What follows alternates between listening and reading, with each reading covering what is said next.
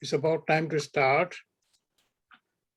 Welcome all to the 8th International Cardiovascular Genomic Medicine Conference 2021.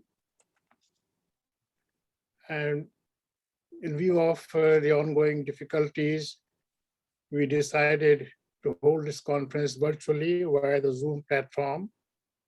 Some of you might remember that we met in 2019 in York, the lovely city of England. We have got a very good response. We expect a good number of participants from different sectors, different countries. Let me just begin with some introduction.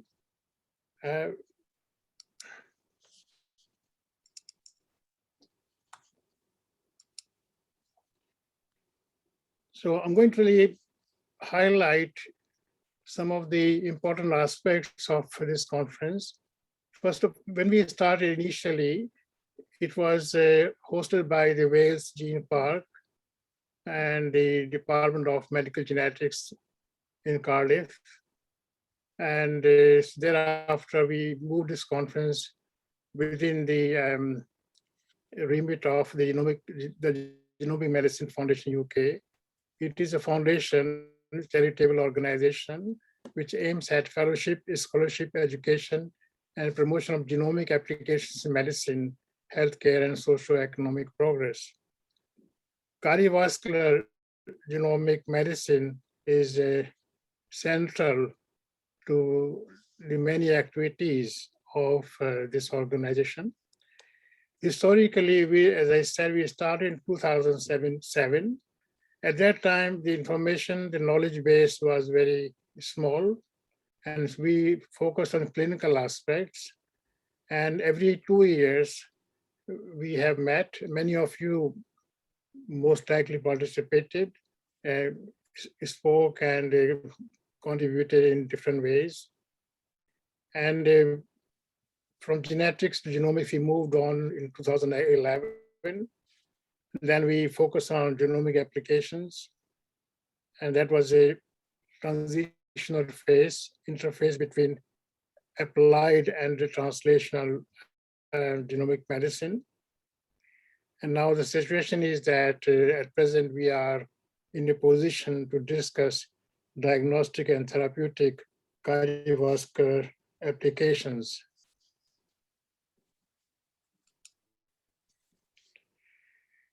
So we have made huge progress, and my colleagues, some of you in the audience, been very generous to us. And we managed to bring out some resources in the form of these books. And the work continues with the new edition of our main book.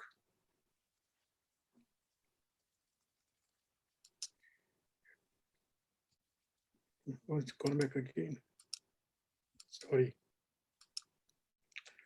So one of the projects of the Genomic Medicine Foundation is the Global Familial Heart Challenge. As the name indicates, it is an ambitious project to raise awareness, empower, and educate medical and healthcare providers, and especially health service provision on all familial and inherited cardiovascular conditions.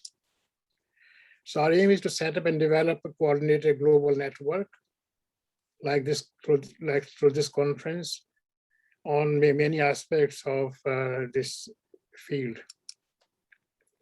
So the challenge, as name indicates, consists of core infrastructure, clinical aspects, counseling base, and the community base.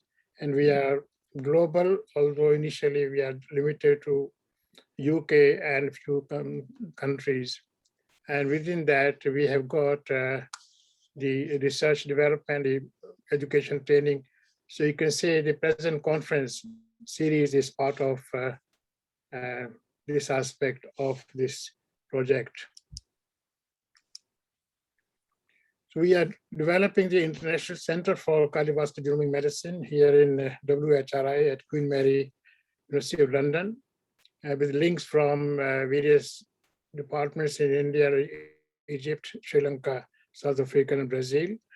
In the Egypt, Sarmag Yaqub Oops, a new hospital is taking part. We have got in the audience the lead of the research and development of that hospital, and that's very helpful, and many people from India as well participating in this conference. The proposed center will have a clinical arm, the genomic medicine arm, and the research and development, supported by the education, training, and community, and the ethical legal aspects. And our aim is to develop a proper phenotype, genotype, annotated database. And there are many aspects of this center network, which are listed here. Mainly, as I said, the development of the database. And the database will have different sections, as you can see from this slide. Vascular would be called vasculome, and the cardiac electricals, cardioelectrome. So overall, we're just going to call it cardiome. This is very early stage, and we invite collaborators from different countries to take part. At this stage, I want to acknowledge and offer a disclaimer if we are making too tall claims without other people's consent. But over the years, many people have participated, contributed. For the present conference, we have got eminent people who guided us, namely Professor Perry Elliott from UCL, Patsy Mendel from QMUL, Nilesh Samani, who is the head of PHF, Professor Ajay Bahal from India, who is present in the audience, Bob Hamilton from Sick Kids in Canada, Arthur Wilde from Amsterdam, and Dan Arking from Johns Hopkins.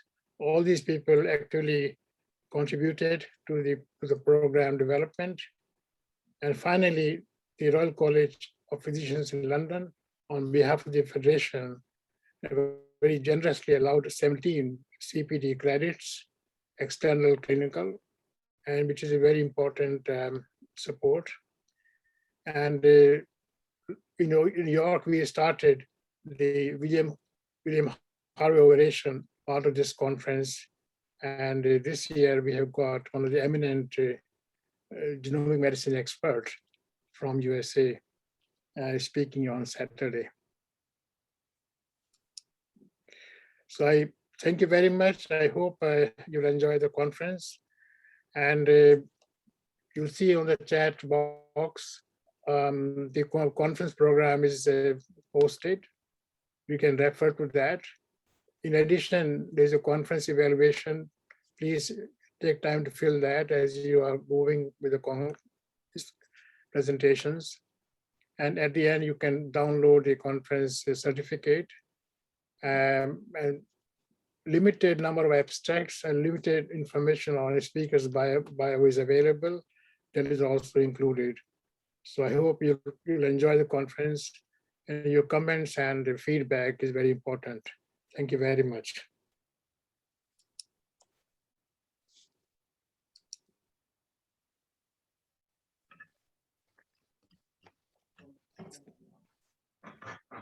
So we'll follow this with the first session of the conference. Perfect. Thank you, Devendra. Welcome everybody this afternoon to this 3 days of a very exciting conference and program ahead.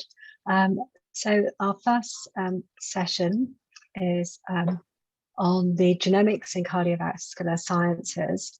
And I think there's been a switch in the program in that our first speaker is going to be Dr. James Ware, who's a reader in genomic medicine at Imperial College and also consultant cardiologist at the Royal Brompton and Harefield Hospital here in London.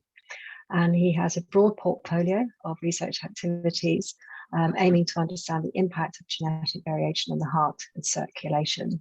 The title of his presentation to us today is The Genetic Architecture of Inherited Cardiac Conditions, Insights from Recent Genomic Advances. So very welcome, James, and we look forward to hearing your presentation.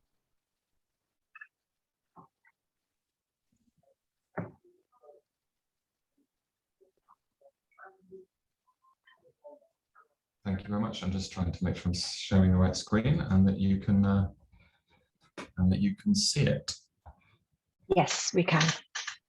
Fantastic. Okay, well, thank you very much indeed to Devendra and the organising committee for the kind invitation. It's a real pleasure to kick off this meeting. That's always great fun. So I've been asked to give something of an introduction and an overview, to take a moment to look at where we are in our understanding of the genetic basis of different inherited cardiovascular conditions, particularly in the context of recent advances. So in the interest of time, I'm going to mainly focus on the cardiomyopathies as an exemplar. But of course, the architecture of inherited cardiovascular conditions does differ. But I think many or most of the issues that I'm going to talk about are shared. There we go. So I'm going to structure this by thinking about three different ICC patient pathways. For each scenario, I plan to explore to what extent an understanding of the genetic etiology might actually be clinically useful. So is understanding the genetic architecture of disease just an ivory tower's indulgence, or is there actually an impact in the busy outpatient clinic? And then we'll think a bit about the current state of our understanding, so to identify gaps in our knowledge and opportunities for the future. So let's start with a patient presenting to us with inherited cardiac condition. Here, she has a cardiomyopathy. So first, of course, we need to make a diagnosis. Our patient often wants a diagnosis for its own sake. She wants an explanation for disease. And most importantly, I would say she wants to know if there's a cure and what's going to happen to her over the coming years. Well, an understanding of the genetic etiology of her disease can be helpful here. It can help us with diagnosis, either using genetic testing to confirm a diagnosis in a borderline case, or sometimes to make a more precise diagnosis, for example, identifying a genocopy. Here I've put as an example an unrecognized Fabry disease presenting as a patient with hypertrophic cardiomyopathy and left ventricular hypertrophy. We can use genetics to stratify risk. Genotype is part of our risk stratification algorithm for long QT syndrome for several of the cardiomyopathies. Increasingly, we can use it to guide therapy for the individual patient in front of us. So obviously a precision diagnosis guides therapy. Prognostication informs therapeutic decisions like whether or not to put in an ICD. And moreover, there are some genotype-specific therapeutic options, perhaps illustrated by the use of sodium channel blockers in long QT syndrome, specifically where it's caused by a gain-of-function variant in a sodium channel. And then I would also highlight that genomic advances now include an increasingly sophisticated toolbox for manipulating the genome. So CRISPR gene editing has been applied in human embryos to embryos carrying inherited cardiac conditions, as I've illustrated with this news article here. And also there's gene editing being trialed for several inherited cardiac conditions in somatic cells in model systems. We have gene therapies undergoing trials to replace the deficient gene.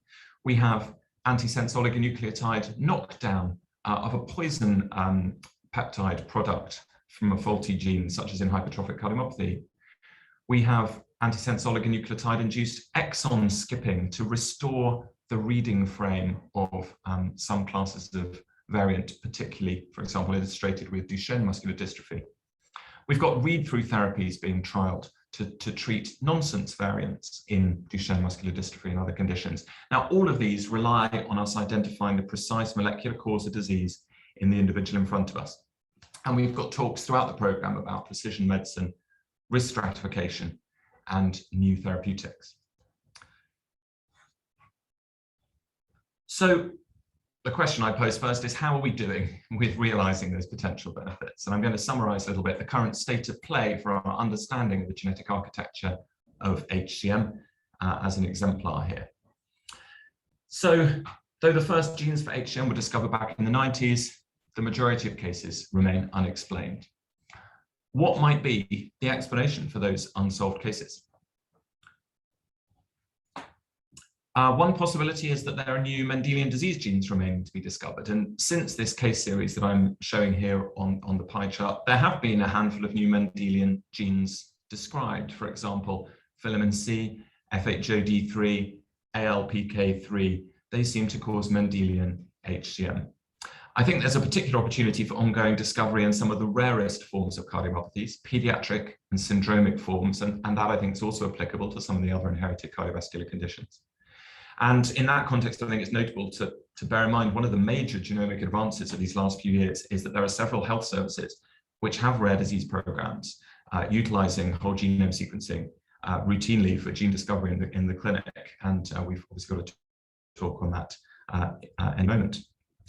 But while there are likely some monogenic forms accounting for a small proportion of the residual disease, I think most people don't believe this accounts for the majority.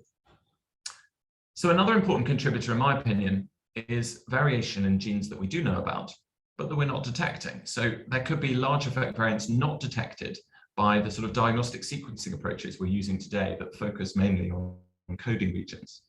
Those would include intronic variants that affect splicing, regulatory variants that affect gene dose, and structural variants, whole gene deletions, duplications, rearrangements, some of which are very hard to detect from sequence data. And there have been many examples of this across the inherited cardiac conditions. So technological developments there, I think, are the answer to allow for more comprehensive sequencing and better detection of those variant classes. Also, another important contribution, I'm very sure, is the large number of rare variants that we do detect, but we can't currently interpret with confidence. So here you can see, I've added to the pie chart that about 1 in 6 people with HCM have a rare variant in a sarcomere encoding gene detected, but we can't confidently determine whether it's causative. And this is a huge opportunity for improvement, and there are a number of recent advances to help us. So I think one of the biggest advances is the availability of population genomics. Resources like EXAC and Nomad, where we've got data from hundreds of thousands of individuals, let us understand the spectrum of variation in normal people. And then in turn, to develop new methods that identify regions of the genome that are intolerant of variation and where variants are important.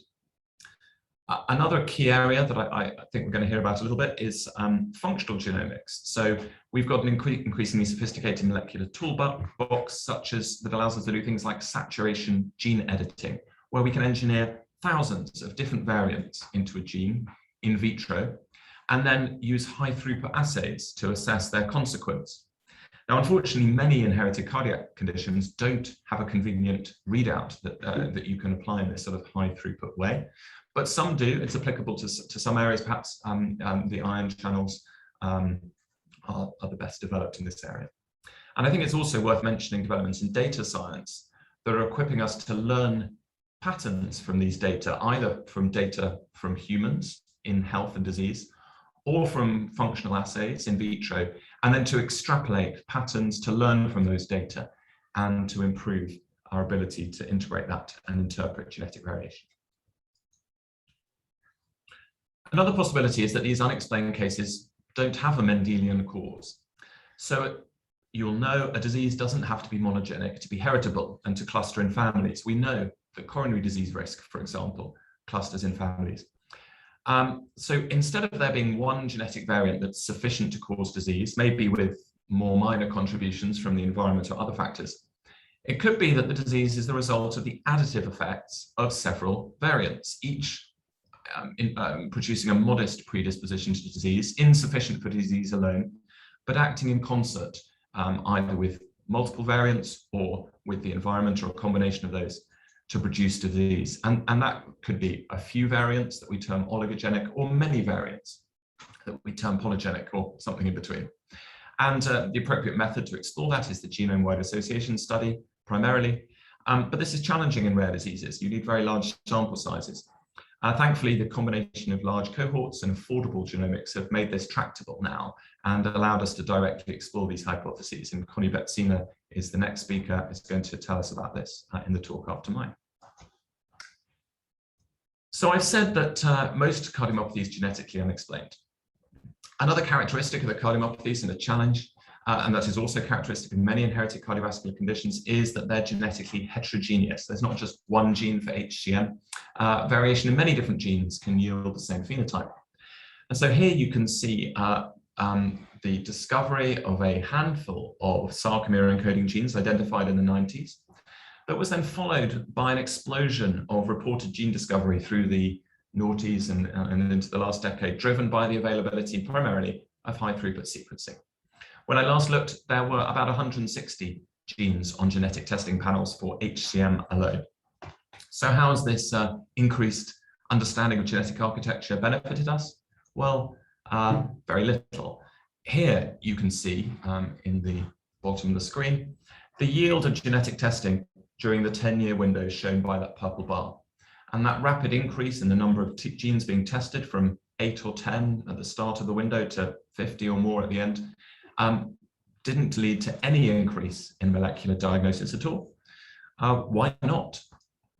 Well, it's likely because many of the reported associations were actually spurious. And this was driven by a poor understanding of the background genetic variation in the population. During that era, if people saw rare variants in a plausible candidate gene, they were essentially believed to be the cause of the disease. And it wasn't yet appreciated that individually rare genetic variants are collectively extremely common. They're ubiquitous. And the availability of large-scale population reference sets have really been transformative and allowed us to revisit this. So the data shown here was a reevaluation of data for many genes reported to have been causative for HCM. And it found that actually there were really just 8 or 9 with a good evidence of association at that time. The data for the remainder just didn't stand up to contemporary standards. And most of those genes probably don't have a role in disease. And over the last 4 or 5 years or so, there have been systematic efforts to reevaluate genes implicated in many of the inherited cardiovascular conditions. I've put here an international resource that's aiming to collate data from many of the different groups around the world working to clean up our understanding of these. So another characteristic of inherited cardiac conditions, again exemplified by the cardiomyopathies, is their highly variable and unpredictable clinical course. So some individuals have debilitating symptoms, some have none. And I think we need to understand the genetic architecture to understand what is going on. So some of that variability could be explained by the causative variant in monogenic cases. So different variants may perturb protein function more or less, which would lead to variability in the phenotype. But for many ICCs, we see that variability even in a single family where everyone shares exactly the same genetic cause. Some are unaffected, some progress to pump failure, some have life-threatening arrhythmias, even when the heart appears to be functioning quite well. What drives this? So in my opinion, if we want to improve risk stratification in the patient in front of us, it's a priority to understand the secondary determinants of variable penetrance and variable expressivity to improve our risk stratification. So moving on to the second clinical scenario, in addition to the patient in front of us with an ICC, we also, of course, need to consider family members who are also at risk. Typically, she may have 2.4 children, some siblings, parents. There are 5 or 6 first-degree relatives to consider. And the problem here is that many inherited cardiovascular conditions display both incomplete and age-related penetrance. That is, they can present across a range of ages, even into mid-late adulthood. And it's therefore very difficult to determine for many of them whether a family member who's currently well will develop disease in the future. So this cartoon you'll have seen, it summarizes the current guidelines for the management of relatives of those with HCM. And I won't walk you through all of this now, but you can see there's only one very narrow path here out of the cardiology clinic, and that is through a molecular diagnosis. Because we aren't able to effectively stratify risk in family members, we just keep almost everyone under surveillance, which is condemning them to a lifetime of uncertainty and hospital appointments. But this is really because we're treating this genetically unexplained disease as if it has some elusive monogenic cause. What if it isn't monogenic at all? If it is polygenic or driven primarily by environmental factors, then maybe a negative genetic test would also be useful. And we could use that to say this isn't a family at risk of highly penetrant Mendelian disease. And how about this group over here, who carry a genetic variant, but some of them haven't manifested yet. As I alluded to before, we urgently need to understand that incomplete penetrance. What is actually the probability of them developing disease? This study from Perry Elliott and his team is one of the largest attempts to characterize incomplete penetrance in HCM, looking at a total of 583 pathogenic variant carriers from more than 300 families. And this provides an estimate, an aggregated estimate of the likelihood that a genotype positive family member will develop disease. But even so, these figures are still aggregates. There's little granularity on the risk for individual patients carrying individual variants. And so I think we need to stratify which variant carriers are likely to develop disease, which are not. And this is an area of current need and intense investigation. And if I've told you that managing family members is challenging, well, then the management of genetic variants found in healthy people without any history or family history of disease is even more challenging. So direct-to-consumer genetics has been around for a while. You'll be familiar with 23andMe. This uses SNP array technology that samples less than 1% of the genome, actually, but it still can be informative. I saw this advert during the summer for a special offer for Father's Day with a discount if you buy 2 kits. So you and your dad can get tested together because nothing says Happy Father's Day quite like a de facto paternity test. But now with advances in genomic testing, companies like Veritas are offering whole genome sequencing as a direct-to-consumer health screen. And we're also seeing something similar in the clinical context. You're likely familiar with recommendations here from the American College of Medical Genetics and Genomics that whenever a patient undergoes clinical sequencing for any indication, we should actively seek secondary findings in a core list of medically actionable genes. Now, that list was very recently updated to contain 73 genes, and about half of those are associated with inherited cardiovascular conditions. So this is a big national opportunistic screening program. But in truth, we have no idea, I would say, what to do when we find such a variant. The actual disease risk to an individual found in this context is essentially unknown. But fortunately, another major advance in our field at the moment is the increasing availability of large, comprehensive genomic data sets that are linked to detailed phenotype and to electronic health records. And I think this is best exemplified by the UK Biobank, which really is a transformative resource at this time. There are 500,000 individuals in the Biobank. They all have baseline clinical evaluation and ongoing outcome measures over time. They all have exome sequencing underway, and so far there are data available for about 200,000. 100,000 of them will also have detailed imaging, which will include cardiac MRI, and about 40,000 people have been scanned so far. So we and others have been using this to try to evaluate the penetrance of variants associated with inherited cardiovascular conditions in people ascertained without a personal or family history of disease. And this work here was just published last week, actually, in JACC. It's a collaboration between my group and Declan O'Regan's team. So in this population, 200,000 exome sequenced individuals, there are more than 5,000 who have a rare variant in one of the 8 HCM-associated genes. Of those, 474 people have a variant that we are confident can cause HCM.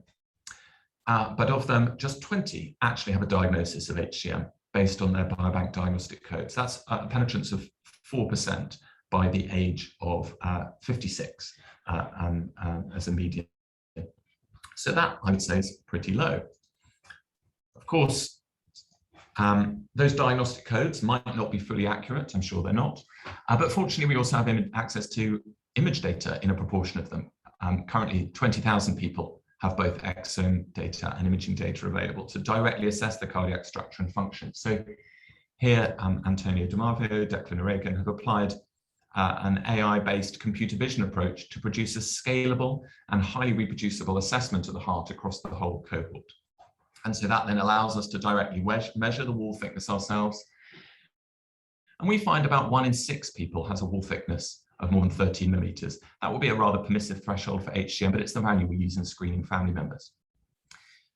Even so, this is still pretty crude, describing the whole geometry and function of the heart in just one value, just maximum wall thickness.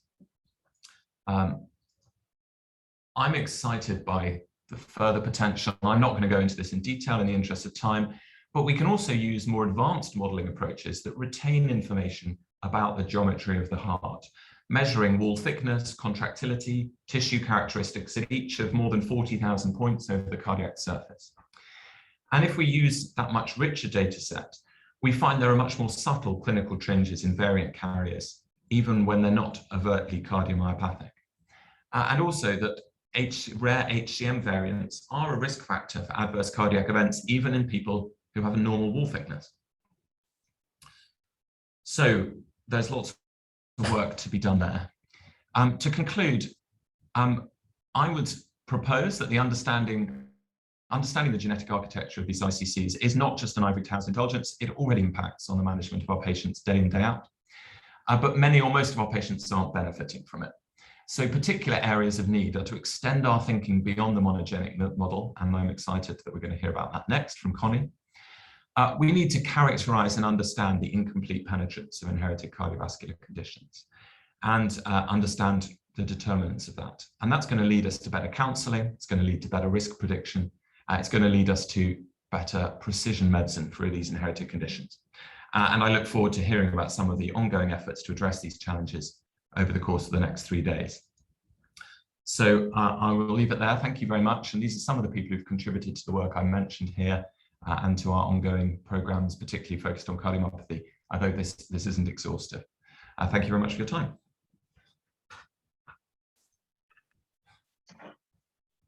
Thank you very much, James. That was super. Really covered a lot of ground there. Really nice. Congratulations on your paper being published last week. I'm just wondering, opening up, do we have questions from people? If you can put your hand up or put any questions in the chat. I'm not seeing anybody at the moment. Okay, I think Devindra's just left a little message as well. James, maybe I can kick off with a question. Clearly, there's been huge progress over the last number of years, and especially sort of dissecting out the role of polygenicity in HOCM. But what I wanted to ask you, I'm just wondering more generally, has there, because there's been additional genes found, which you sort of covered, and clearly more mutations are being found. I know there's always been a challenge on any sort of genotype phenotype correlations. I know you sort of then talked later, sort of crossed my mind when you were talking through firstly, and then I was going, oh my goodness, clearly that sort of not even in a family, it's quite hard to sort of predict what their progression of disease. But just going back at the gene level and variant level, is there any sort of new sort of insights from any of the new genes, and can you see anything different in the patient presentation, especially if you've got now the CMR data, etc.? No, absolutely. I think actually that is an area that's reaching maturity. We've had examples, for example, in long QT, we've used it as a sort of risk marker for a while. We know there are slightly different triggers for arrhythmia in different contexts. We give slightly different lifestyle advice. And the one I like to pick on is KCNH2, particularly dangerous in the postpartum period, triggered by loud noises. You don't want to be woken in the night by a screaming baby. There's something you can do about that, and I think in the cardiomyopathies, actually, this is really accelerating. So particularly in the area of overlap between DCM and ACM, arrhythmogenic cardiomyopathy, we're identifying, it's not just lamin, which I had on one of my slides as being a high risk, a pro-arrhythmic sort of substrate, but there are several other genetic subtypes of cardiomyopathy that we do manage differently. We have different surveillance strategies, lower thresholds for putting in devices. And yeah, so that data, again, the cohorts are still relatively small. We really need to kind of collaborate across borders to build big data sets, but that is maturing quickly, that area. Perfect, thank you. It's nice to hear the sort of what's really happening. I'm just wondering, does anyone else ask? I know mindful also of time. I could ask you lots of questions, but maybe I can ask you when I meet you again. But does anybody else have any questions to James at the moment? And clearly through this session, if you do have any questions, definitely put them in the chat, because I'm sure if Devendra has a hand up, actually. Devendra, please go ahead. Real biological limb, not just a Zoom hand. Thanks, Graham. Wonderful talk, very stimulating. Just one question. As you know, the clinical exome sequencing, rather whole exome sequencing, is now gaining momentum. And many developing countries, new labs are minting money because of the exome sequencing. Their interpretation and their reporting remains, I think, big question. Now, if you are moving towards whole genome sequencing, given many other variants which are not detectable by exome sequencing, so where are we now? I think, do we have enough information that these low risk or medium risk variants, how much are they actionable before we advocate whole genome sequencing rather than exome sequencing? Well, so I think there are two slightly separate things. One is the technology used to generate your sequence data. So exome sequencing can be treated just as a convenient way of sequencing, 30 cardiomyopathy genes or whatever. So you can just use it as a sort of convenient way of sequencing a small number of genes you're interested in, or a relatively focused number. And again, the step up to whole genome sequencing, there's quite a big cost benefit. The incremental yield is quite small, but you will find things that you don't find. But crucially, I would still be focusing my analysis on the specific genes that we know are associated with each disease first. And then I think using genome-wide data, whether it's whole exome or whole genome, to try and solve cases that aren't explained by the current state of knowledge, that of course is a research endeavor.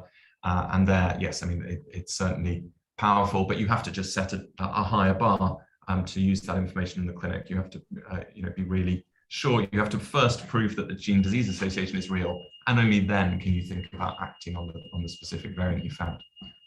Thank you very much. Yeah, I mean, I think there was one issue. I think I'm just mindful of time, Devendra, and I think the hand has gone down. So I was going to suggest if there are questions, please put it in the chat, and I'm sure James or others, if questions come in, might be able to respond. But if it's okay, I'll sort of move on and invite Professor Connie Bezina. Welcome, Connie. Really nice to have you today. You're based at the Academic Medical Centre in the University of Amsterdam, and clearly have done a lot of groundbreaking research in inherited cardiac disorders. And today you're going to tell us inherited cardiac disorders beyond Mendelian inheritance. So over to you, Connie. Thank you very much for the kind introduction, and congrats to James for that really nice talk. So I'll be talking about inherited cardiac disorders beyond Mendelian inheritance, and I'm going to also take a dive in explaining this, take a dive in the cardiomyopathy, specifically hypertrophic cardiomyopathy. So indeed, over the last 20-25 years, we've learned a lot about the Mendelian genes that cause inherited cardiac conditions, the ion channelopathies underlying the electrical disorders, and a variety of genes, sarcomatic genes, and desmosomal genes that have been involved, that have been linked to the cardiomyopathies. Yet, despite this huge progress, and that has had, as James showed us, a huge impact on clinical management of affected families, two outstanding challenges remain. One of them, also alluded by James, both of them actually, is the occurrence in families of reduced penetrance and variable disease expression. So within a family, not everybody who carries the familial mutation actually manifests the disease, and among those who demonstrate the disease, that can be of very widespread clinical severity, with some patients, for instance, needing heart transplantation, whereas other ones will reach old age being very little affected. A second challenge is the fact that some patients, despite comprehensive genetic testing, remain gene elusive. That is, the underlying genetic defect is not found. And oftentimes this is observed in the setting of less pronounced familial aggregation. So indeed, those observations basically tell us that perhaps the genetics, the genetic architecture of at least some patients may be more complex than we had previously appreciated. So of course, we have truly Mendelian, truly monogenic disorders, and those would be the ones that will present with very severe phenotypes at a very young age, for instance, patients with colmodulopathies. But many times the Mendelian genetic defect, the familial genetic defects, is probably modulated by the co-inheritance of additional genetic variants. And these additional genetic variants may act to push the individual above the threshold of displaying the disease, or may, in aggregate, their cumulative effect may be protective, such that the individual will not display the disease or will display it with less severity. Furthermore, the situation can be more complex in the patients that have remained gene elusive, in that the inheritance may be more complex, can be oligogenic, and can be polygenic. And in this setting, one would need to accumulate many, many genetic variants to reach the threshold for the disorder. So basically, our group and others have started looking at these more complex inheritance patterns. And actually, the first genome-wide association study in inherited cardiac disorders is this one. It's a genome-wide association study conducted in 2011 on dilated cardiomyopathy, by the group of Philippe Charon and François Cambien. And back then, they identified two common variant loci associated with dilated cardiomyopathy. We've applied GWAS to the study of inherited cardiac conditions to the Brugada syndrome. We published this paper in 2013. Where for the first time we showed actually that this disorder was polygenic. We were assuming it was monogenic till then. And this first GWAS led us to identify two chromosomal loci with 3 independent SNPs associated with Brugada syndrome susceptibility. Since then, our group and others have studied other inherited cardiac disorders. Besides DCM and Brugada syndrome, now long QT syndrome has also been studied by genome-wide association study, and also hypertrophic cardiomyopathy. And today I'll be diving into some recent collaborative work with James and with other colleagues on hypertrophic cardiomyopathy. So these are the 2 papers that were published earlier this year. Tadros et al. Is our study. I'll be talking mostly about our study, but also there was a sister paper published simultaneously with similar and also complementary findings. And I'll also be showing some data from that paper too. So how do we go by identifying those genetic variants that contribute to complex inheritance? So we need now different approaches. These are not identifiable by linkage analysis as we were doing before for the monogenic defects. The approach is a case control genome-wide association study. So this is one approach where we would compare the frequency of genetic variants spread throughout the genome in patients. We compare to their frequency in controls. And when we find a variant that is more present in the patients, that would be an indication for a role in susceptibility to the disorder. So essentially, this identifies directly susceptibility variants for a disorder. An alternative approach is what I like to call the intermediate phenotype or the end of phenotype approach. So now, instead of trying to relate the genetic variants directly with disease susceptibility in patients, we first identify those variants that are important, that importantly control biological pathways that we believe are involved in the disorder at hand. So for instance, biological pathways could be represented by the electrocardiogram. So cardiac electrical function is measured on the surface of the body by means of the electrocardiogram. So if we were to relate, for instance, single nucleotide polymorphisms to QT interval, those will be of higher relevance to disease susceptibility in long QT syndrome. Same, for instance, for QRS duration, it is an ECG parameter of cardiac conduction. If we were to identify those SNPs of relevance to QRS duration, those SNPs will likely also be involved in susceptibility to cardiac conduction disease. Besides the ECG, important intermediate phenotypes, of course, important intermediate phenotypes for the cardiomyopathies are clearly echocardiographic or MRI parameters of cardiac function. One important advantage of the intermediate phenotype approach is that unlike the disorders we're dealing with, I mean, these are very rare disorders, very few people in the general population suffer from these conditions, we can actually conduct this intermediate phenotype studies on very large sections of the population. The largest intermediate phenotype association studies are now being conducted on around 1 million people.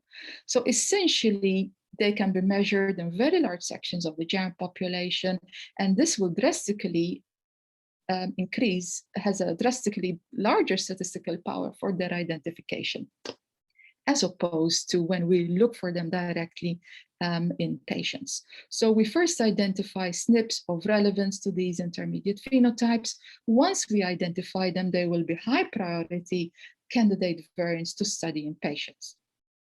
So I'll be diving into hypertrophic cardiomyopathy. I think this disorder needs no introduction to this audience, but nonetheless, it is, like most Mendelian disorders, associated with incomplete penetrance and variable expressivity. And importantly, 50% of patients remain genotype negative despite extensive genetic testing. So we set to identify susceptibility variants for HCM, and we did this by conducting a case-controlled genome-wide association study, comparing about 1,700 cases, unrelated cases with HCM recruited in the Netherlands, UK, and Canada, and we compared them to about 6,600 controls. So this is the Manhattan plot that emerged from that analysis. I suppose most of you are used to Manhattan plot presentation. Basically, we have the chromosomes over here, a negative log of the p-value, the association p-value, and here we have the genome-wide significant line. So what you see over here, that this analysis allowed us to uncover 6 HCM susceptibility loci. Quickly, very early on, we noticed that actually one locus on chromosome 6 overlapping FHOD3 had also been associated with dilated cardiomyopathy, What also became very, very obvious early on was why the coded allele was associated with an odds ratio higher than 1 for HCM. It was associated with an odds ratio lower than 1 for DCM. So essentially, the risk allele for HCM constituted the protective allele for DCM. In other words, we were seeing an opposite direction of effect for HCM and DCM at this locus. This was not restricted to one locus. Here we see now the association overlapping the BAG3 gene. Again, here, the risk allele for HCM had been previously reported as a risk allele for DCM, but was reported with an opposite direction of effect. We also, a quick look up on publicly available data at that time on the UK Biobank also showed us actually that the HCM risk allele or DCM protective allele was also associated with an increase in left ventricular ejection fraction, which is a measure of cardiac contractility. So essentially at that point, a picture started to emerge where we were seeing that HCM and DCM could share some risk loci. These loci had a different direction of effect on the two disorders. And also we had some indication that these shared loci seem to be involved in cardiac contractility by virtue of their association with left ventricular ejection fraction. So this triggered us to investigate further this genetic relationship between HCM, DCM, and MRI parameters of cardiac contractility. And why is this important? While clinically increased contractility may be encountered in patients with HCM, what we don't know is whether this is actually causally related. And genetic studies could actually help us in laying such robust causality links. So indeed, we try to glean also through these studies information on mechanisms of disease and disease etiology. So we went on in collaboration with colleagues at Imperial College, James and other colleagues over there. We conducted a series of genome-wide association studies on 9 different left ventricular traits derived from cardiac MRI. So this work was conducted on 26,000 individuals from the UK Biobank. And these traits are listed over here. And they can be grouped into LV volume traits, LV thickening traits, LV mass, concentricity, wall thickness, etc., and LV contractility traits. So we have a volumetric measurement of left ventricular contractility, being left ventricular ejection fraction, but also for the first time, we conducted genome-wide association studies on LV, on contractility measured by strain in 3 different directions: circumferential, longitudinal, and radial. And this gave us the opportunity to study in detail the relation between contractility and susceptibility to HCM. So what you see here is a composite Manhattan plot displaying the minimum p-value for any of those 9 left ventricular traits. So what you see over here is that across these 9 LV traits, we identified 17 genome-wide significant loci that impacted on these traits. We also conducted a meta-analysis of 3 previously reported genome-wide association studies on dilated cardiomyopathy, bringing together 5,500 cases with DCM versus a large number of controls, identifying 3 genome-wide susceptibility loci.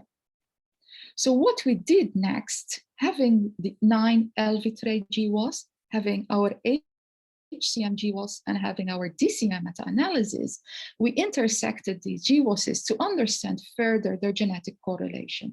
So we did this by LV score correlation analysis.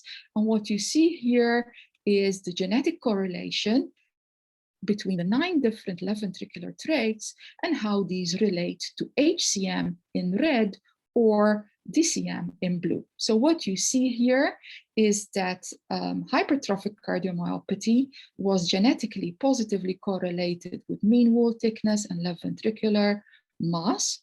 Similarly, as expected, dilated cardiomyopathy was positively correlated with left ventricular and systolic volume and end-diastolic volume. Also, decreased contractility is a clinical hallmark of DCM, and there we found a negative genetic correlation between DCM and the 4 contractility parameters we had. But notably, we found that HCM at all these contractility measures was positively correlated. That is, genetic variants that increase contractility, increase susceptibility to hypertrophic cardiomyopathy. We went a step further and actually using Mendelian randomization and using SNPs associated with cardiac contractility as instruments, we demonstrated actually a causal relation between increased left ventricular contractility and increased HCM. So left ventricular contractility is not an epiphenomenon of HCM, but it is really causally related. What we also did, we harnessed this genetic correlation to boost the statistical power for the discovery of genetic loci associated with hypertrophic cardiomyopathy. So we essentially combined the 9 LV trait GWAS, the DCM GWAS, and the HCM GWAS into what is known as a multi-trait analysis of GWAS, allowing us to have a markedly increased statistical power. And this actually took us from the 6 loci we initially had in our HCM GWAS to 16 genome-wide significant loci now for hypertrophic cardiomyopathy in this MTAG analysis. So this is the p-value of the MTAG analysis for HCM. These are listed over here. We have replicated these 16 loci, all but one were replicated in an independent set of patients from the sister paper from the Oxford group. And those association p-values are visualized over here. And what is interesting to see, sorry about that, what is interesting to see is that in the HCM GWAS alone, which is listed over here, many of these SNPs that went across the genome-wide significant threshold in MTAG were actually just simply below threshold. So I think this rationalizes, the validity of the MTAG approach. Okay, so what we see here now is a heat map showing the effects, the effect size and direction of effect of the 16 HCM SNPs, which are over here. So blue, shown in blue, are concordant effects, so effects that have a concordant direction of effect, and in red are effects with a discordant direction of effect. So what you see is that the HCM risk loci were associated with increased contractility. They were associated with decreased volumes, left ventricular volumes, and generally a decrease in DCM risk. So the next thing we did was, okay, so we've identified now 16 susceptibility variants, but what is the role of these variants in disease severity among mutation carriers within families? So we went to study the effect on disease severity by conducting a polygenic risk score analysis in patients with HCM. So this was an independent set of patients, 368 probants and their relatives, which had pathogenic or likely pathogenic variants in sarcomeric genes. This was a mixed bag of patients, but it did also include a considerable number of founder mutation carriers, which would dampen the effect that James spoke about earlier, where if one would have many different mutations in such a set, those mutations themselves will also contribute to inter-individual disease variability. So by having a large group of patients with founder mutations that is having the same primary genetic defect, we kind of minimize those kind of effects. So what we did is in each individual studied, we calculated the polygenic risk score based on these 16 SNPs. These were weighted polygenic risk scores. And then we related the polygenic risk score in these individuals with disease severity. Maximal ventricular. So disease severity was a composite of various parameters just because it's only 368 patients. We couldn't have a fine-grained analysis with different disease endpoints. So for the moment, this analysis had to be on the basis of a combined endpoint. So this is the data emerging from that. What we see here is that we found a statistically significant association between the polygenic risk score based on those 16 SNPs with maximal left ventricular wall thickness, where each standard deviation increase in the polygenic risk score is associated with the clinically relevant 1.4 millimeter increase in maximal left ventricular wall thickness.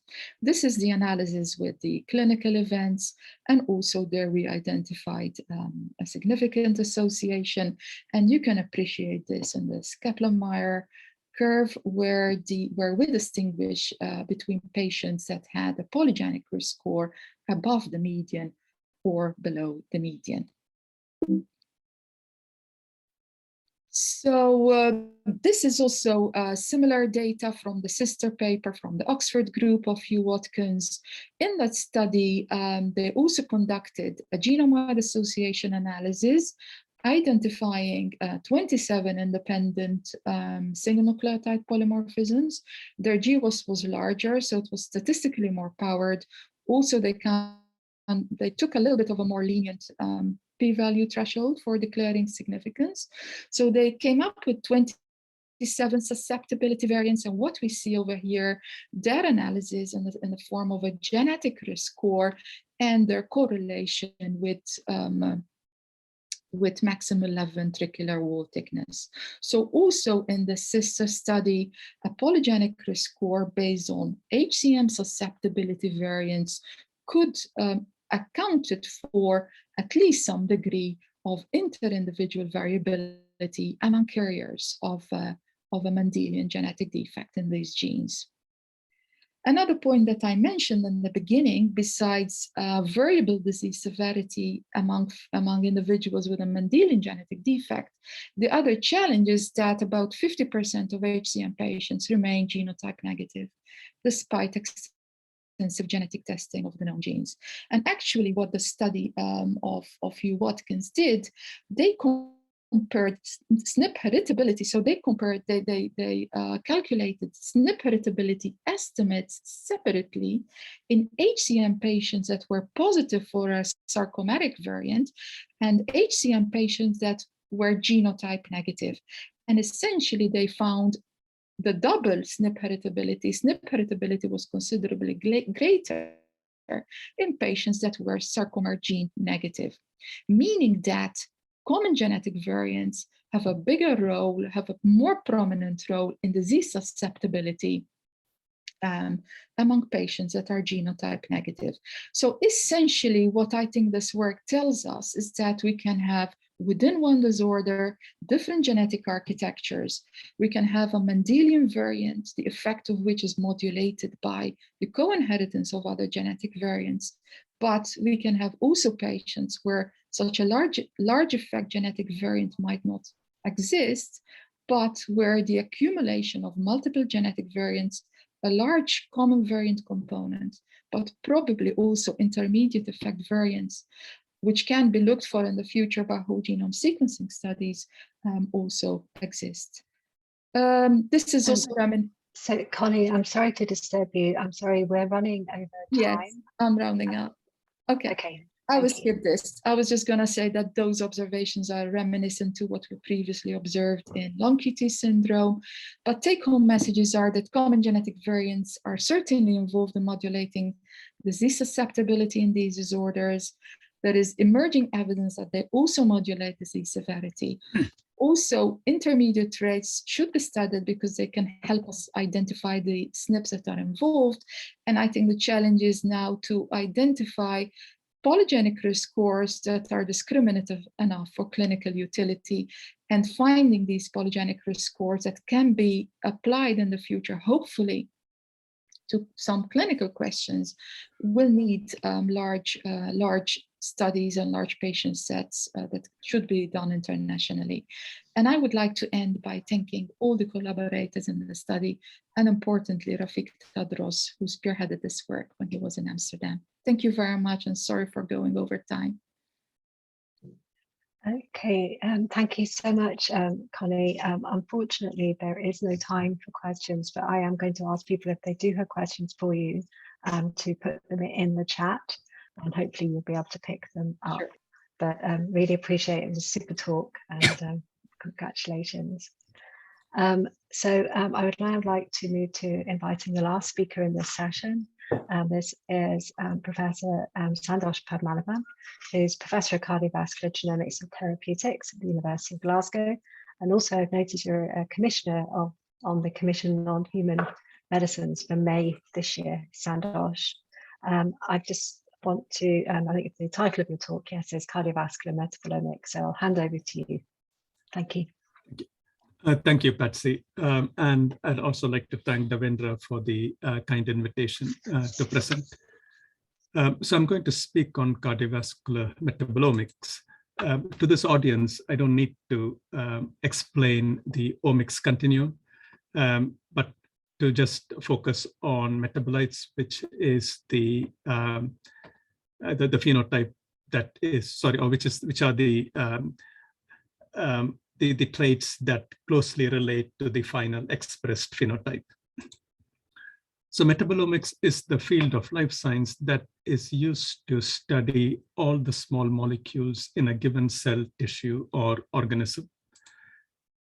And what is a small molecule, or what do we define as a small molecule or a metabolite? It's any organic molecule detectable in the body with a molecular weight less than 1500 Daltons. And these include a range of molecules from peptides, oligonucleotides, through to amino acids and toxins, pollutants, or drugs and drug metabolites. They also include human and microbial products, and the concentration usually over than 1 picomolar. Small molecules are important clinically more than 95% of all diagnostic clinical assays test small molecules. 89% of all known drugs are small molecules. 50% of all drugs are derived from metabolites.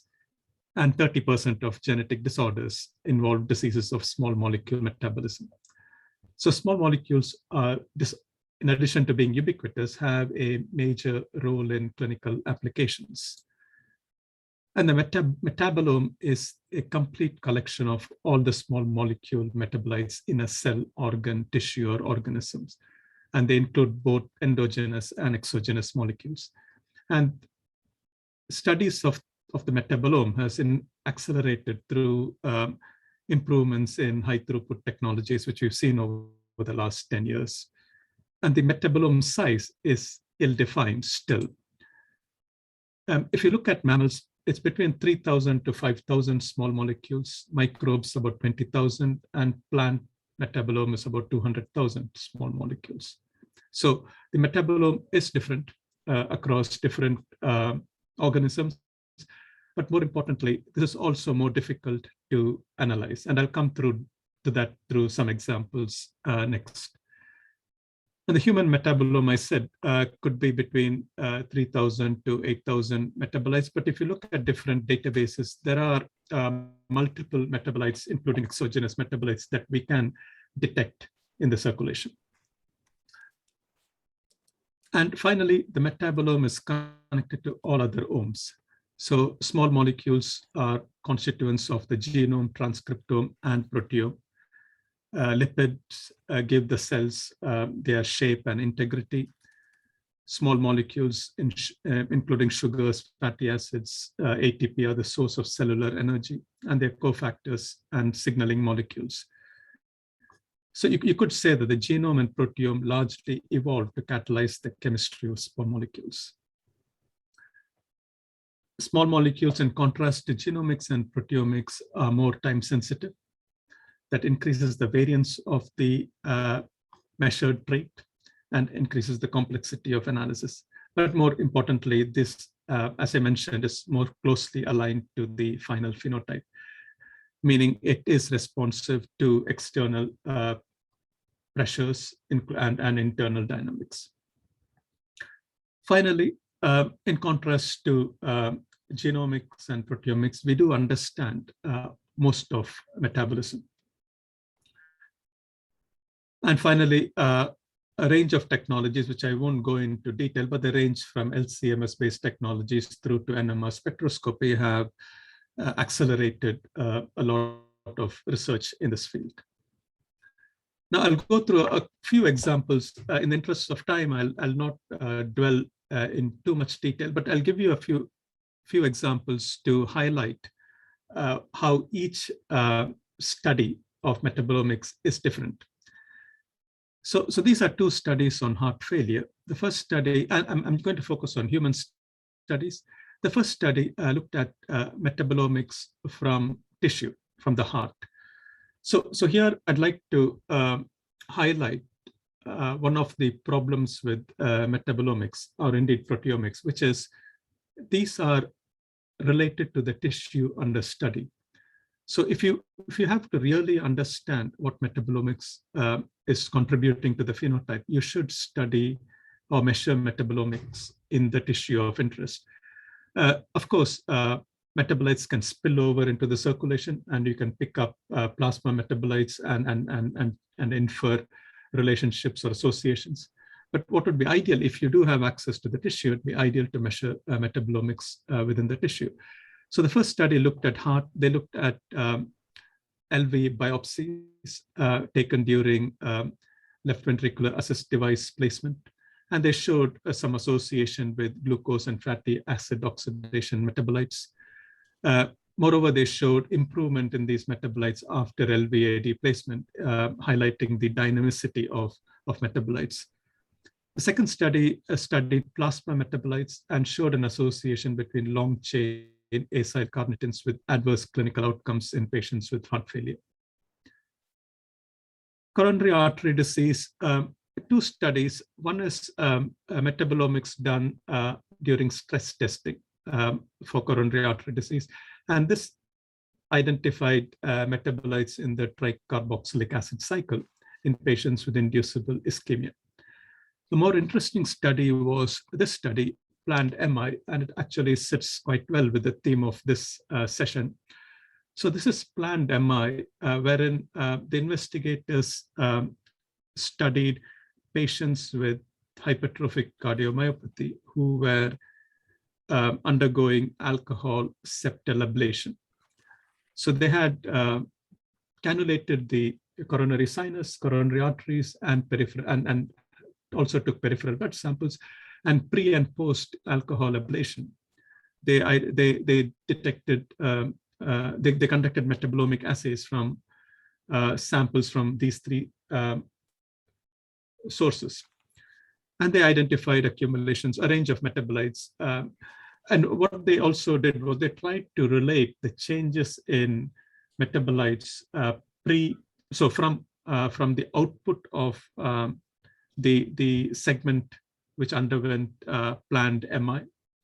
And they tried to relate that to plasma metabolites, just to correlate, to see if circulating metabolites could correlate with tissue metabolites. So this was quite an interesting study. The sample size was small. They had some interesting associations, especially the connection from tissue through to the peripheral circulation. And people have looked at metabolites, circulating metabolites, and cardiovascular risk prediction, and they identified a range of metabolites involved in branch chain amino acids and acyl carnitine metabolites with future CVD events.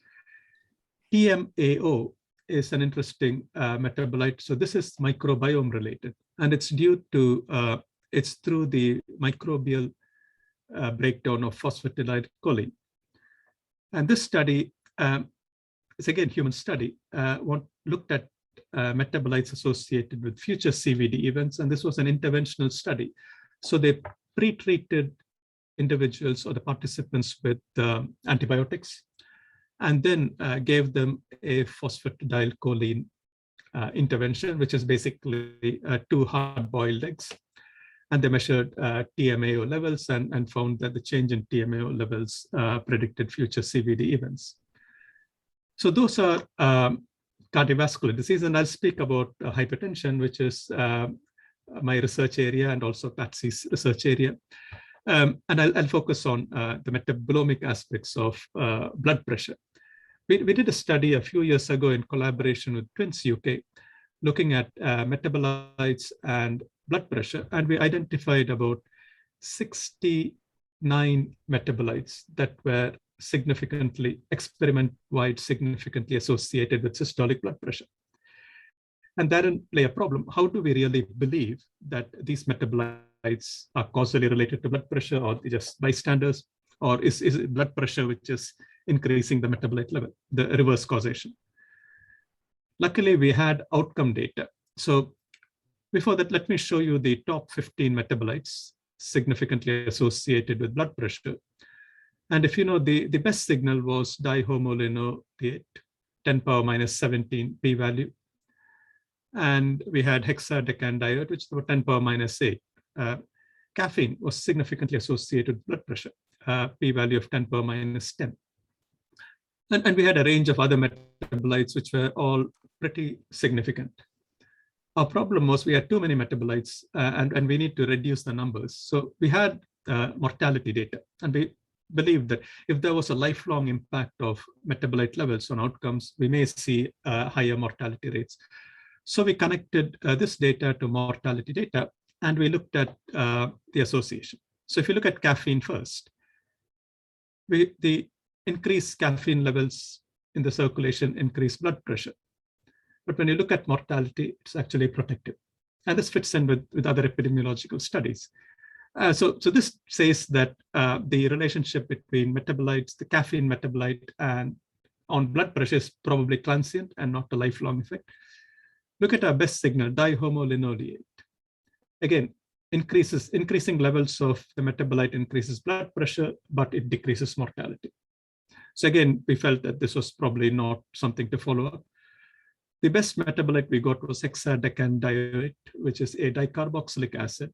increasing levels, increased blood pressure, and significantly increased mortality.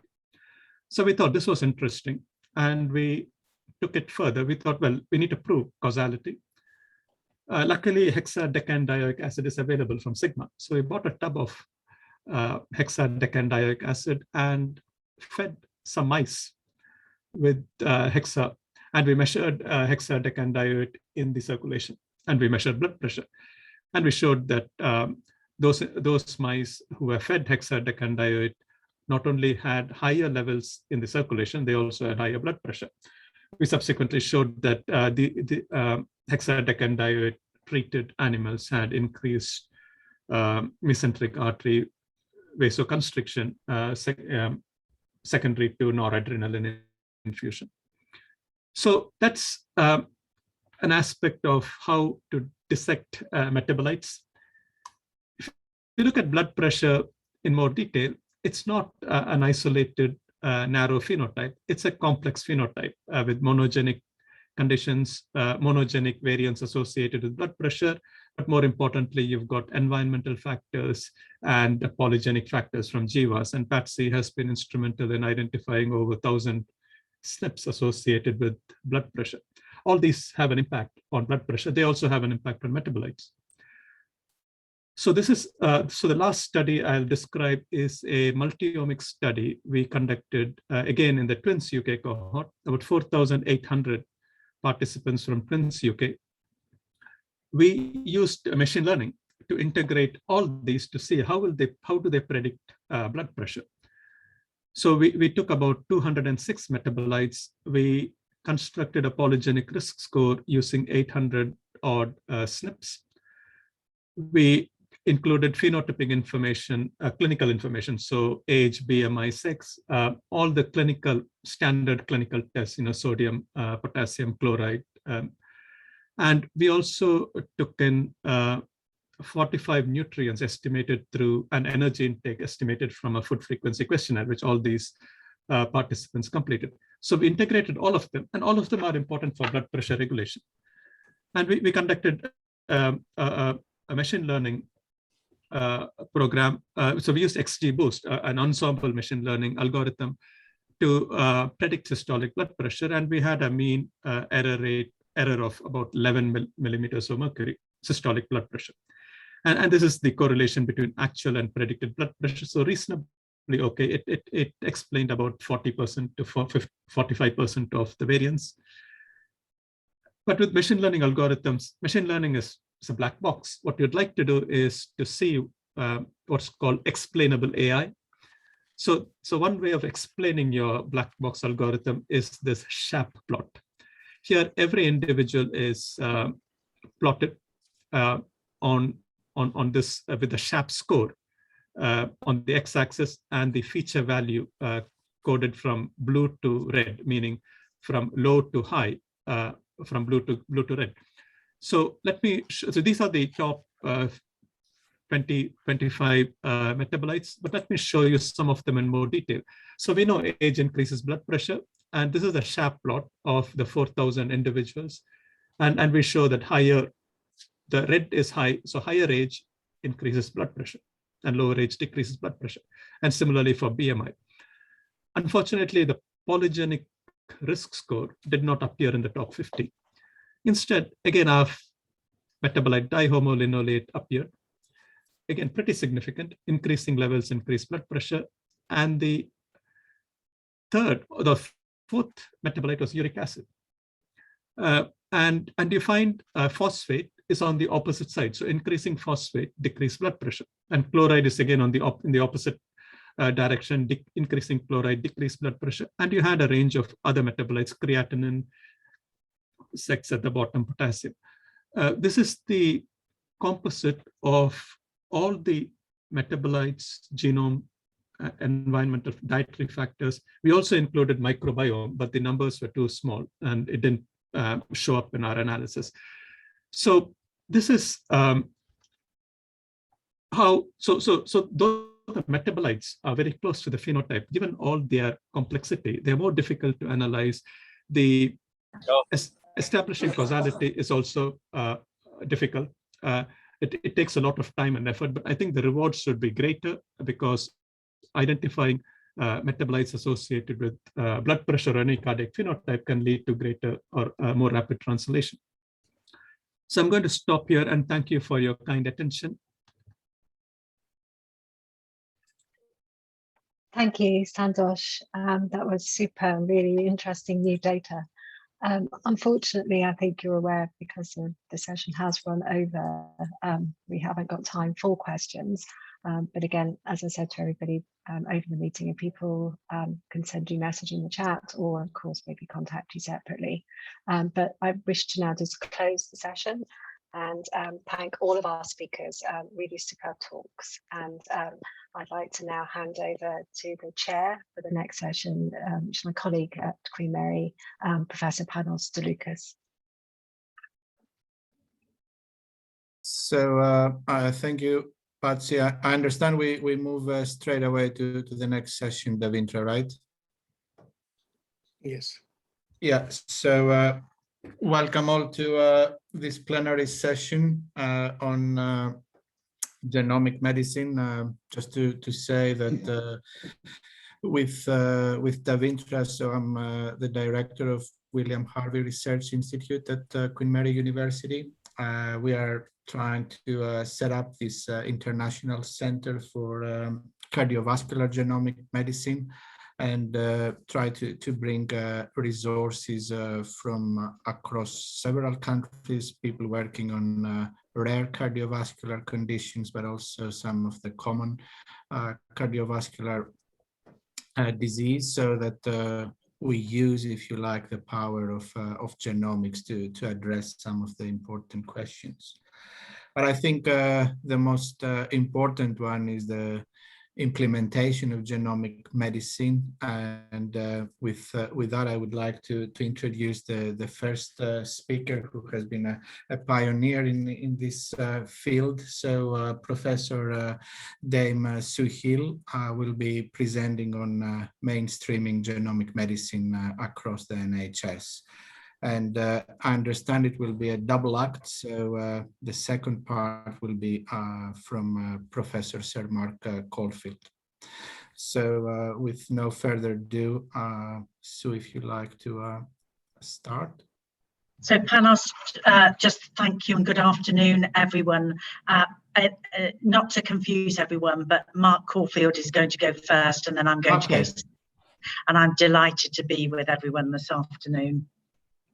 So thank you, Panos. Thanks, Sue. I'm going to start with the first few slides. And if someone could advance the slides for me, as I don't seem to have control of them. So I'm just going to look at whole genomes in cardiovascular disease and give you an overview of what we did in the 100,000 Genomes Project. Next slide. So in the 100,000 Genomes Project, we explored the role of whole genomes in improving diagnosis over and above usual care. And we enrolled in a pilot, and you see data here that will be published on the 7th of October in the New England Journal of Medicine on the rare disease pilot program of 2,183 families. In total, we have enrolled over 4,000 families in both the main program and the pilot. And what that means is that we have a really big opportunity to make inroads into these diseases. What you can see here on the right is that if you have family structures based on singletons, your diagnostic yield in a rare disease is not great, but it's dramatically improved by having another family member, usually a mother or father, mostly a mother. And then if you have two parents and one offspring, it improves it further. And on the right, what you can see is the impact of coding region findings, which you might have found with an exome or targeted panel on the left-hand side of the pie chart. And then the yellow, green, and orange are different features that you can extract from a whole genome. To create the perfect ecosystem between the healthcare transformation that Sue's going to talk about in a moment and research, we built that virtuous circle so we could have an infinity loop of innovation by you guys as researchers, and there are over 170 people who volunteered to be in the cardiovascular GSIP.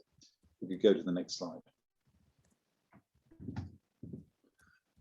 So, sorry, that's the same slide. Thank you. And if you could just build it one stage further, thank you. So along the bottom, you see the different systems and disorders. Up the side, you see the percentage diagnostic yield. And there should be, if you advance once more, a line that appears, there we are, that highlights 25%. So this is 25% uplift in diagnoses. And if you go to the next slide, you can see there that it's around 20-something% for cardiovascular diseases in the pilot. This is a slide showing all prior testing that everyone had in this study and no prior testing. You get about a 30% uplift in diagnosis, and whether it's a panel, a chromosomal test, or an exome, there's an uplift, not many exomes in the study. So if we go to the next slide. So this brings me to you. You're part of this coalition of 3,580 researchers that have raised £50 million in grants from 33 countries. And the 170 who are focused on cardiovascular disease we really need right now. So if we go to the next slide. And this is why. Although you can see on the right-hand side, we do have reasonable appreciable diagnostic yields in certain of these cardiovascular disorders. So we're doing quite well in familial hypercholesterolemia and various other things to the right of that. But it does drop off quickly. And you can see on the left-hand side of this slide that we have no diagnosis for some of the other syndromes. Now, this probably reflects a complex etiology. Why is this different to the pilot? Well, in the pilot, many more of the families cluster around cardiomyopathy and disorders where the lower hanging fruit may exist that are on the right of this graph, and the more challenging disorders have been entered in the main program as people decided the unmet need and where it would need to be resolved. So we need you to come and help us get diagnoses for these people. And I'm just about to launch a major research reanalysis with the participants to support forensic interrogation of all of these loci alongside functional characterization using machine learning of different types to try and get new yields for these people and support Sue in the NHS. Go to the next slide, please. So the diagnostic odyssey of children born after 2003 in this New England paper is quite striking. Families spend a median of 6 years and 68 hospital appointments not achieving a diagnosis compared with their unaffected relatives who have far less clinical contact. We can go fill the slide out, please. Post-diagnosis, you've got 18 months of fewer focused episodes. These affected participants consumed 183,000 episodes versus 53,000 for unaffected participants. And the cost is very different, 87 million versus 21 million. The people in the pilot, we estimate, probably cost the health system about 108 million over their lifetime in just terms of hospital attendances. And this is without family physician. So there's a huge burden of this odyssey. And what Sue and I are determined to do working together is to shorten that and make it quicker to get a diagnosis and hopefully in the future pave the way for therapy. We'll go to the next slide. So we've also done pharmacogenomics. 76,000 whole genomes have 99.5% of us with at least one gene drug pair that could cause harm or inefficacy, and 25% of us have 4 of these gene drug pairs. So this is being looked at actively in the NHS as a possible way to respond to adverse reactions, and maybe at some point in the future, possibly preemptive pharmacogenomics, but we're not ready for that yet. We go to the next slide. So these are the cardiovascular drugs in the central box there: clopidogrel, metoprolol, simvastatin, and warfarin. And you can see that 30% of people will have an inability to activate clopidogrel, and that's just one of these variants. If we go to the next slide. So I'm going to just talk about future programs. So Genomics England, in partnership with NHS England, I'm not part of Genomics England anymore, so I'm not speaking for them, have a new cancer program and will also focus on pharmacogenomics and diversity, and continue to work with the Sue and the GMS to make a success and support each other to create a national genomic research library. On the right, you see a new program, and some cardiovascular disorders will feature in this, TGFH, for example, And that is looking at early diagnosis of about 600 conditions that affect 1 in 190 live births, where there's a clear intervention that you could deliver before a child's 5th birthday, so really targeted. And if we go to the next slide, we've done a public dialogue around that, and you can see here that people were generally supportive of the idea of focus on early intervention and the opportunities to make those diagnoses potentially avoid harm or even reduce disability. We don't yet know, but they did have some caveats in blue. They wanted a representative sample. They wanted it not in centers of excellence, transparency, and also they wanted to robustly test what the improvement was. So we go to the next slide. I'm going to deviate very slightly from my brief, well, quite a lot really, if I'm honest, to look at whole genome sequencing COVID-19 before handing over to Sue. We've done a big study in the genetics of mortality in critical care, and there was a first report in Nature in 2020 which identified several loci, and the Host Genetics Initiative have added 8 more to that. I now am reporting to you the impact, because this is prescient in all our lives. So if we go to the next slide. So this is an example of how whole genomes really make a difference. We looked at 7,491 severely ill people compared with 48,000 unrelated controls. We've identified with a stringent p-value adjusted for 2.26 million independent tests, because this is not GWAS with a chip, it's GWAS with whole genomes. And we found 25 signals, 15 of which are new, 22 fully replicate, and there's a trans-ethnic evidence of 3 signals in South Asians. And we've also got transcriptome-wide association studies supporting significant fold changes in expression. At present, we haven't found anything in rare variants, but we've only screened 6,000 controls in a gene burden test. So we're moving on to look at the other 42,000. And there's 2 putative therapeutic targets. One relates to granulite stimulating, colony stimulating factor. So we go to the next slide. Here you see the Manhattan plot with significant signals labeled there, many of them in the innate immune system, many of them relating to how we fight infection and inflammation. So we go to the next slide. This just summarizes the p-values. I won't dwell on that in the interest of time. If we can go to the next slide. This is the South Indian Asian data showing 3 loci at genome-wide significance that are specific in that group. We set out to do this because of the burden in these communities in COVID, in the worldwide scenario in the pandemic. We go to the next slide. So these are the loci that we mostly focused upon. As you can see, inflammatory or immunity features high. Interesting one in MUT1, which is the role for mucins in critical illness, may be affecting a respiratory function. And you see granulocyte stimulating factor, and there's a therapy in trial I gather. So we go to the next slide.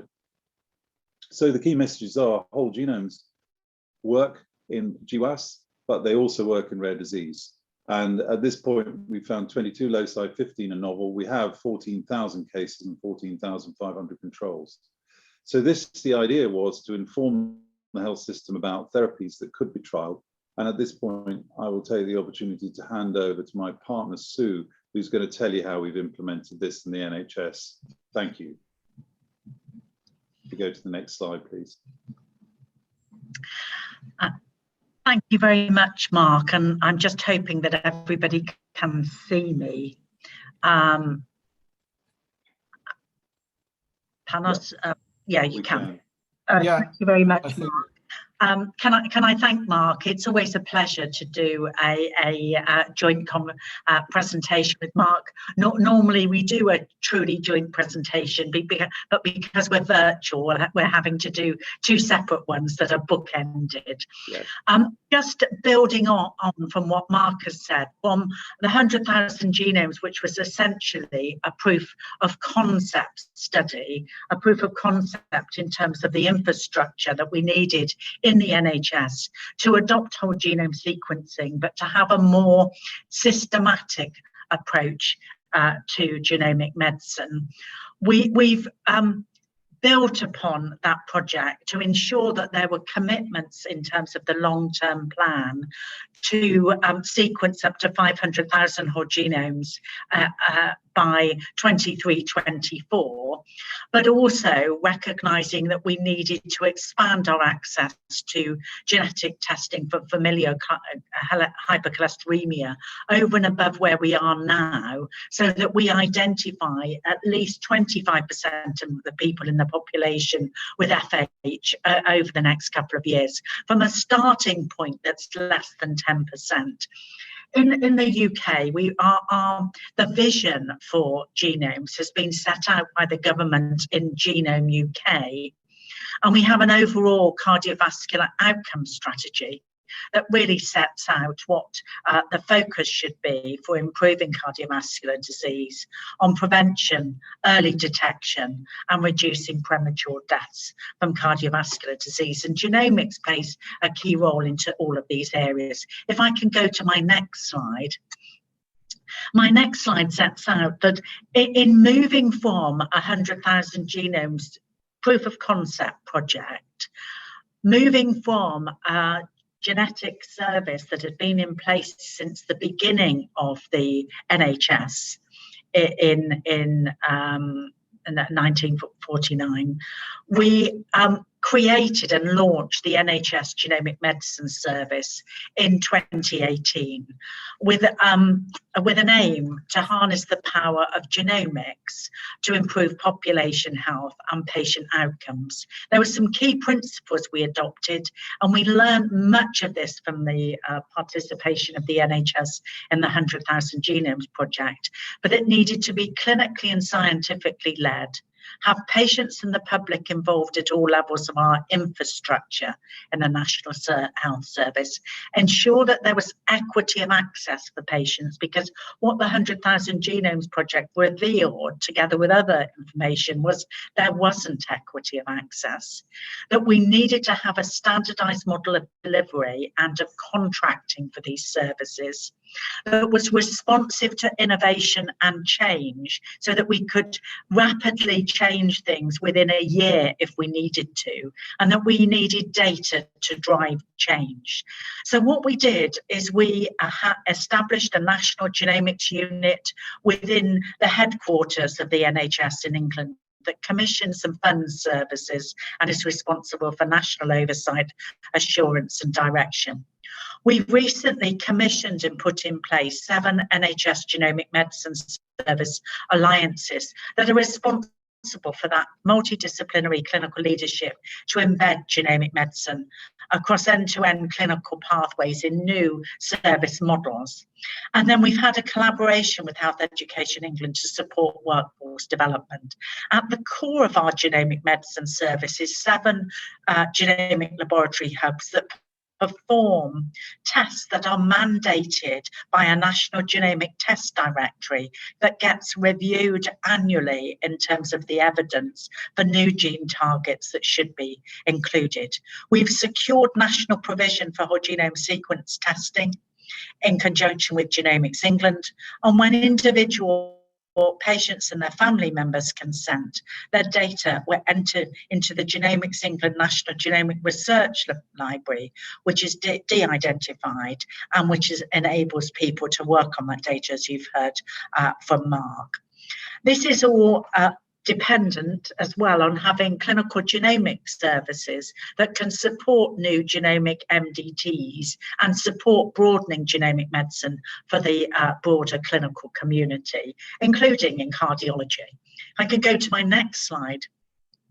My next slide just sets out, and I'm not going to talk through this in any detail, but on the left-hand side, we have patients and public involvement across all elements of that infrastructure I've just shown you, and also within Genomics England, which continues to curate and annotate that research database, but where we bring people together to ensure that we've got a joined approach to the views of patients and the public. On the right-hand side, we've introduced an innovative patient choice model, particularly for whole genome sequencing, where individuals understand that their data may be used both for their clinical care, but also for research, if they give their informed choice to participate in research. By the end of June this year, 93% of patients who received whole genome sequencing gave their consent for research, which I think is a fantastic achievement and shows what the public and patients actually want to do. If I can go to my next slide. My next slide just sets out a little bit more detail about those 7 genomic laboratory hubs. They cover populations of between 3 and 10 million. They work as a national network, delivering that nationally mandated genomic test directory. We have 3 of those genomic laboratory hubs that provide specialist testing for cardiology. All 7 deliver core testing. Overall, the whole service delivers the whole range of genomic testing from single gene up to whole genome sequencing. And you can see we have over 300 clinical indications covering over 3,000 rare diseases. We have next generation sequencing, including gene test panel testing across 323 panel tests, and increased use of trio sequencing. You've already heard from Mark about the importance of duos or trios, especially when we use either whole exomes or whole genome sequencing. And we're in live testing of whole genome sequencing for rare disease, and our rollout of the second phase of rare disease conditions this month will include cardiovascular diseases. If I can go to my next slide, this is just the journey that we've been on for rare diseases. So we first published our National Genomic Test Directory in October 2018. We've established whole exome services for NICU and PICU patients. We consolidated specialist testing in February of this year. We started to return 100,000 genomes projects additional findings, including those for familial hypercholesterolemia in 2021. And in November last year, we commenced live clinical testing for whole genome sequencing. And overall, the NHS will carry out between 500 and 750,000 genomic tests every year for both rare and inherited diseases. And we've got a mechanism where we can actually collect this data in a level down to individual patients and individual clinicians. If I can go to my next slide. My next slide just sets out what this means for cardiology. So we've expanded genomic cardiac testing through the test directory. We've actually got a focus on prevention, including identifying at risk individuals, for example, those index cases with sudden cardiac death and family members that may be also susceptible. We've been looking at personalisation, including how we tailor treatments to the needs of patients, and that includes how we establish cascade and other testing, and then on to treatment in familial hypercholesterolemia. And we're starting to look at new technologies to predict those at risk of developing cardiac problems, for example, through the use of polygenic risk scores. As I've already said, we've moved from single gene tests to much more extensive testing up to the level of exomes or whole genome sequencing. And then from the right-hand side, in terms of how we are testing, you can see all the conditions that are covered either by whole genome sequencing, by large panels or exome sequencing, by small panels, or by single gene sequencing. This is mandated so we get an equitable approach across the whole country for cardiac patients to access these testing based on the referrals by their cardiologists and other members of the cardiac team. So if I move to my next slide says a little bit more about those 7 genomic medicine service alliances. What's important is these cover again the same geographies of the 7 genomic laboratory hubs. They provide system level leadership because they work with all providers in their geography, from primary to secondary and tertiary care. And they're also including new NHS commissioning and oversight bodies, such as integrated care systems, and also NHS regional structures in England. But they have important links with other networks, such as the emerging cardiovascular networks in the NHS in England. What's at the core is clinical leadership, and they're developing super regional clinical directorates. And within those directorates are cardiac genomic champions and advocates. And these alliances have created clinical genomics senates and other clinical advisory structures to bring the whole team, all the teams, where genomics will play a part in their practice at this moment in time. We've been funding from NHS England transformation projects to really drive embedding of genomics that I'll come back to. And we've appointed education and training and workforce development leads to work with Health Education England to really drive the upskilling of the workforce. So we've got a very cohesive approach that's very forward and proactive looking, and where we plan to have the right people in the right place within the system. And some of that might be to provide advice and support to others in the multi-professional clinical team. If I can go to my next slide. My next slide just shows how we're focusing on familial hypercholesterolemia as part of one of our national and national projects that we're funding, and working in a coherent way with our cardiovascular programme and our national clinical leaders in cardiovascular disease. So as I've already said, we're not doing so well in identifying rates, and this is based on 1 in 270 presumed incidents in the population. We know that there are exemplars in other parts of the world, and so we've been starting to take the evidence from those other countries to see what else we should be doing. And part of this means that we will, and we are starting to move towards both cascade testing as well as child and parent screening that would lead on to child and parent cascade screening. So quite an innovative approach. If I can go to my next slide. My next slide just sets out why we've got a focus on sudden cardiac death. And this is because in 30% of the cases with sudden cardiac death, no cause is identified. We know through the cardiac pathology services that half have a normal heart at post-mortem.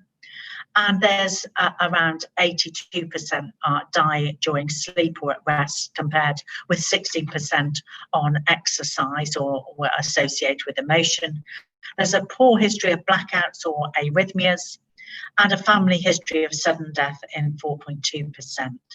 So what we recognised is that we could do more if we started to concentrate on the index case with sudden cardiac death in conjunction with the coronal system and in conjunction with cardiologists and the inherited cardiac conditions services, and together with our genomic services. And if I go to my next slide, my next slide just says we will be implementing a pathway for genomic testing with aims to develop an official referral path from the coronal system through to genomic testing and inherited cardiac conditions services, that we want to have a consistent approach to how pathology and also our genomic testing is conducted and reported.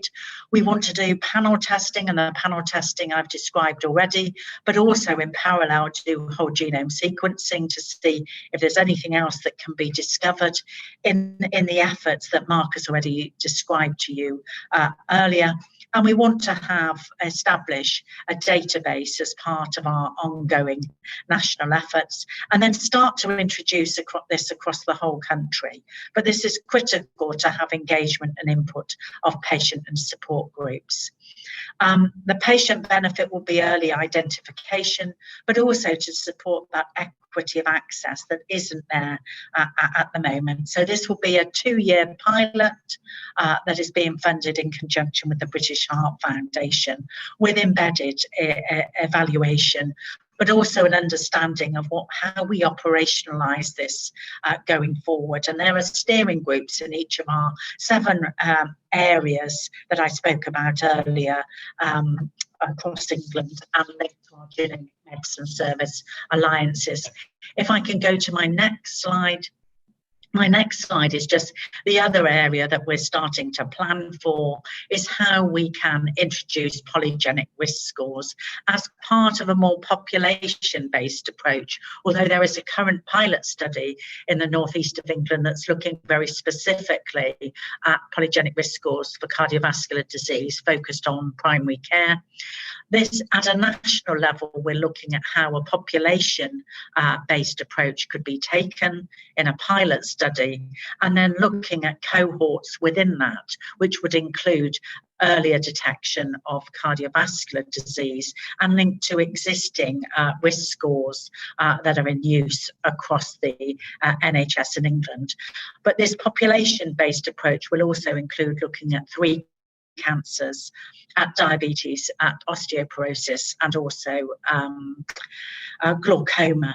But this is how we might start to move together with the other initiatives I've already talked about towards population-based health management. But a lot of this we need to gather the evidence, understand the impact on services, and then how we would introduce this more systematically.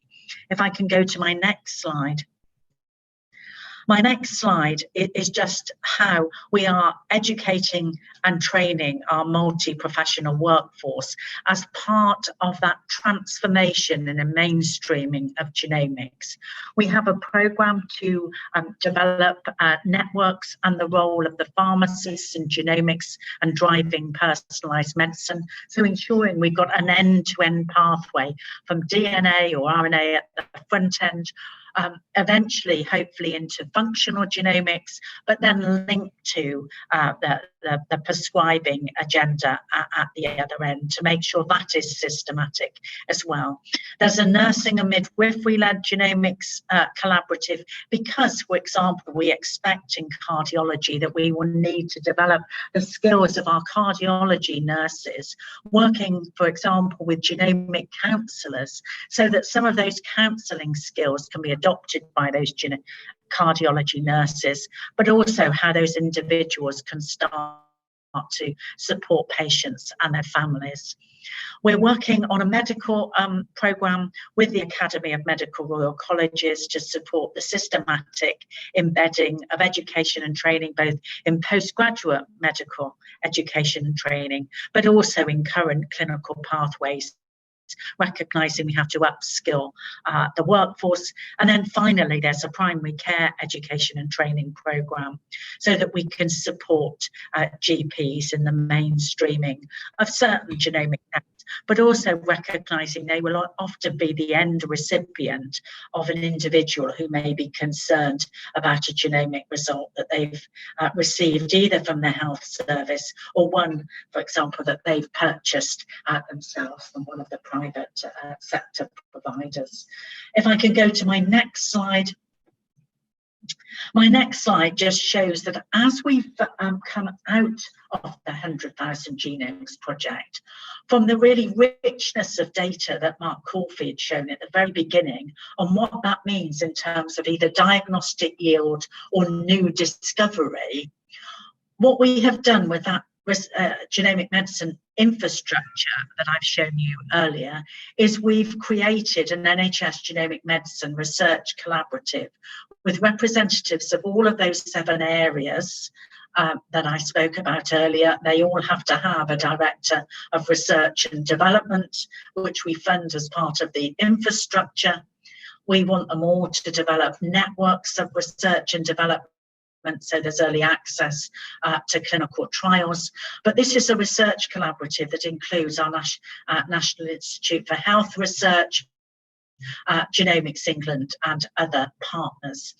And you can see that the goals of the research collaborative are to review proposals and collaborative bids from commercial, industry, NHS, academic, voluntary sector and charities, to identify areas of unmet need where we might want to focus research, to facilitate access to new genomic samples or existing samples, for example, and data from the NHS Genomic Medicine Service, to evaluate some of the technology that is going to be introduced in terms of impact on services and how contracting can support early adoption, how we identify and support further development of genomic medicines, especially in areas, as Mark's already shown you, where we haven't got the diagnostic yield we would expect in certain conditions from whole genome sequencing so far,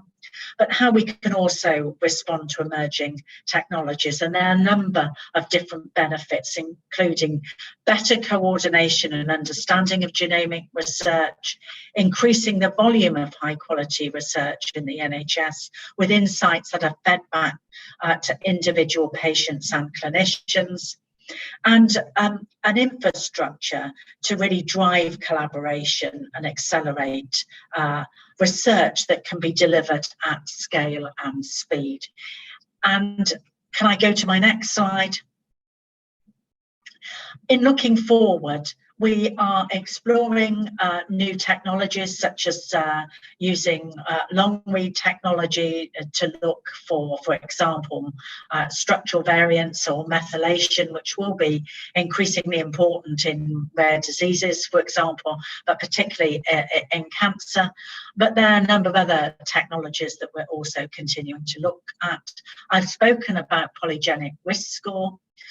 We will be really supporting that wider adoption of personalised medicine and intervention, and really starting to bring the two ends together to make sure there's equity, but also access to clinical trials when genomic information is needed to facilitate inclusion. We, with Genomics England, are working on a newborn sequencing programme as a pilot project, including feasibility, to look at introducing sequencing in newborns that would look for rare diseases, for example, that develop before the age of 5. But this is subject to consultation and ongoing discussion before any project is finally agreed. We're looking at those, as you can see already, with high risk conditions like sudden cardiac death or familial hypercholesteremia, where we're really behind the curve, and we want to facilitate more research to use genomic data from patients in our National Health Service. And then if I could have my final slide. My final slide just sets out that genomics is a global initiative, and we have really many opportunities for international collaborations. Mark and myself have worked with the two real organisations that are bringing together many projects across the world, the Global Alliance for Genomics and Health, as well as the Global Genomic Medicine Collaborative. But by working together, by sharing data, that will be the way in which we can improve the outcomes for our patients and our population. And my final slide is just to say, from Mark's perspective, this is a whole series of acknowledgement for the work on the genomics programme that Mark alluded to. If I go to my next slide. This is a thank you to everyone who took part in the 100,000 Genomes project, including all the cardiology teams that made patient participation possible. And then the final one is just, if I can go to my final slide, just a thank you from me. And I'm sorry I did Mark's email address on this, but thank you very much. Thank you very much, Mark and Sue. I think now we are open for questions.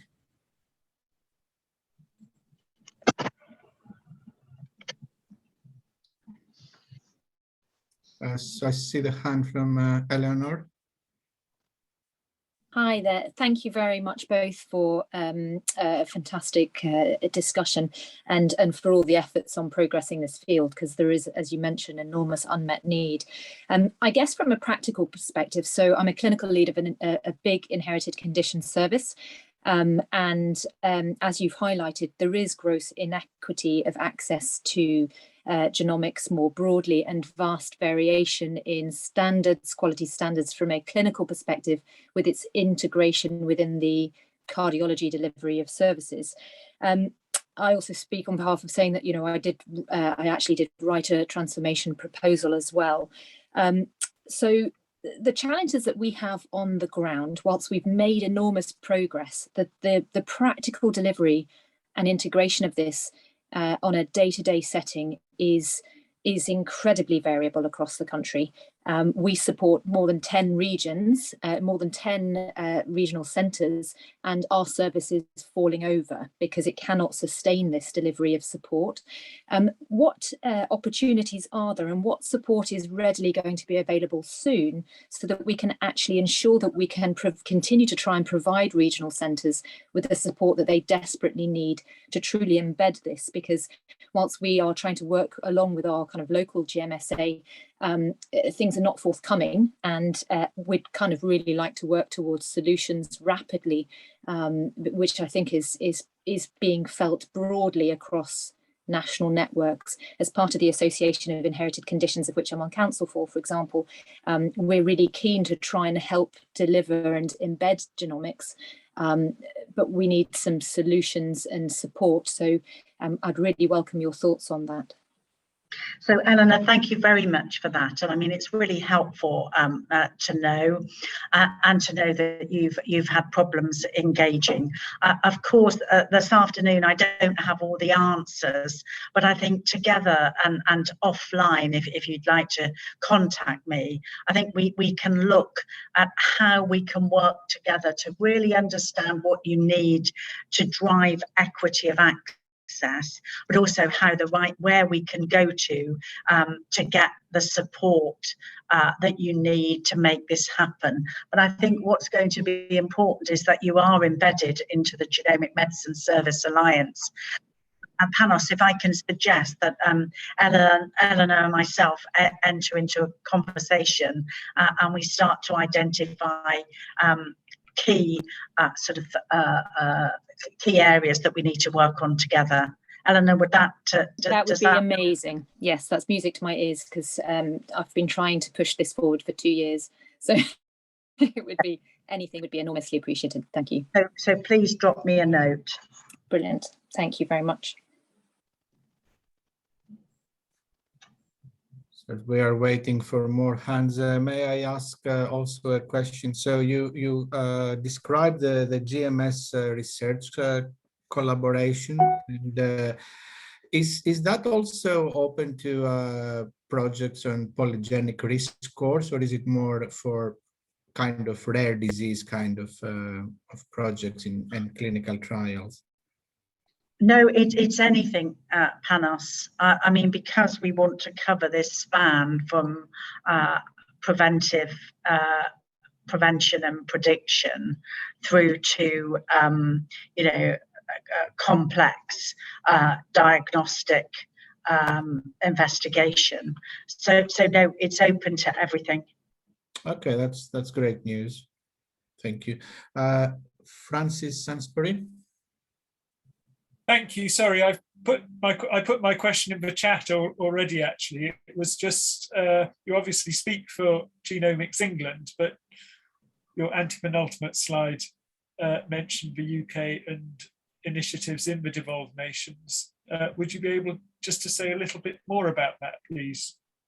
Yes, I didn't actually speak for Genomics England. I mean, Mark presented the data for that came out of Genomics England. I'm the Chief Scientific Officer for England. I'm the SRO for Genomics in the NHS. But in terms of, we have a 4-country policy group where we work together on how we can get alignment across the 4 countries of the UK. It's not there quite yet, but each of the different countries have different policy or strategy developments, most but not all linked to personalised medicine. And for some of the countries, England provides some of the testing. For example, we provide a lot of testing for Northern Ireland.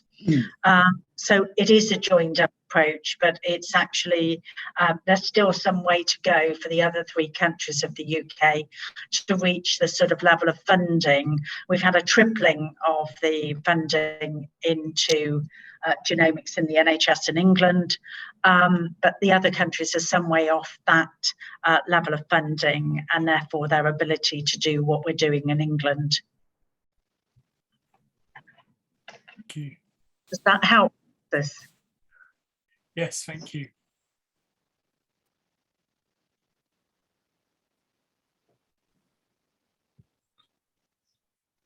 As a quick more research question to Mark. So you presented us the analysis with the severe cases, and have you considered running this analysis of severe versus mild COVID cases? Yes, that's the plan. So at the point where we ran this analysis, we had a large number of severely ill people, but we have also enrolled people who are mildly affected or asymptomatic, but who have tested COVID positive, and we 14,500 of those people. So we don't know yet whether that will be more powerful than a super control situation, but we felt that as we chose an extreme design, and that design has paid dividends. For example, I can tell you that the signal from Genomic is a major contribution to the Host Genetic Initiative's findings, where many of the cases are milder, more mildly affected, even though they may have been hospitalized. So an extreme design works. The next aggregate we will produce probably in late October, and that will be around 12 to 14,000 severe cases, and we should have most of the 14,500 controls in there.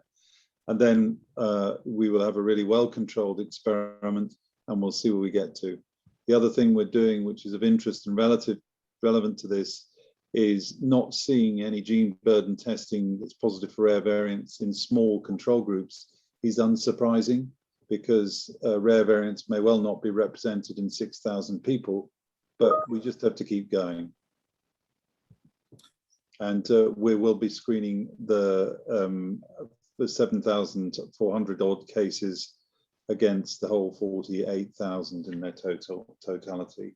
And it's only when you go to scale. This is why the approach that Sue and I have taken to this is about building a national genomic research library where you can essentially compare your groups of families against enormous data sets. So you dramatically improve your chance of line of sight on a diagnosis. And that is absolutely key. There's no other nation that's aggregating data on this scale now. And by the way, the COVID data is all available for anyone from the Genomics England Clinical Interpretation Partnership to work on. We have some publications we're putting together and getting out in the interests of public health and the pandemic, but we'll wait and see. But others are working on that data now, so you can apply to do that. Any of this data is available to any bona fide researcher from any institution here, and I encourage you all to come and work on it. Thank you, sounds very exciting. Any further questions? So thank you very much, the speakers and everyone for attending this session. So you can have 4 more minutes of break. So thank you, everyone. you. Thank you. Bye. Cheers, Sue. Thank you. Thank you, panels, Sir Mark Corfield and Dame Sue Hill. We'll have a comfort break for half an hour. You can have lunch or you can relax, go for a walk, and join us, please, at 3 o'clock UK time. As you know, we adjusted the time of these sessions so that our friends in across Atlantic could join, and as well as those who are going to bed in Australia might decide to wake and carry on watching or listening. And in between, many people from India and across the continent are on the audience. Thank you very much. So we'll meet again at 3 p.m.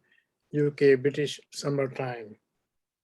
You can maintain your login, or you can log out and join again.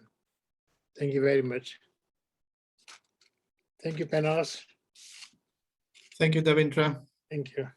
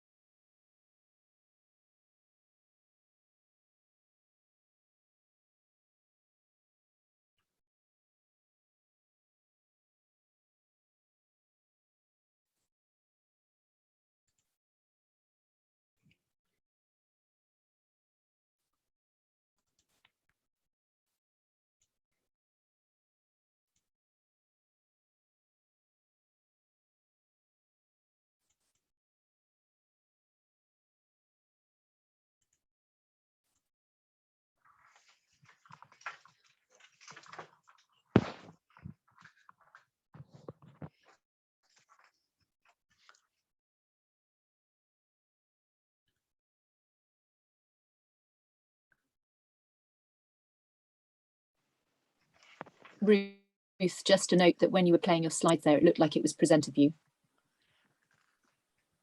Okay. So I think Hi.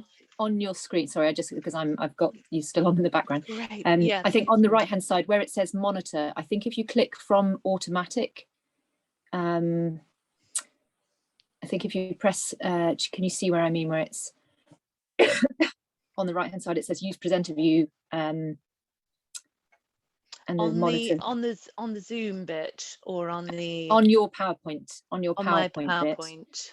Yeah, you'll probably need to come out of it, but the bit that I can see, yeah, so there, just down from that, if you click on automatic, yeah, just slightly, yeah, click on that, and then I think you have to go primary monitor, and then if you unshare your screen and then reshare your screen, I can let you know whether it doesn't show the presenter slides, because then you can basically okay, so stop share, yeah, and then reshare.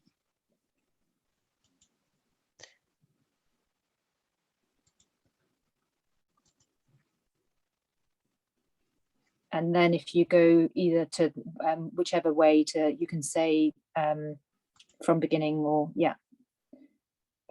So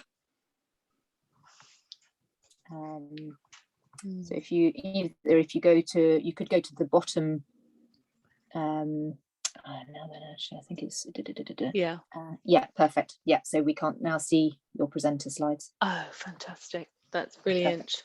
Thank you so much. And I'm feeling slightly, we had really short 24-hour notice for this, which is a bit of a big ask. Goodness. And I feel quite stressed. You will be absolutely fine. Thank you very much. Hi, Devendra.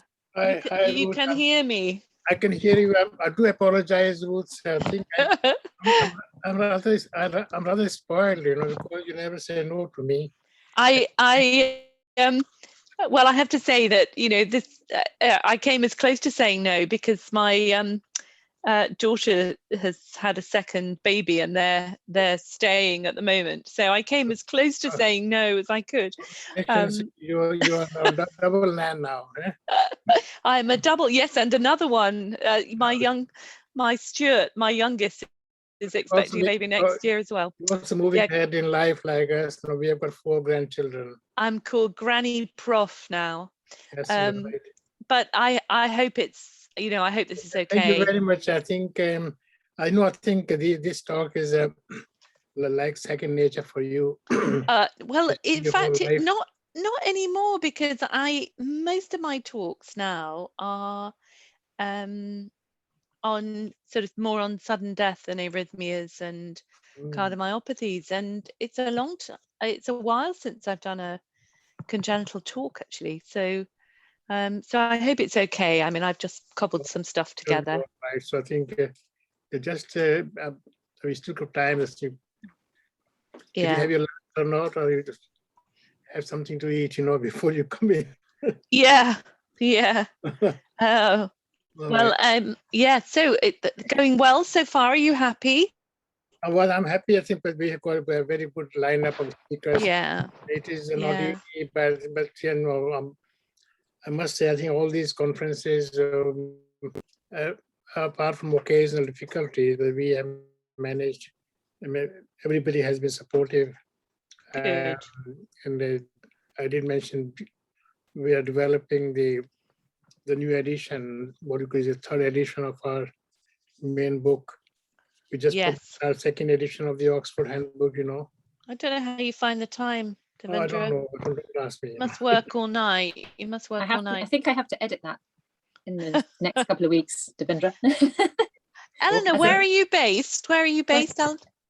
So I'm now in Oxford, and trying to kind of help with trying to integrate mainstreaming, etc. Although struggling. Yeah, so I was interested. I feel as though I don't know what your genomic medicine centre setup was, but I felt we had a really good, very good clinical engagement when we had the GMC and when we were doing the recruitment, and that all of that's gone. And the new GMS, we have very, very, very little engagement with, even in clinical genetics. So I'm interested I think to hear. We're fortunate in that we have a fantastic, because our lab's analysing a lot of the cardiac genetics and things. So we've got great integration with our lab. We have our services seamlessly able to deliver the genetic testing, etc. But we are trying to support just so many regional centres who just have they've just no experience in delivering any of this, and also the clinical remit they don't either. So we're trying to just bring that together, but unfortunately not quite as a single man band, but kind of on a practical perspective, it's falling over, and our genetic counselling support's poor as well at the moment. So it's tricky. Very but tricky. We will get there. You will. I think so there's quite a lot of work being done at the academy about how this works with the leads from the different colleges, and that's medical and non-medical. And I guess there's some that is still under development, but I think that will come with a big push that pushes this out into mainstream specialties, with some very useful kind of tools for understanding testing, for sort of genomics 101, that sort of thing. So and health, stuff produced with Health Education England, but it's very big, and it's gone very quickly, hasn't it? I think it's that, I think it's fantastic really that so much has happened so quickly. It's just a case from a practical perspective of trying to ensure that the teams that need the support can get the support. And when we are just I think we're just struggling with manpower to keep up with the volume actually. But it's quite an exciting area. Actually, one thing that you could be very informative, because so as part of what we're trying to again figure out is so Kate locally with us was able to pull out the referrers, for example. So because we're trying to define not an NHS directory, but kind of an ICC NHS directory, so that we know who's doing what across the country. Nigel Wilden tried to do a survey a while ago actually, and just to try and establish who's running what in which centres, because knowing which centres are recognised and which aren't recognised but are still delivering ICC services, and who to try and establish networks really. It's one of the things I've been scoping out. So with yourself in Bristol, because I know that Ollie Watkinson's now in Bath, and so I was chatting to him about who he knows, because it's about who's who, trying to establish who's who across the network. So if I don't know whether I could drop you an email to just refine things, because that would be really helpful. Definitely. We're very lucky. We things are with Ollie's appointment here in Bath, and then we have Mark Day in Taunton. It's very good. The Gloucester area is less well covered, but it feels like we've got quite a good sort of network, and we're sort of all on the same page. It's which is great. I shall leave you to get yourself prepped before the next session. But lovely to see you, and best of luck. I'm sure it'll be fine, and congratulations. Oh, thank you. Thank you. I know, big new chapter in life. Oh, it's exciting. Yes, it is very. Yes, absolutely. Yes, it takes me back actually to it just takes me all back to the world is very definitely a different place now. Nice to talk to you anyway. I'll let you go. And you. Thanks. Okay, bye now. Bye.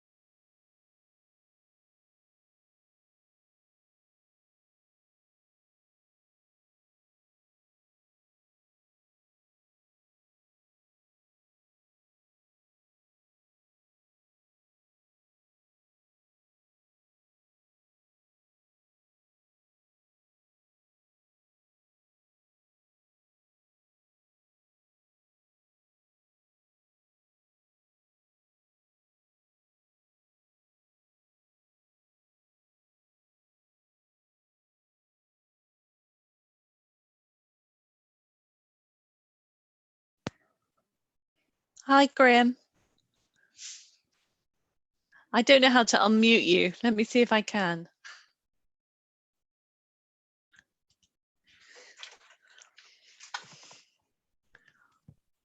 Is that unmuted? Yes, I think so. Oh, great. Yeah, great. Yeah. How long's your talk, Graham? Well, it's not the full hour, certainly. I mean, Okay. it's probably about maybe up to about 30 minutes at the most. Should introduce the gorilla if you get short of time. I'm going to introduce the gorilla. You're coming at it from a much better place. I'm in my office in Bath. It means I don't have a camera. I'm sitting here with a pair of very dodgy headphones. This morning my keyboard wasn't working, and every time I typed a letter, I got a kind of symbol. It's really, I really feel very DGH today. Welcome to the NHS. Yeah, I was going to say NHS is its best. I spent an hour on the phone to IT trying to sort the keyboard out, and I said, could it be the actual keyboard? I mean, is there any point in me trying a new keyboard? So I unplugged the one from the desk next to me and plugged it in, and it worked. If in doubt, steal someone else's. Yeah, absolutely. Well, my only issue is that my grandson is likely to burst in at some I know, I can't wait. I wanted to when I do have my camera, I've got my picture of mine on the wall behind, and yeah. It's this is being recorded though, Graham, so we'll have it for prosperity. It'll be fine. He would be delighted. Oh, you've got a Diet Coke there, Catherine. Am I doing product? I don't think I've got enough time. So also got a whole bunch of dead plants. We've got quite a long time, haven't we? I mean, I don't think there's any way we're going to take all that time. Well, I hope not. But I don't know, actually. I just, you know, because when you do a talk at 24 hours notice, you do tend to have to lob the slides in. I could talk very quickly and get it all over very quickly, or dwell on. Might see how it goes. You know, it's you have such huge expertise, Ruth. I'm looking forward to hearing what you say. I'm sure lots of people are. Well, I thought I'd do a bit of dysmorphology, you know. Brilliant, brilliant. See how that goes down. Yeah. I thought I'd stay off the 100K and Genomics England. Just stay off NHS England completely, in fact, and definitely don't mention the Health Secretary, whoever he happens to be at the moment. Yeah. Yeah, yeah. He's on the so I've just had Lisa from behind the scenes. I have Dr. Anna Wisdom on the lineup, but do you know if it's in? Lisa, can you hear me? It's Ruth. I'm actually doing the talk. That was a change to the schedule made yesterday.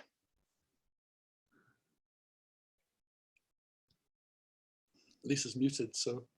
So I guess, Graham, the best thing is if I introduce you and then you can introduce me. Absolutely, yeah. Is there anything you want me to say about you? If you could tell people that I'm rowing the Atlantic in Yes. December, and if they'd like to sponsor me, that would be great. What's the cause?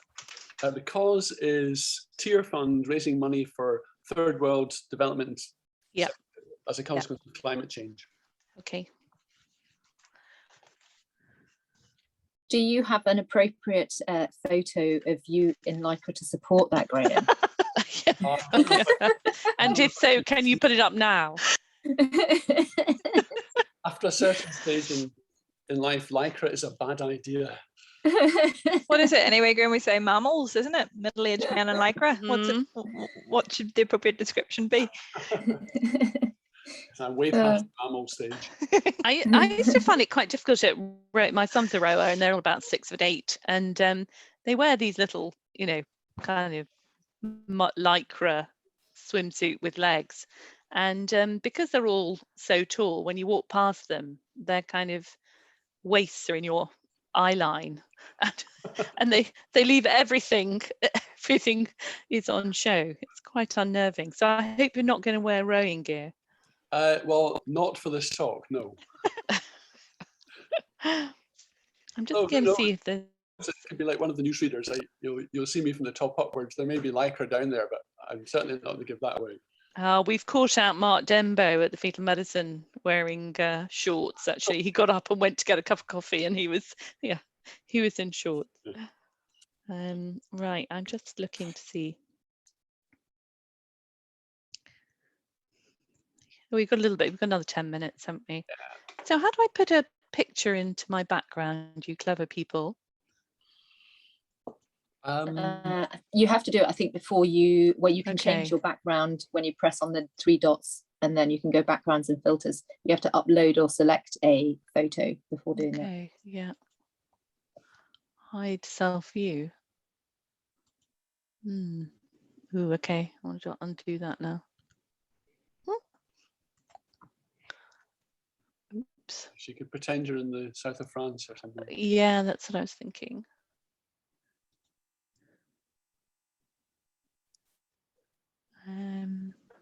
Yeah, I think trouble is, if I do my phone camera, I get a different shot, and it's very, very unnerving.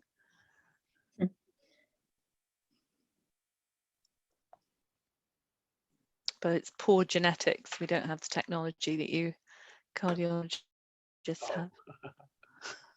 Don't give a word of this. You've more technology than I can pronounce, never mind understand.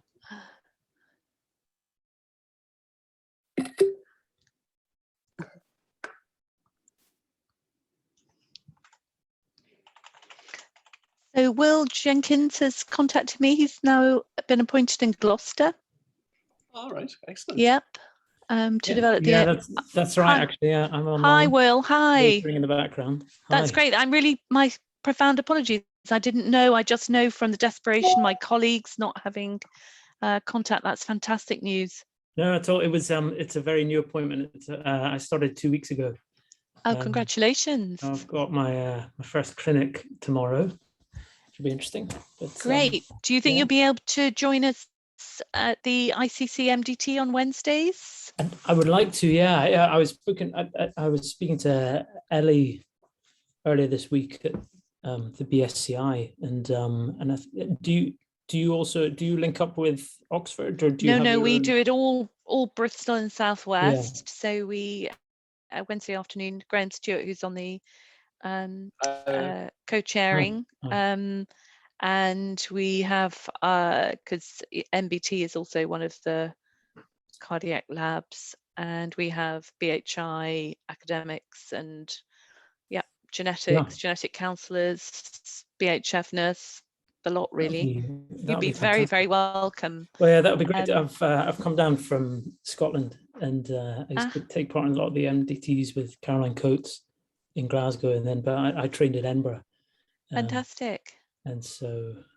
Yeah, you're very welcome. Ingrid Skur, my colleague, who does clinics in Gloucester, so we sort of divide up the region. There's a lot of people to know, and the system's quite different down here, and so it's a very, very, very steep learning curve.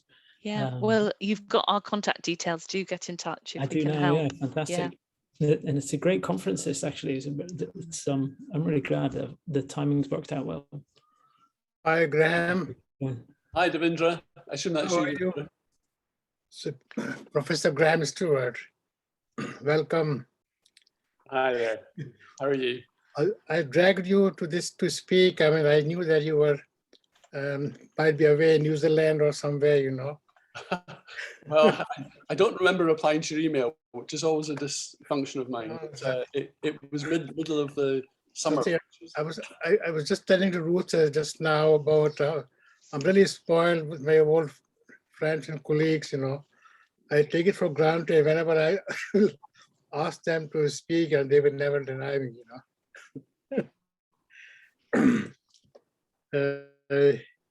So yes, I mean, we got some new names also around. So the cardiogenic family is increasing, isn't it? Yes. Yeah, huge. So yes, I just heard Will Jenkins. I don't know Where is he based? Newly appointed in Gloucester, so that's part of our patch. Yeah. Yes, that's right. Hi there. I myself and Ruth and Graham, we know each other for a long time. I retired from Cardiff in 2017, and a lot of us, pushed around very early days of cardiogenetics, very early days, and then we started this conference in 2007. It's the 8th biennial now. So I'm looking forward to new blood like yourself to take. I'd like to contribute however I can. I think otherwise, Ruth, myself, we are grandparents now, so we haven't got energy left. I've got a 6-month-old child at home, so I don't have all that much energy, I'm afraid. Hopefully it'll get better. We certainly need a new cohort, definitely, like yourself and Claire Turner in etc. Yeah. I think and many other people. That's such a. I started off doing heart failure and imaging and was recruiting HCM patients. When I started my PhD, I was recruiting patients for the HCMR study out of Oxford, and that was back in 2013, 2014, and it was just striking how much unanswered questions there were back then. And really, I've been kind of slightly interested in the topic ever since. And just the progress being made is very, very impressive on a kind of monthly basis. So much stuff coming out, so much research, exciting research, and a big area down here, lots of expertise. So it's a fantastic area to join. Yeah, it is. Yeah, I think we're starting now in a couple of minutes now. So my team, Nick, Miles, and Lisa, would take over now.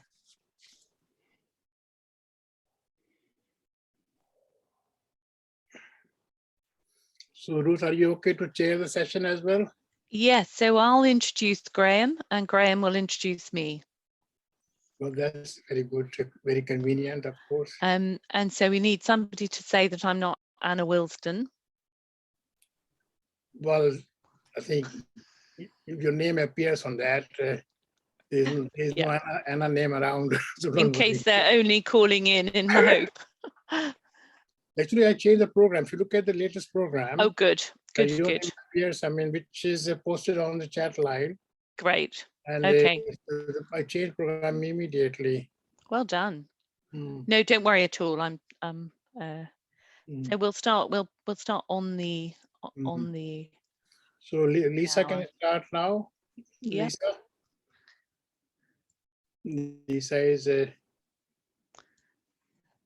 so Lisa is behind the scenes. Yeah. Okay. Yeah, Lisa and Nick behind the scenes. Yeah, we're ready to go when you are. Okay. Well, I'm ready. I think you can start. Yeah, I'm ready. Graham, are you ready? Yeah, tell me when you want me to share the screen. I can do that anytime. Yeah.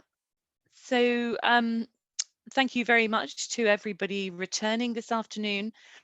Thank you very much and welcome to those of you who are joining us, particularly those of you who are far away and on different time zones. We're very honoured to have your presence. This session is a double act. Myself and Graham Stewart, my colleague here in Bristol, both of us at relatively short notice preparing talks, so please forgive us for any shortcomings. The session focuses on congenital heart disease and cardiovascular development, but very much from the clinical perspective. And Graham is going to start by talking about how genomics fits into the world of congenital cardiology. Thank you very much, Graham. I'll hand over to you. Excellent.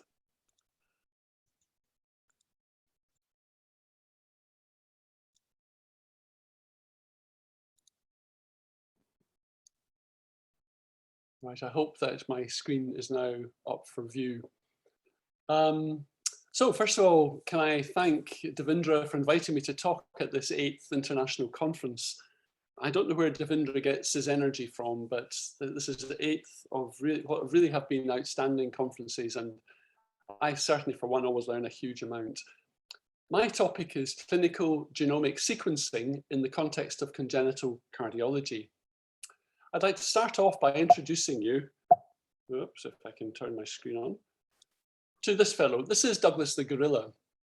Now, Douglas lives in my front room. His main job is to entertain my grandchildren and occasional passers-by.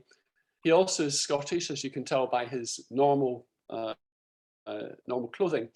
But Douglas, like myself, wears a number of different hats. And the hats I wear are in my day-to-day work. I carry out echocardiography, I do some research, I do invasive electrophysiology, I run a sports cardiology clinic, an ICC clinic, and I occasionally do a bit of teaching. But underlying all that, fundamentally, I am a cardiologist. And in the context of clinical genomic sequencing, that is coming at it from an entirely different background to somebody who maybe is coming from clinical science or coming from clinical genetics. Cardiologists have many, many talents. One of them is that they have a tendency to know almost everything, or at least to think they do. And that's one of the problems we have in genomics, because most cardiologists have little, if any, training in genetics, genomics, or anything of that nature. And that has to be borne in mind when we think about what their role should be. Because largely the role of the cardiologist should be one of assessing the phenotype. And while clearly the genotype and the phenotype are interrelated, the prime responsibility of the cardiologist is to produce a detailed description of the phenotype. Now, when that goes wrong, it goes wrong in a big way. And this is a paper that I would urge every cardiologist who's dipping their toe into genetics and genomics to read. This is by Professor Michael Ackerman from the Mayo Clinic. And what Professor Ackerman did was he described a condition he regards as genetic purgatory in the context of the cardiac channelopathies. And what happened here was there was an individual who tragically died suddenly at a relatively young age. The family members were then assessed both from a clinical and a genetic standpoint, and a potential channelopathy gene was found, a potential abnormality in a channelopathy gene, which resulted in several individuals having implanted defibrillators. When Professor Ackerman met the family, he was able to obtain DNA from the index case who had died, and that person did not have this variant of unknown significance. In other words, these defibrillators were put in unnecessarily. And that was an example of the cardiologist taking their eye off the phenotype ball. What they did was they paid too much attention to an uncertain genetic result. And that's what happens when cardiologists do not work in tandem with the clinical geneticists and the laboratory genetics team. In this paper, Michael Ackerman has two very important paragraphs. One is entitled, "The Danger of My Genetic Test Panel is Bigger Than Yours Mentality." And that's what we're faced with in clinical cardiology. We're faced with more and more complicated genetic tests, which we can do. And the temptation is, if we don't have a diagnosis, to say, well, let's try a bigger chip or a whole genome sequencing or whatever. And that's not always the right way around. And the second paragraph, which I think is true then and it's true now, is that phenotype remains king and genotype is queen. So if you're not sure of the phenotype, and this is a very unusual phenotype, this is the three-eyed fish from one of the Simpsons episodes. If you're not sure of the phenotype, as we weren't in this fish, then don't go fishing for the genotype, because you can end up in major problems. So I had intended in this talk to give a cardiologist's view, talking largely about phenotype. And originally, we'd hoped that Dr. Maggie Williams, who's our clinical scientist and lead for rare diseases at the Bristol Genetics Lab, which is one of the 4 cardiac genetics labs in the United Kingdom, Maggie was going to talk something about the genotype. But sadly, due to pressure of work and staffing issues, Maggie wasn't able to do this.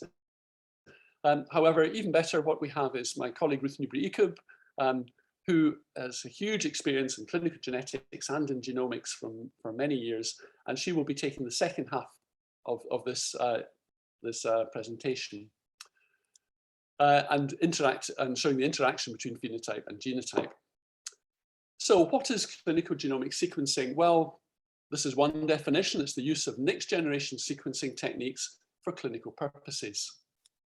And that could be whole genome sequencing, the determination of the sequencing of the entire 25,000 or whatever it is genes in the human genome. It could be whole exome sequencing, just looking at the protein coding genes, or it could be using targeted sequencing panels, the so-called congenital heart disease panel. A few years ago in our department, some of our clinical scientists published this data, looking at the clinical utility of gene panel and clinical exome testing in cardiac disease. And what they did at that stage, we had a targeted gene panel for pediatric cardiomyopathy for 71 genes. And there were virtual gene panels for connective tissue disorders, molecular autopsy. There was a congenital heart disease panel, which consisted of 38 genes at the time, aortopathy, arrhythmias, and cardiomyopathies. And for particularly complex cases where there was a complex phenotype or there was a negative panel, we went forward for whole exome analysis. Since that time, Genomics England has been born and has gone through the trauma of birth and has changed really the face of genomics in the United Kingdom. And largely to the better, to the extent now that there are 173 gene panels available to us. In terms of cardiology panels, there's 13 of these, which are mostly arrhythmia related. So the cardiac arrhythmias, Brugada, CPVT, etc. There's a pulmonary hypertension panel, there's a thoracic aneurysm panel, there's several cardiomyopathy panels.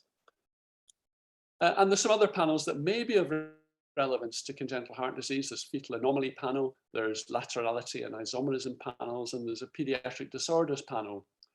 However, there is no congenital heart disease panel. So at present, we do not have a chip in which we can use for congenital heart disease. What we do have, however, is a GSIP. Now, the GSIP is the Genomics England Clinical Interpretation Partnership, and that's something anybody working in this area would be encouraged to become a member of.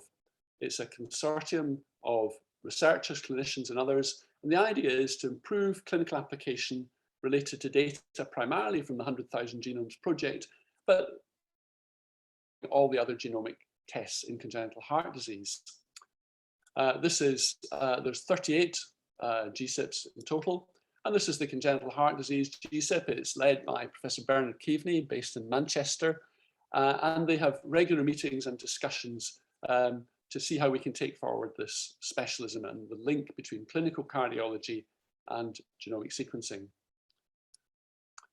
So in order to deal with this question of clinical genomic sequencing in congenital cardiology, first of all, I want to briefly remind you about normal heart development, because it's at the time of normal heart development, which is largely under genetic control, that many of these defects will first show themselves. Secondly, I want to look a little bit at the historical background, both of congenital heart disease, but also of how genetic testing in all its forms has influenced our diagnosis and management in congenital heart disease, and then give some examples of more recent advances in genetic knowledge and some of the clinical implications, leading on to perhaps a short discussion about future directions where clinical genomic sequencing might go in helping the clinical cardiologist. So let's move on to normal heart development. The heart really is an incredibly remarkable organ. This was a paper I produced for one of Devindra's books a year or two ago. And way back at 17 days post-conception, already there's formation of the cardiac crescent, the cardiac jelly forms, the endocardial plexus appears. By 22 days, the heart has started beating. There's the initial cardiac looping, the atrial and ventricles appear, the initial septae appear, as do the AV cushions, which is the start of the formation of the AV valves. By 32 days, these AV cushions are reposing, pulmonary veins are attaching, the outflow ridges start to septate, the septums close. By 42 days, the secundum septum and sinus node appears, further development in the AV valves, and by 52 days, the coronary branches have appeared, more development of the chordae tendineae, and the septal leaflet of the tricuspid valve delaminates. So for example, in Ebstein's anomaly, where there's the tricuspid valve doesn't delaminate, that's the sort of time when there's a problem. Looking at that in the schematic form, in a cartoon form. This is a paper by Morton, just published a few weeks ago. Excellent paper, one looking at frontiers in congenital heart disease from a genomic standpoint. And here you can see day 15, this is the so-called cardiac crescent, which by day 21 becomes a linear tube. By day 28, there's looping of the heart. There's already separation of the atria and the ventricles and the outflow tracts. And by day 50, we've already essentially got a structurally appropriate heart with a sinus node beating normally, hopefully. So that's the development of the heart. If one looks at the genes involved in cardiogenesis, this is a mouse study, but there are now over 400 variants and over 400 genes which have been estimated to cause congenital heart disease. Each one of these movements within the womb and developmental changes is determined by genetic influences. However, the fact remains that a definitive genetic cause for a congenital heart defect is still not identified in at least 50% of patients with congenital heart disease. So there's much still to know. So that's a very brief run through normal heart development. Let's think now about the historical background to congenital heart disease. Well, congenital heart defects are the most common congenital anomaly. They affect round about 1 in 100 of newborns, slightly less than that, and 0.2% of newborns have severe life-threatening defects. So these are the conditions which 50 years ago would not be compatible with life beyond infancy. An example of that would be hypoplastic left heart syndrome. That's probably the most severe form of congenital heart disease. And in hypoplastic left heart syndrome, when I started as a consultant in Cardiff in 1993, if a child was born with hypoplastic left heart syndrome, they looked completely normal at birth. They were noted to be cyanosed. They had the diagnosis made, usually, by echocardiography. The left ventricle and usually the aorta had not formed. And so we sat down with the parents and said, I'm really sorry, there's nothing we can do. And 95% of these babies would die within the first week of life. And often they went home and died with their families. Nowadays, in that relatively short period of time, more than 90% of patients with hypoplastic left heart syndrome will now reach adult life. And that's a real tribute to the skill of our cardiac surgeons, to the introduction of the Norwood procedure, which initially had about a 60% mortality, and now it's less than 5%, and also the development of the Fontan procedure. So the vast majority of these patients with even the most severe congenital heart disease will now reach adult life. The first description of a congenital heart defect was by this chap. This is a remarkable fellow. This is Nicholas Steno.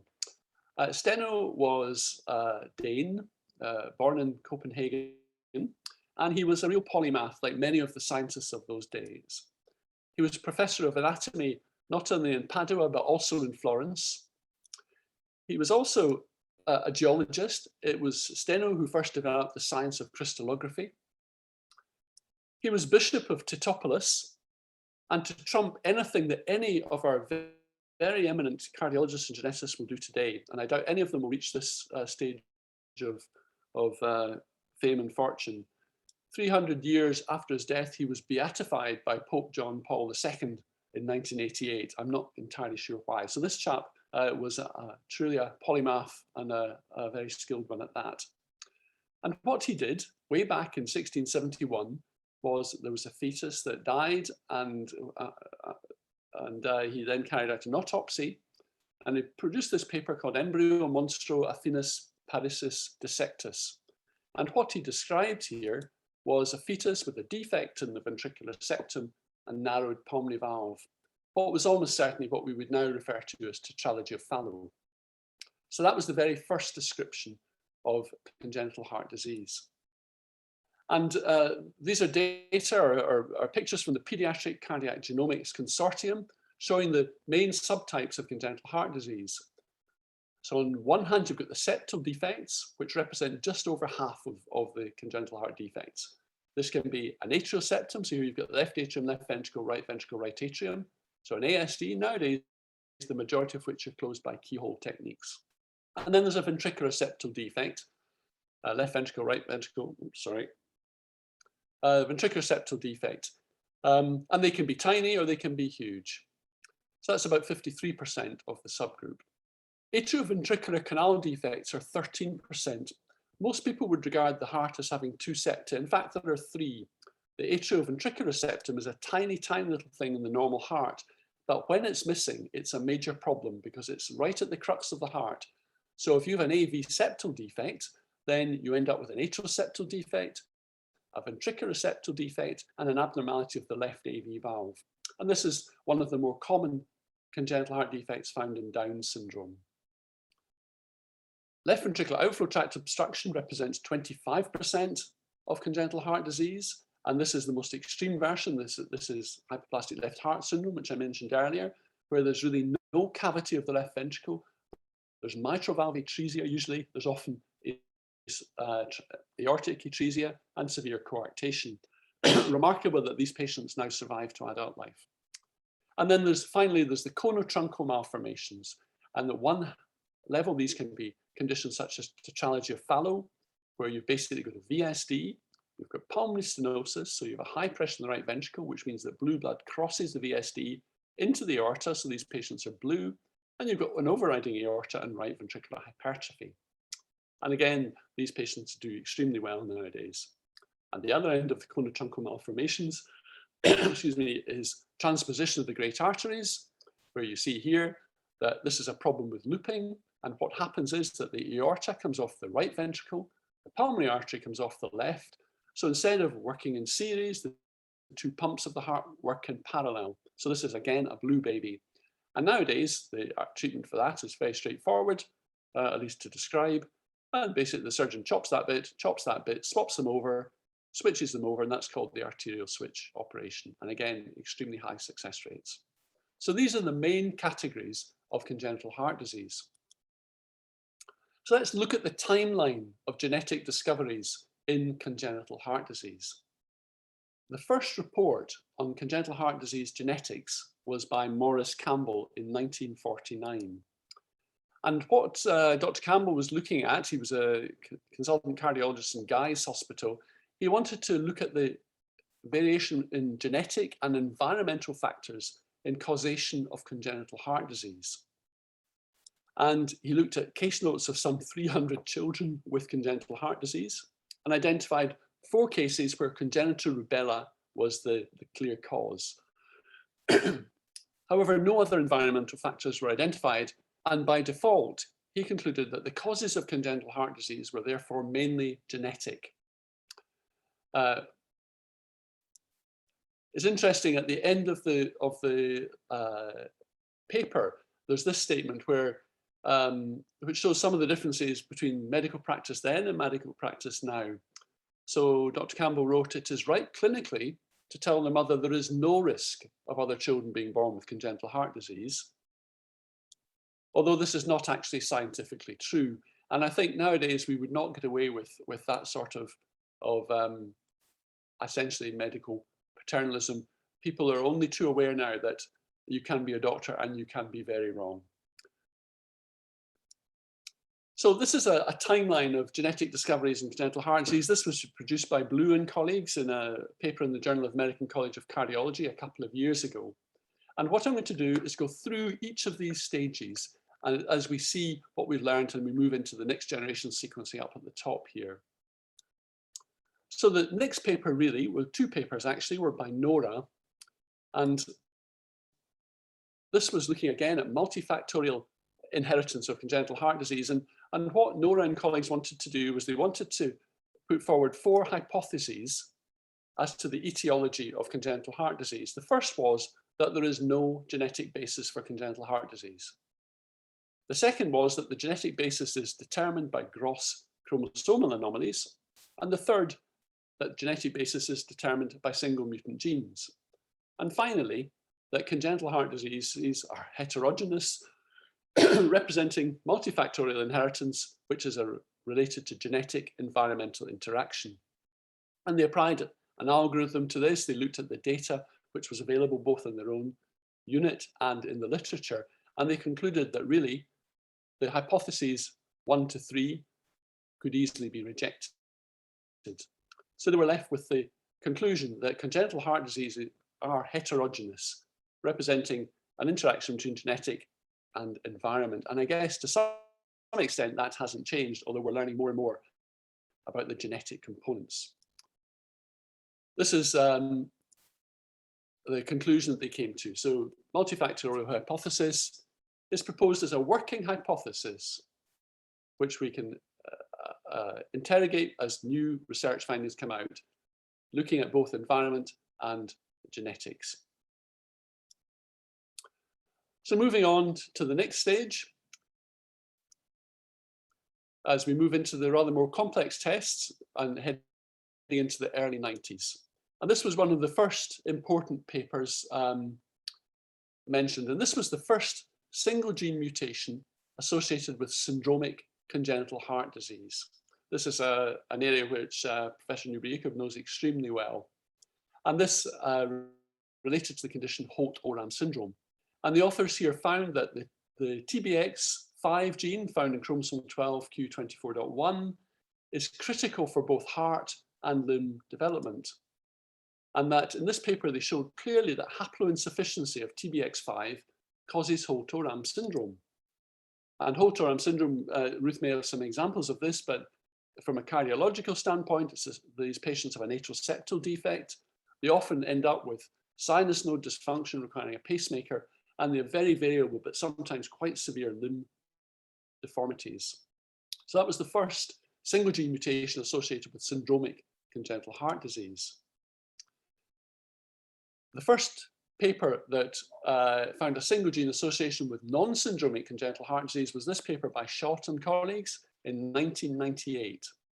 And this demonstrated that congenital heart disease was related to mutations in the transcription factor NKX2.5. NKX2.5 is an absolutely fascinating gene from my standpoint, and I hope I'll show why. So they found that NKX2.5 is very important for septation of the heart. It's found in chromosome 5q35. It's also important for the maintenance of AV node maturation and function. So again, it has more than one role within cardiac development. And so in the context of familial atrial septal defect, this is very important. This paper was published in Congenital Heart Disease in 2016. And what this highlighted was something that was gradually becoming apparent from the literature, that the patients with familial ASD and this NKX2.5 mutation also occasionally drop dead. What they did was they looked at their own series, plus also from the literature. They found 59 mutations in 202 patients with NKX5 mutations. 3/4 of these patients had conduction disturbances. And often they were relatively subtle. So this is first-degree heart block. And when you see first-degree heart block in an atrial septal defect patient, then you have to think, is this a familial ASD or so-called autosomal dominant ASD? And could there be an NKX2.5 mutation? Sadly, too often what happens is, because ASDs are quite straightforward now to close with transcatheter techniques, the patient will come in, the echo will show the ASD, nobody looks very carefully at the ECG. But if that ECG shows first-degree heart block, then it's very important that the other family members should be screened. 15% of this series of 202 patients died suddenly. And so the recommendations that came from this group, from Ellis's group, was that we should be screening familial ASD patients for NKX2.5 mutations. And if the mutation is positive, we should consider an ICD. The words consider an ICD are always very difficult because what we don't really have is a way of determining who are the 15% with this mutation who will die suddenly. Putting in an ICD in a relatively young person carries quite a significant morbidity. And so we really don't want to put one in unless we're pretty sure it's going to be required and effective. Otherwise, the complications associated with long-term having an ICD may actually be higher than the risk of whatever else would be, or the reason for putting in the ICD. So that remains an area of interest and complexity. Moving on to the next part of the timeline, I've moved straight here now to to CNV analysis in congenital heart disease. So this is copy number variants, and there's a number of studies looked at this, and increasing numbers over the years. This was the first study looking at copy number variants in congenital heart disease by Point in 2007. And this was a very interesting paper to me, which looked not just at the copy number variants, but also the relationship of microRNAs in congenital heart disease associated with these copy number variants. So what the authors pointed out is that most studies concentrating on CNV categories and an effect on protein coding regions when you find there's a copy number variant abnormality. And copy number variants are a relatively common cause of congenital heart disease, particularly 22q11 microdeletions, which I'm sure Ruth will mention. But this study here by Zhang and colleagues, what they did was they wanted to look at the link between non-coding microRNAs and congenital heart disease, and found that 18% of high-frequency copy number variants harbored microRNAs, of which the 52 target genes associated with these were associated with congenital heart disease. So there seems to be a link in the interaction between microRNAs and copy number variants that may actually lead to the congenital heart defect. And they concluded that copy number variants microRNA changes could well be significant in the pathogenesis of congenital heart disease. And like all these papers, they thought, well, is this a potential therapeutic option in future? Anything with microRNA seems to be flagged as a potential therapeutic option. To date, certainly in my field, we haven't really got there yet, but that's maybe around the corner. This is another interesting paper looking at copy number variants. This was an integrative analysis of copy number variants, looking at the association with candidate haploinsufficiency genes in congenital heart disease. And what they did here was they analyzed copy number variants and de novo variants to identify new haploinsufficient congenital heart disease genes. They looked at CNV data from a huge number of cases, almost 8,000 cases and 14,000 controls. They did a gene-wise analysis of deletions in the cases and compared them to the controls. And they found that there was a variation of these DNVs in almost 2,500 parents and parents and children trios. And they found 21 genes associated with rare copy number variants at the time. 14 of these were previously associated with congenital heart disease, but there were others where it flagged up that the link between these copy number variants and abnormalities which had previously only been seen in very small studies. So they concluded that in this large, very large congenital heart disease patient cohort, using this data-driven meta-analysis, that technique and that technology or strategy allowed us to strengthen the known data in congenital heart disease genes and also identify novel haploinsufficient genes. That's using existing data. And these were some of the genes that, they found from that particular study. So moving on up the timeline a bit, let's now look at exome sequencing as a methodology for looking at the causes and etiology of congenital heart disease. And there were a whole cluster of papers presented here, and there's more still, some of which I'll refer to. The exome sequencing in familial congenital heart disease, in syndromal versus non-syndromal congenital heart disease, in specific conditions such as AV septal defects, and so on. And this is a paper by LaHaye, which is one of the earlier papers in 2016. They looked at the use of whole exome sequencing to identify causative mutations in familial congenital heart disease.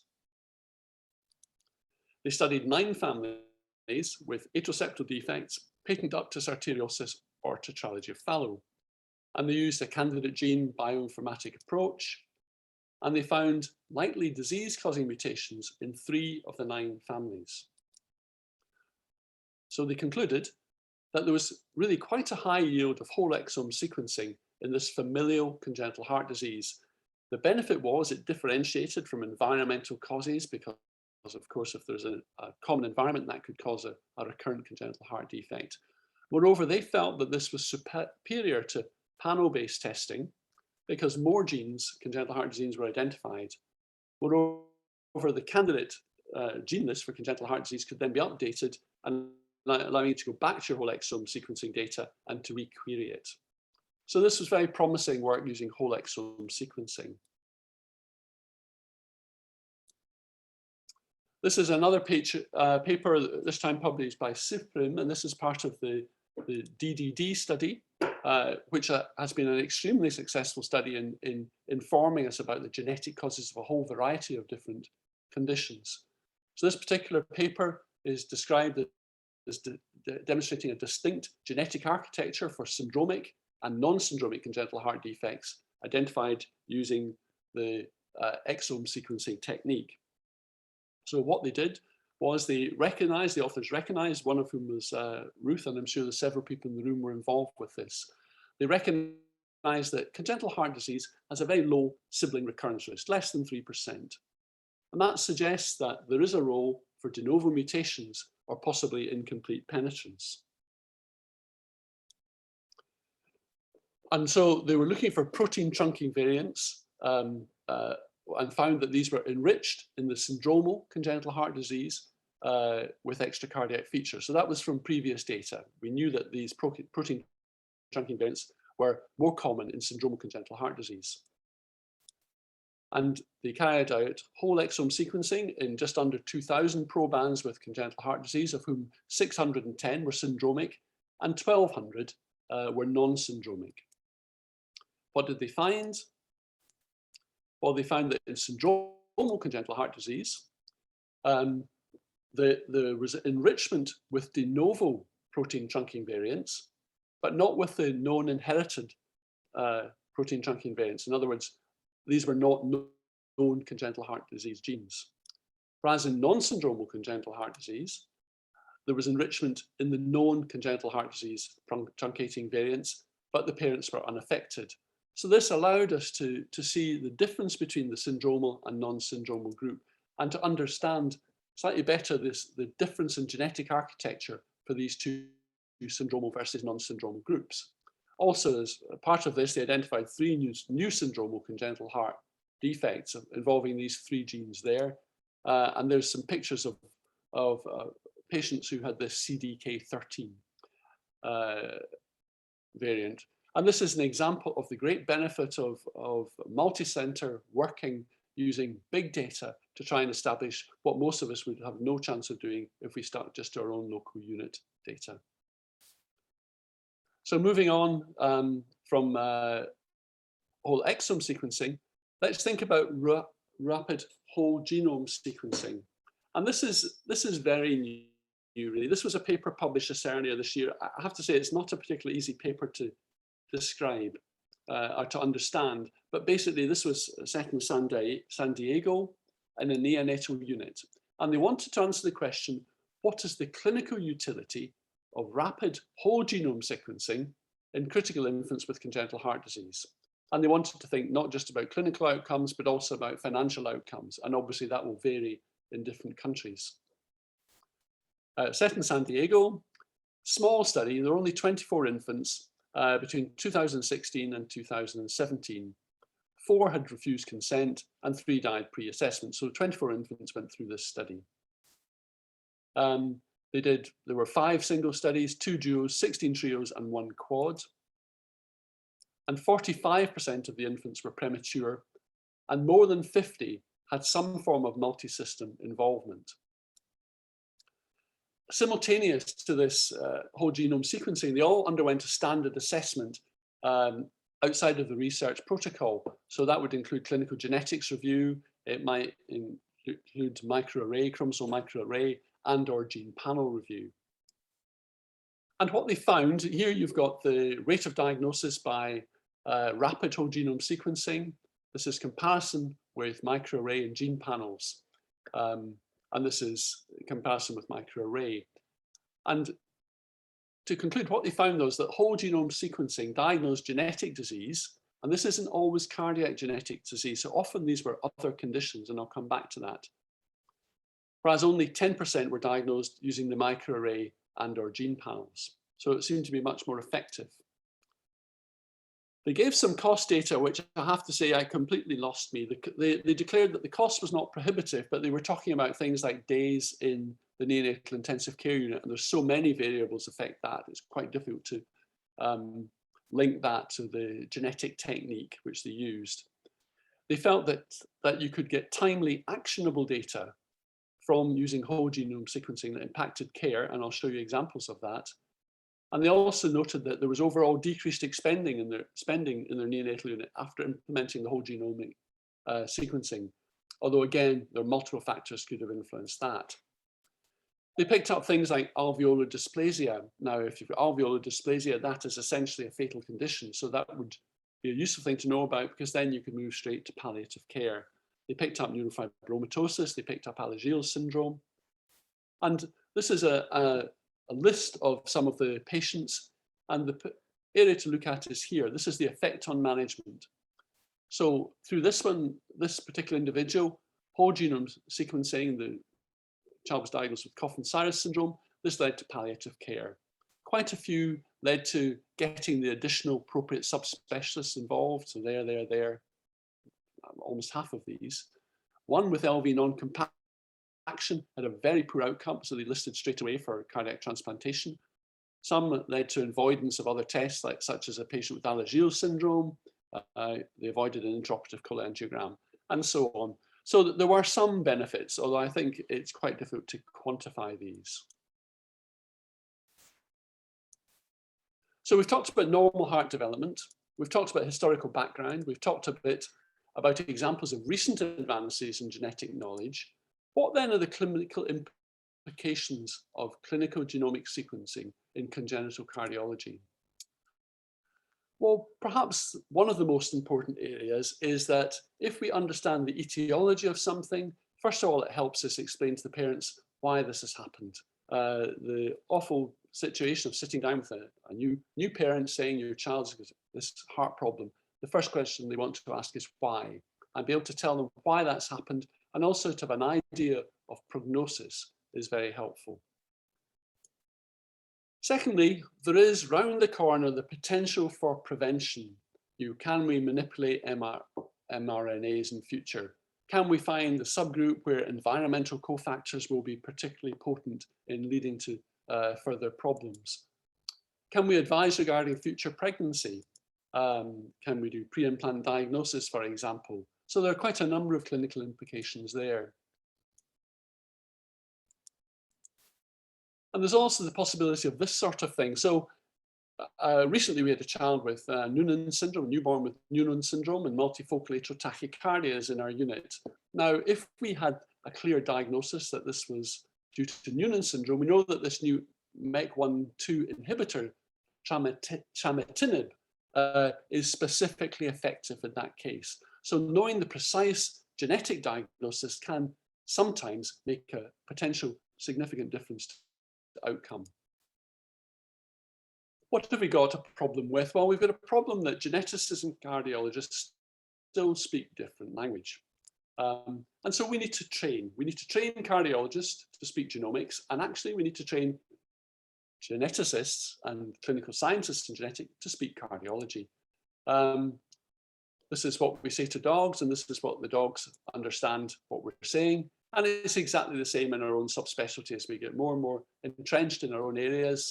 So if the geneticists will talk about bactrons, frontrons, well, I made these one up, mutant hero turtles. I made quite a few of these up. I didn't make up Sonic Hedgehog. The cardiologists have got their own nonsense. I did make up one or two of these as well. But the point is we have to know what each other is saying. And the only way we can do that is to work together. None of these dancers are members of our unit, I might add. But the point is that we have to work together. And in my own unit, we're extremely fortunate in having a very good working relationship. So when we have our MDT, we have clinical scientists, we have lab scientists, we've got clinical geneticists, genetic counselors, specialist nurses, cardiologists, electrophysiologists, and we've even got input from the university cellular electrophysiologists. And when it works well, that is the way to do it, I think.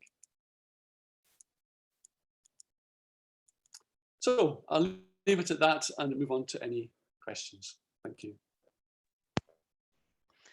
Thank you very much indeed, Graham. That was a really excellent talk outlining really the phenomenal progress that's been made in perhaps a relatively short period of time, and also just exactly what the challenges are currently for cardiologists.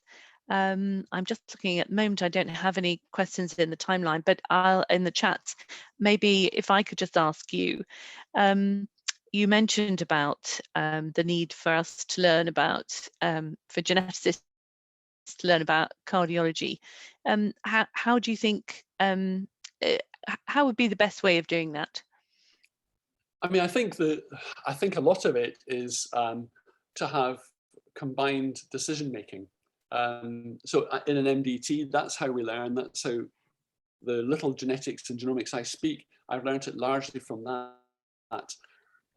I think the problem is probably more cardiologists learning to speak genomics than the other way around, to be honest. And we're fortunate in that Health Education England in the UK, and or in England, we're fortunate then that there are quite a number of free courses, anything from masters to postgraduate certificates, where you can learn genomics. And in our unit, I think we've got probably 3 doing a master's at the moment of relatively senior cardiologists, and others have done postgraduate certificates, just to learn the up-to-date technology.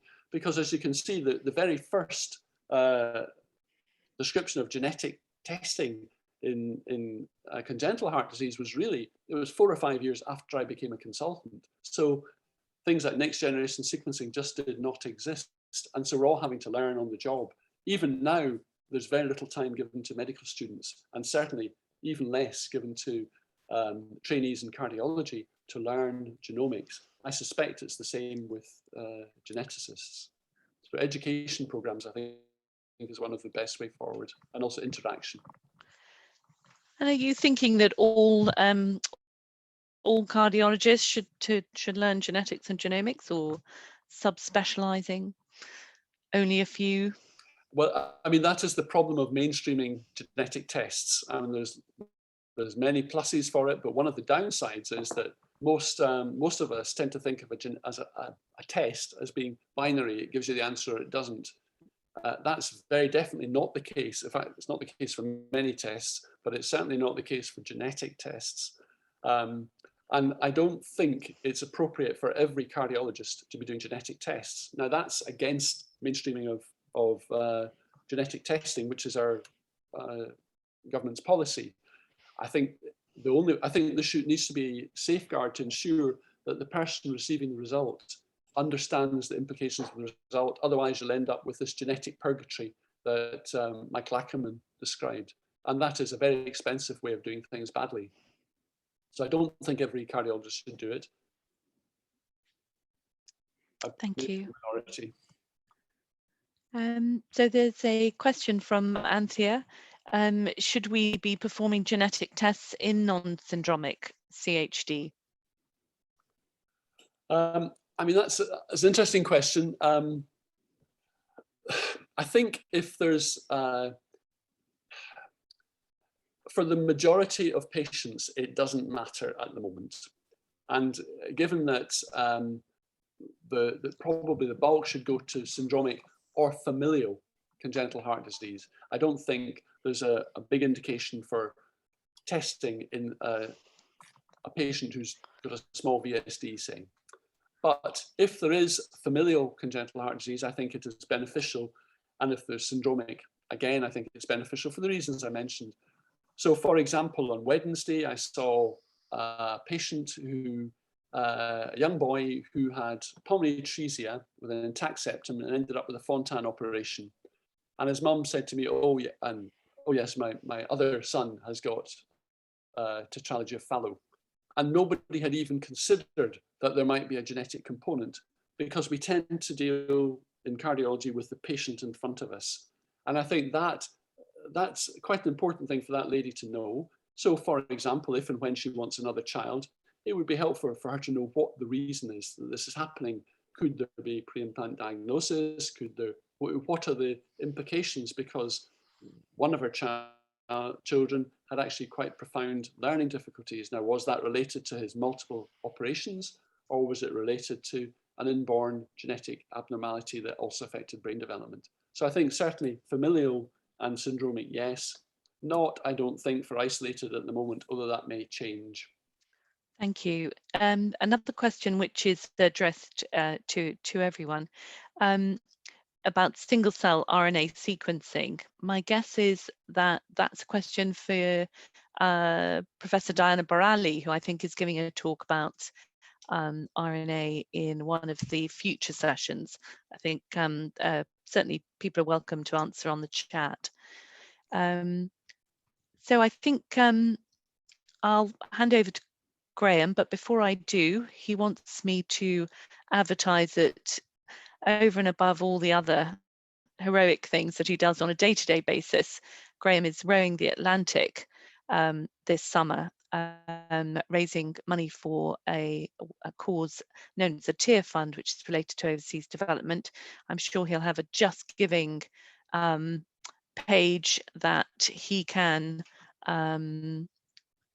share with everybody. We'll ask him to post the link in the chat so that people can give him their support. Thanks, Graham. Thanks, Ruth. I think I have to stop sharing at this point. Yeah, brilliant. So it's a great pleasure for me to introduce my colleague, Ruth Newbraker. Ruth and I have worked together for a long time now, and it's been a real privilege to learn from Ruth's huge expertise. We've been very fortunate in that Ruth has a specific interest right from her research days before her thesis in congenital heart disease, and really was ahead of the game. So we were very fortunate in Bristol to have her there. So Ruth is going to talk about insights into cardiac development gained from studying syndromes associated with congenital heart disease. Thank you. Thank you very much, Graham. I think necessarily there's going to be a bit of overlap. I hope that actually what I'll do is to go perhaps into a little bit more depth about some of the genes and conditions that Graham has mentioned. And I'll also be taking him to task about his timeline that has missed out some very significant contributors along the way. So congenital heart disease genes, of which there are now a very large number that have been identified, and these have been found in both syndromic and non-syndromic cases, and fall into lots of different groups. And it's becoming increasingly difficult to predict the genotype from the phenotype, or indeed vice versa. And that is one of the challenges to both clinical advice to families when we identify a genetic cause for either syndromic or non-syndromic heart disease. But it is also telling us something very important about cardiac genes and their role in development. If we contrast, for example, with genes involved in limb development, we see a much, much more robust genotype-phenotype correlation. So gene identification over the years following that timeline been carried out in a number of different ways. And Graham has outlined really some of the large scale efforts that have been taking place around the world in an attempt to identify genes for congenital heart disease. But actually quite a lot of these were identified through very small studies, sometimes even through the study of single patients. And that's because there are different approaches to gene identification that you can adopt. And the positional cloning strategies will be very different from those that identify candidate genes. We've worked very closely in the past with colleagues working on different systems, so different animal models, for example, and we're able to utilize that information in understanding human cardiac genes and cardiac development. But we're also matching that and bringing that together with the results of these large-scale studies. So we've known over the years about the role of genes in cardiac development because we have observed this in life. And humans are, if you like, the natural knockouts for these genes. So we've seen through recognizing the link between congenital heart disease and chromosome disorders that there are genes involved in congenital heart disease. We've seen families with single gene inheritance, apparently dominant inheritance, consistent with a single gene mode of inheritance. And we've also seen the role that teratogens can play and the interactions.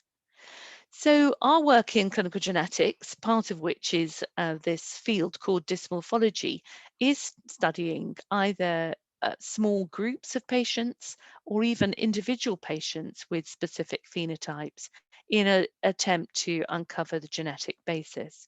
And that contrasts really with the studies of non-syndromic congenital heart disease that tend to assume a single gene or polygenic model of inheritance. They tend to involve very large numbers of patients in a multi-center setting. And so a lot of our work, particularly early on, was in collecting patients who had congenital heart disease. At the time, the utility was going to be greater for those with syndromic presentations, and to direct our studies. What we do know is that if you take a rigorous approach to the evaluation of patients with congenital heart disease, you may be lucky enough to make a diagnosis without ever having to do any genetic testing. Fun if we're all in the same auditorium and we can do this in an interactive way. But it is possible to predict the gene that's involved in a case by observation, and particularly by the recognition of other features. So upwards of 30% of patients with congenital heart disease have some sort of additional finding, and that can be the absolute clue to the diagnosis. So here we see in this slide a child who has an inferior coloboma of the left eye, and to the pediatrician, syndromologist, dysmorphologist, this would be very much suggesting a diagnosis of perhaps charge syndrome or one of the rare chromosome disorders such as that can produce colobomata. And we are trained to look in great detail at morphology as clinical geneticists in the same way that cardiologists are trained to look in great detail at cardiac morphology. So we have a collection of ears, all showing very different but quite subtle malformations. But to the expert dysmorphologist may well, in a child with congenital heart disease, point towards a specific diagnosis.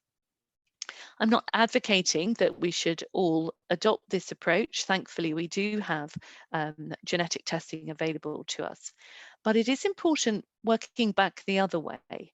If you have found a mutation in a gene that generally is associated with congenital heart disease, but is also known to link to some of these other phenotypic features, it's very helpful if you have carried out that detailed phenotyping early on in your evaluation of the patient. And it is going to be a requirement when you submit for patients for genetic testing, certainly in England, that you provide quite a lot of phenotypic data.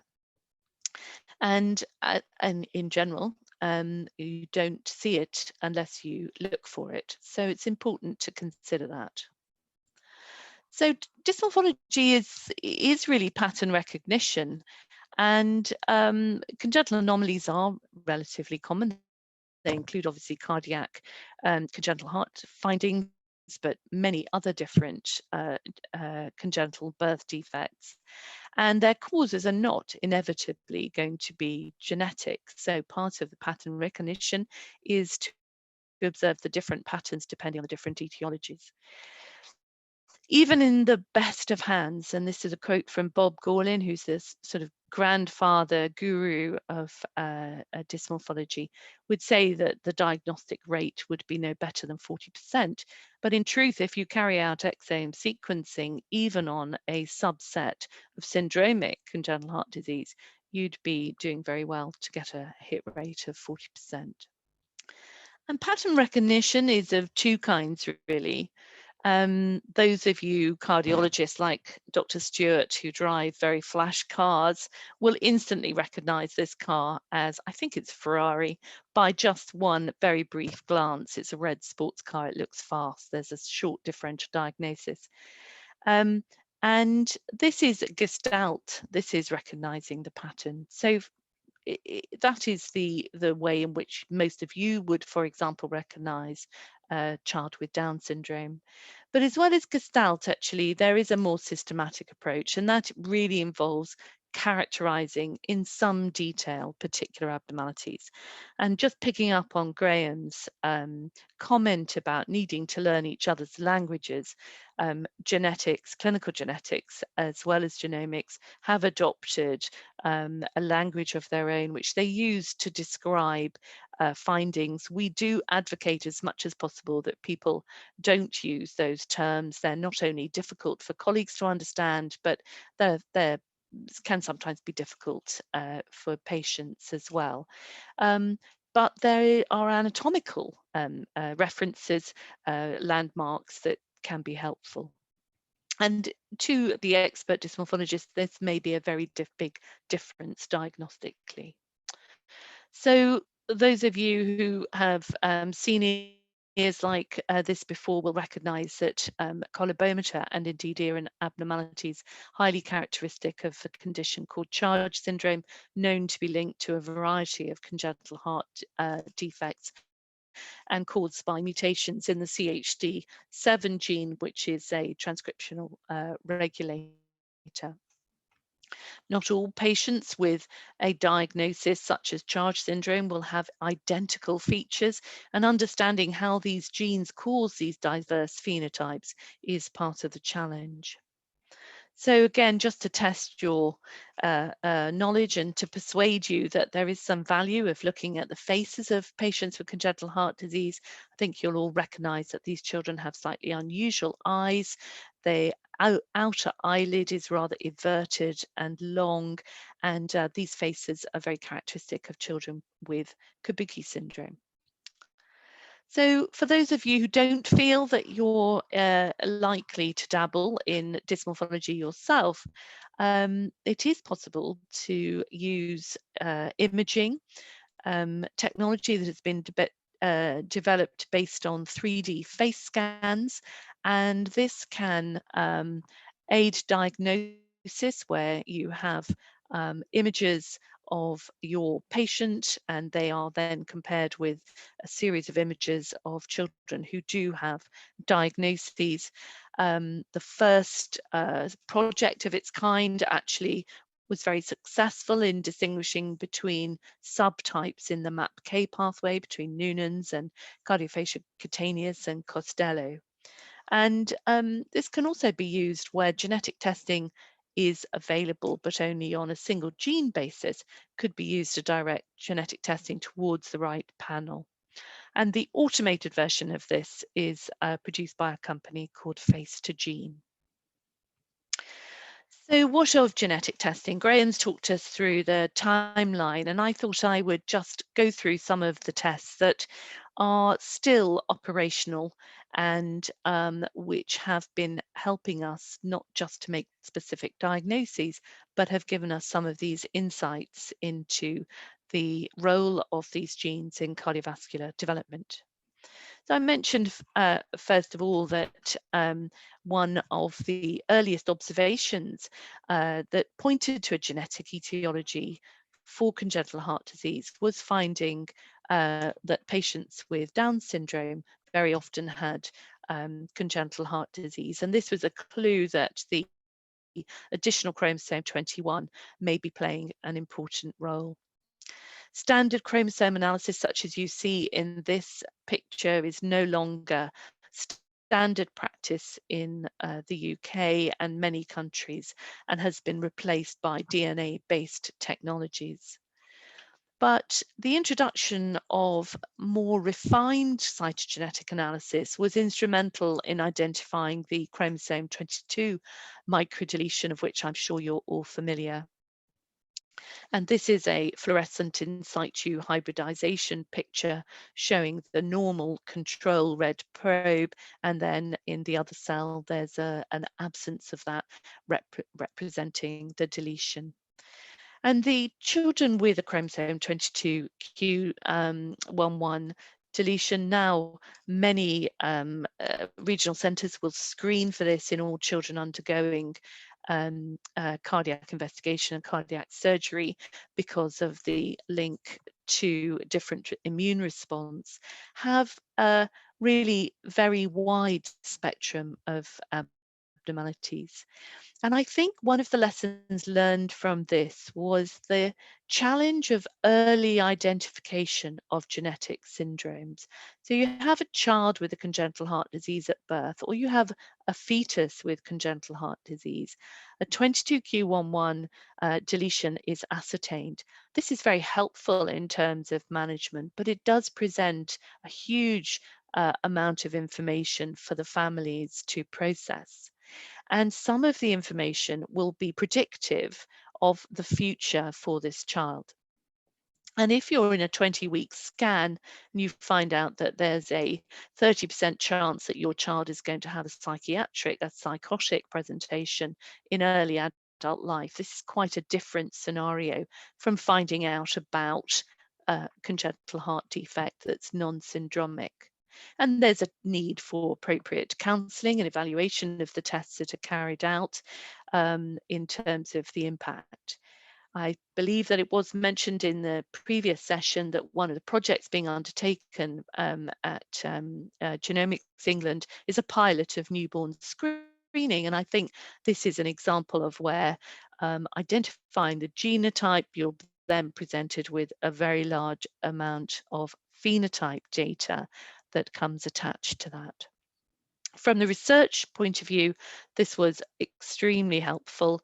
The genes within the deleted region were mapped, and from various studies, including some very nice in situ and functional work, it was established that the key gene responsible for the congenital heart phenotype in 22q11 is the TBX1 gene. There are many genes in the deleted region, and it's not always possible with microdeletions and microduplications to be very specific about what the contribution is of each of those genes. But certainly whether you do or do not have the TBX1 deletion will be significant and is likely to be associated with congenital heart disease, of which we know fallow is the commonest, but you see a range of diverse phenotypes.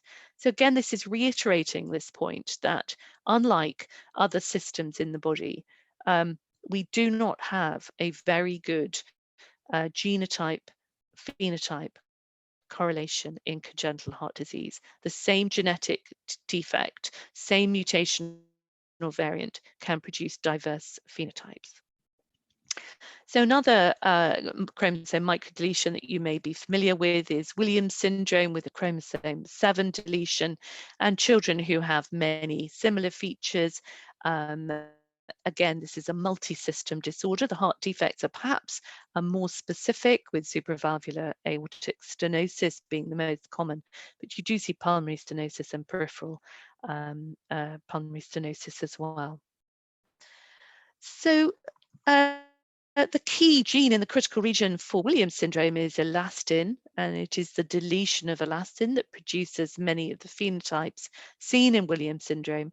But there are also families who have isolated elastin deletions without that whole chromosome deletion, and they may present in very different ways depending on the specific mutation. And we see families who have isolated supravalvular aortic stenosis.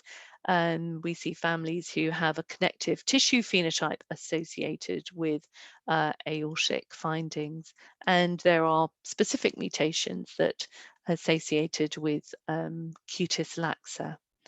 So this is an example, in fact, where there is some predictive value to the specific genetic mutation. So from the genotype, you may be able to predict the phenotype. There are some specific phenotypes associated with specific genotypes. And just to sort of close on those microdeletion syndromes, this is the Alagille syndrome caused by a chromosome 20 deletion. This led to the identification of the JAG2 gene, which we now know is the main gene linked to the non-deletion cases of Alagille. And during the 1990s in particular, late 80s, 1990s, this was really one of the most important ways in which genes were identified through the detailed mapping of chromosome deletions. So as I mentioned, things have moved on, and in most centres, certainly in the UK, chromosome analysis has been replaced by array CGH. What this allows you to have is a much greater degree of resolution, and it's also handy that it's DNA based and you don't have to have the cells that you need for standard cytogenetic analysis. The early studies using array CGH identified some completely new microdeletions and microduplications. And it's essentially is a quantitative test. So we're looking at the difference between the reference DNA and your sample DNA and hybridizing them and seeing where there are gains and losses. And one of the challenges in interpretation in the early days was recognizing that we see variation, which we would consider to be, if you like, the background noise.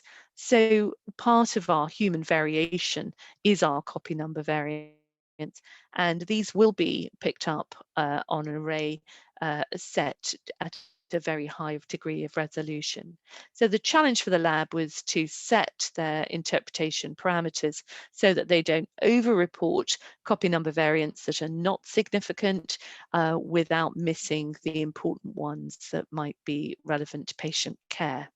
And over the years, array CGH has been refined to be used both in postnatal, but now also in prenatal life, making very sure, as it's even more important antenatally, that you don't over-report CMVs that aren't understood, but that you do detect the ones that are critical to diagnostic interpretation. The information from array CGH is often presented through the Decipher database, and that's one of the places where we can view our own patients, but many patients with open access will be possible to be viewed by clinicians worldwide. And this was an array CGH carried out on a family with congenital heart disease. This is quite some time ago now, and the early array showed that there was a deletion of the GATA4 gene. So this is a whole gene deletion, and this was found in the mother and her two children, and she was a classic of the mothers of the time who were told emphatically that her congenital heart disease did not carry any risk to her children, and then even after she'd had her first child who had congenital heart disease was told that, you know, it's a 1 in a million chance that you'll have another child. And of course, in fact, this is autosomal dominant inheritance, and each child had a 50-50 risk.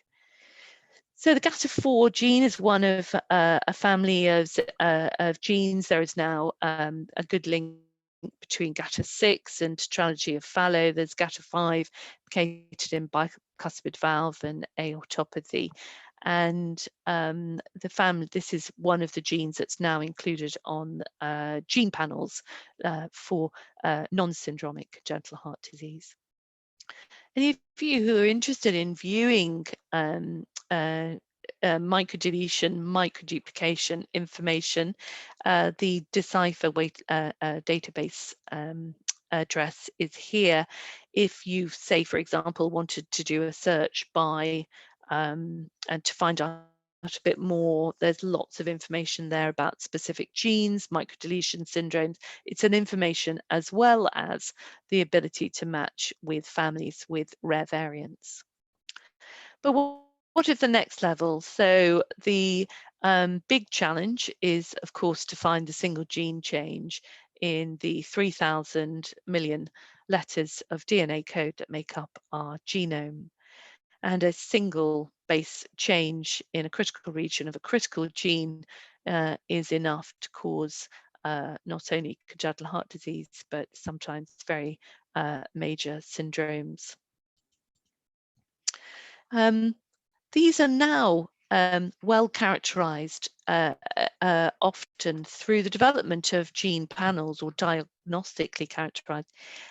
This is a child with Noonan syndrome, again, a phenotype that many of you will be very familiar with, the characteristic neck webbing. This is an infant with the sort of redundant skin, a pectus, abnormal low set, posteriorly rotated ears. And testing for Noonan syndrome, this was the first Noonan gene to be identified, the PTPN11 gene, and many patients were successfully diagnosed using a single gene approach. But more recently, these genes have been adopted onto gene panels, and the gene panels will include genes from within a particular pathway. And there's very good reason for doing that. The phenotypes within these pathways often do overlap, and so if you have a child with a phenotype, you don't find a mutation in the gene that you're expecting, the chances are very, very likely that the mutation will reside in a similar gene, a gene within that pathway. So the RAS-MAPK pathway strongly linked to congenital heart disease, but with very different implications depending on the specific genes.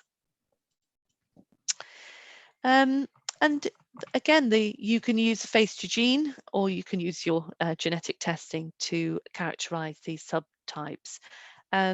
What is the importance? Well, it is about the prediction with regard to the other findings. Some of the genes within this pathway are associated, for example, with pediatric tumors, and it's really important to get the diagnosis right. So moving on with our technologies to whole exome sequencing, the only study that I'm going to mention is the one that I was involved in, and that's the DDD study that Graham has mentioned very briefly. This adopted exome sequencing to look at a cohort of 13,000 children from the UK, not all of whom had congenital heart disease. And it was a multi-centre study involving all of the regional genetic centres. So, for example, 500 children and their parents were recruited from our centre. And really, this was the pilot to seeing what is the utility of exome sequencing, how to apply it, how to use it in a responsible way going forward into service development. What exome sequencing turned out to be very good at was at matching children who were unrelated but who had the same phenotype. And again, it's only when you do this detailed phenotyping that you realize you have those matches. These are two children with a PAX1 mutation, and they are unrelated. They not only have the same gene, they have the same mutation in the same gene. And in the past, we used big families with linkage data to map genes, but this was a very different approach and very convincing. I think you'll agree with the phenotype being a very, very good match. So the DDD output has been extraordinary, and has really paved the way for developing the service of exome sequencing. But as well as that, it has added massively to understanding of genes involved in development. One of the interesting findings was that there are some genes that really recur in this cohort, and in fact, one of those is the PAX1 gene. So these are nearly always new dominant mutations, but they are sometimes found in much higher numbers than you might expect. So the challenge of the interpretation is about the vast quantity of variant data that is produced when you carry out an exome, and obviously on a different scale when you do whole genome sequencing. And this is where we realize that the genotype phenotype list that goes forward attached to your variant is really your patient is really critical. So if you have a really good idea of what gene it might be, and if you have very clear phenotypic data, you will narrow down the number, you will filter down to much more manageable numbers of variants. And if you then add in data from the parents' genotype, so using this trio approach, looking for the genes that are only found, variants are found in the child but not in the parents, again, you can really increase your target, you can target to more relevant and likely genes. And discussing with colleagues, for example, who have understanding of those phenotypes, making it even more important that we do that communication, because it is often experts who will be able to do that really refined final interpretation. And from that, you may go from this vast number of variants down to one or two that may be diagnostic. The study was very good at identifying some of these, what I call the new knowns. So these are the new syndromes. And this little girl here has one of the genes that Graham mentioned. This is the CDK13 gene, found in some children in the DDD study, but also shown to be important in this study that compared non-syndromic and syndromic heart disease.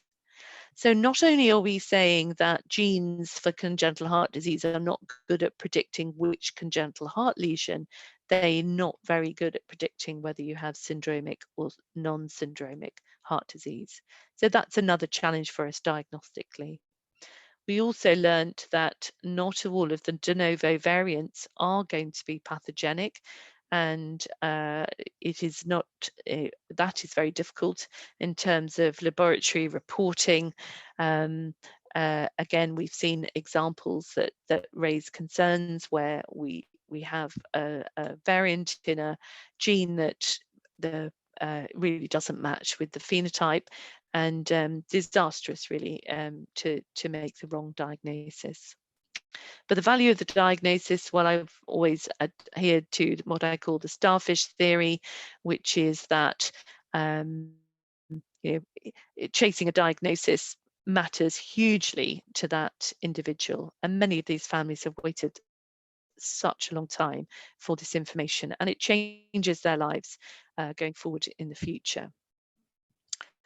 So the data from this and other studies has really been leading the way in terms of identifying congenital heart disease genes.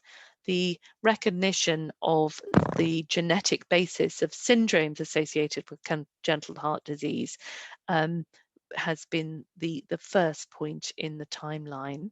And Graham mentioned that my area of expertise is, or my research was in atrial septal defect.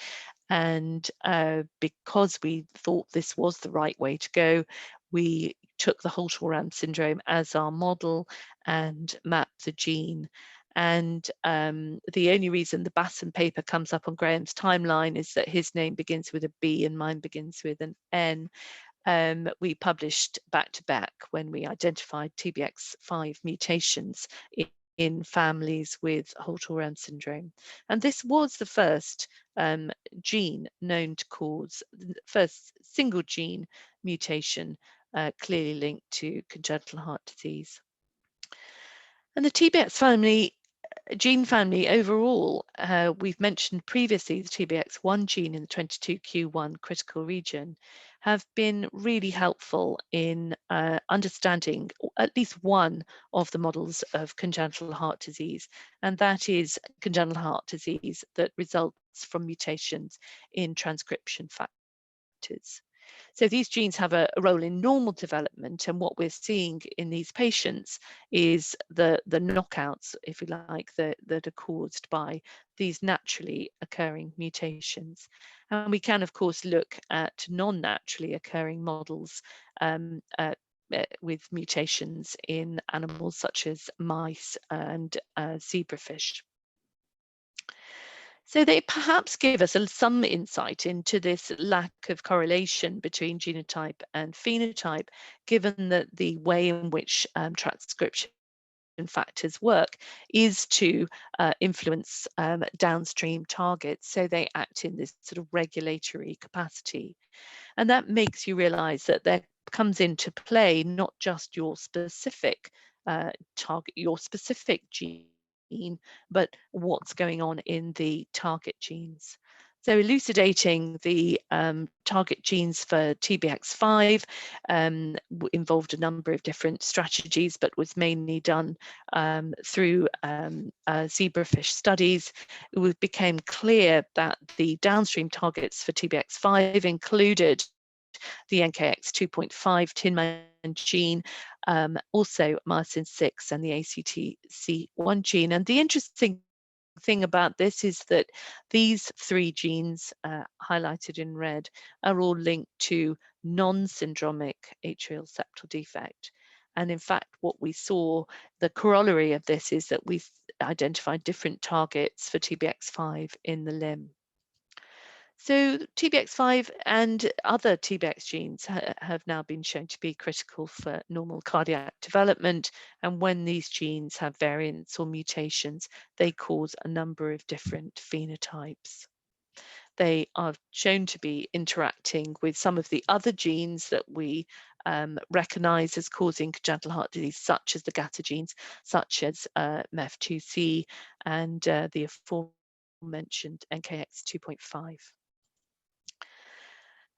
So the use of models to understand the role of genes in cardiac development, this has been invaluable. I loved this advert. I think the first time I saw it was on the side of a bus, and it was really music to my ears to realize just how far we've come in terms of persuading the wider cardiology community that there is some value in looking at developmental genetics. When I first started, people were very skeptical about whether there was any role for genetics in cardiology, but particularly understanding the development. How does this help? Why? Much more important to focus on therapies. And I think it is still true to say that this hasn't translated into major treatment differences for these families. But what it does undo is unlock a lot of information for them and for the professionals looking after them.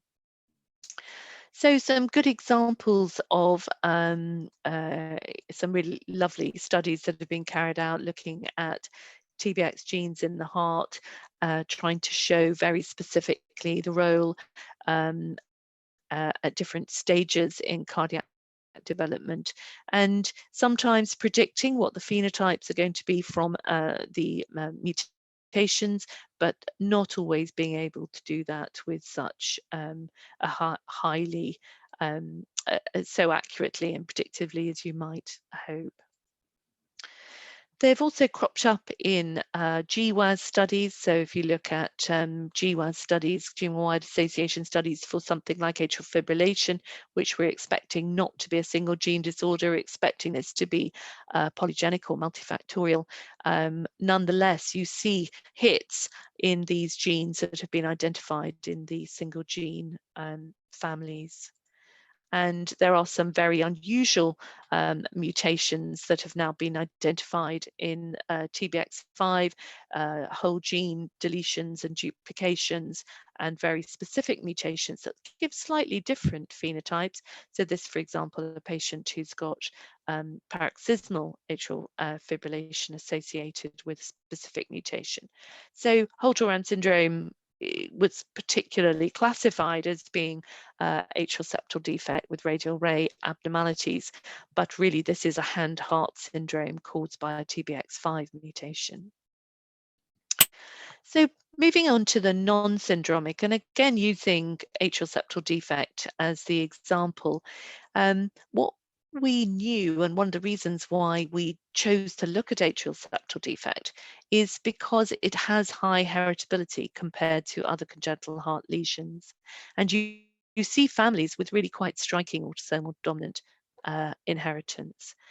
It can be in itself heterogeneous, so it isn't always a secundum ASD. You see families with more mixed pictures, and indeed with other congenital heart lesions within the same family. Where you see the ASD with AV block that Graham referred to previously, this seems to be very highly penetrant, and really it could be considered to be a single gene disorder. So atrial septal defects alone, well, this was a family where a number of individuals had isolated atrial septal defect, and they were found to have a mutation in the myosin 6 gene. Another family who again had a slightly different picture, where they had the atrial septal defect with the AV block and found to have a NKX 2.5 mutation. And then other families with this sort of mixed picture, of which one was found to have a mutation in the TBX20 gene. And so it goes on, really.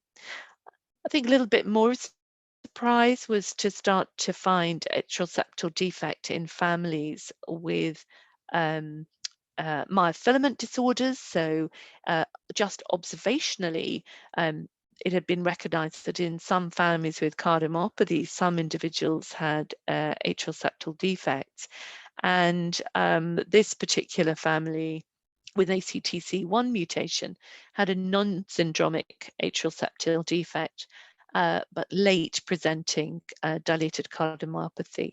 And I don't want to go into the details of that mutation and phenotype, but it has been the cause of quite a bit of discussion. So that's sometimes, I think, when we're evaluating cardiomyopathy families, quite interesting when we look at the pedigrees and we see atrial septal defects, whether this is actually going to help us direct and interpret our genetic findings. And going the other way, we see that mutations identified, very similar mutations, are actually associated with other congenital heart lesions, so myosin 7 with Ebstein's anomaly. So it's really a bit murky, and as nice as it would be to be able to make predictions about genotype and phenotype of congenital heart disease, I have a feeling that with a few exceptions, it's probably not possible.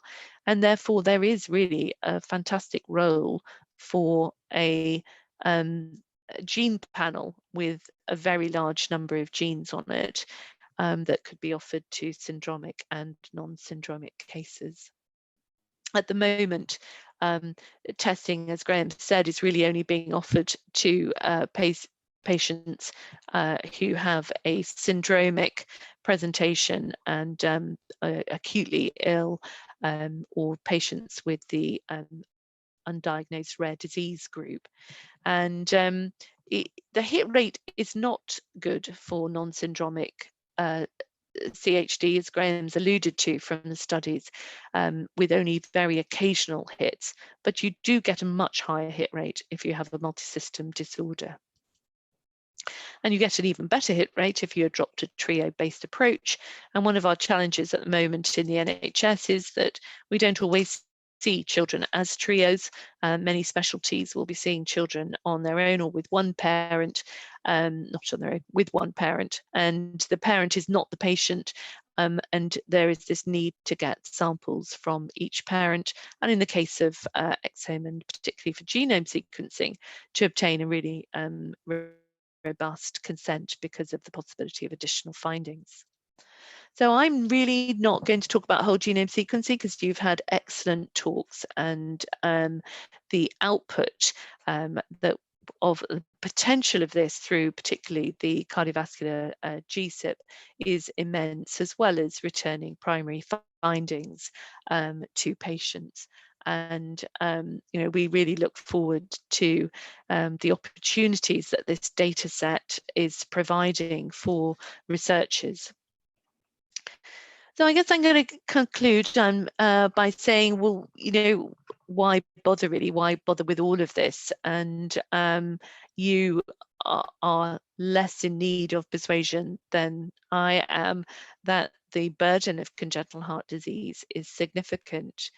The birth prevalence, the birth incidence, but also the association with morbidity and mortality, such that anything that we can do to further understanding of identifying these genes and then understanding how they contribute to congenital heart disease has to be worthwhile, if only because of the sheer scale of the problem. And there is this association with learning difficulties that has been observed very, very long standing. I find it's quite a common thing to hear cardiologists talk about learning difficulties may be caused because a child spent a lot of time in hospital, has had multiple operations. And I think I would urge caution in that regard and not assume that. I think certainly in today's climate, modern anaesthesia and procedures should not really be producing intellectual disability. And I would always wonder whether that is actually a pointer towards a syndromic. And why is that important? Well, it may increase the recurrence risk. It may herald the need to look for other problems. And I would certainly say that a child with congenital heart disease and intellectual disability or a neurodevelopmental problem is worthy of investigation. The other reason for looking, well, in order to provide accurate recurrence risks, there are empiric risk data available already, but adding in some genetics may well help you to be more precise. You can give an empiric recurrence risk just based on all congenital heart disease, but there are some striking differences with certain lesions having much higher risks. For example, the sibling risk for hypoplastic left heart, or the offspring risk for children of patients with atrial septal defect, particularly associated with AV block. And I think we have to be very careful when we're talking to patients that when we talk about genetic, we do not mean necessarily inherited. I will often hear patients talk, clinicians, colleagues talking about, I spoke to the mum, there's no family history, so it won't be genetic.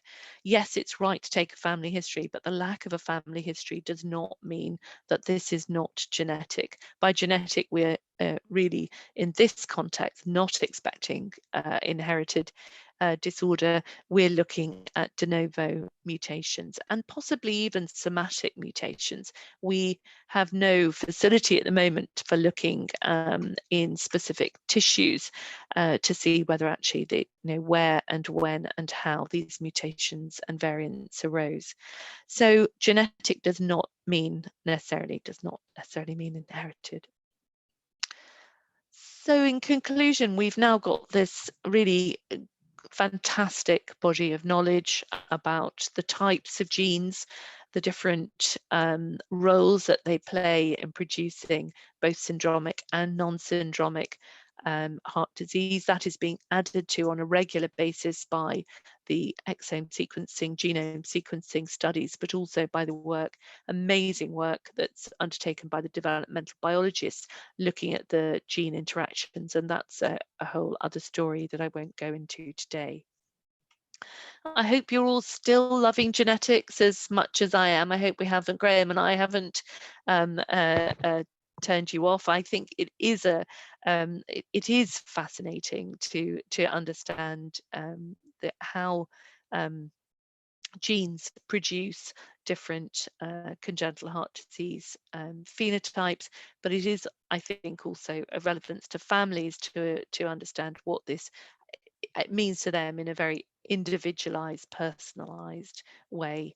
And I look forward to continuing to work in this field with colleagues in the future.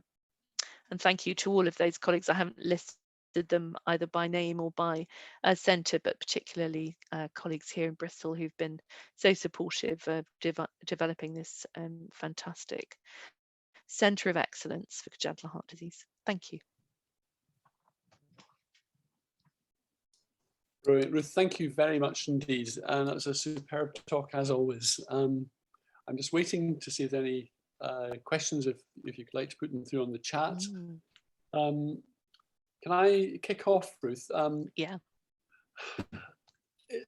Looking at it from a clinical cardiology standpoint, it's always the question is why one patient gets one manifestation and one patient gets another manifestation despite apparently the same gene.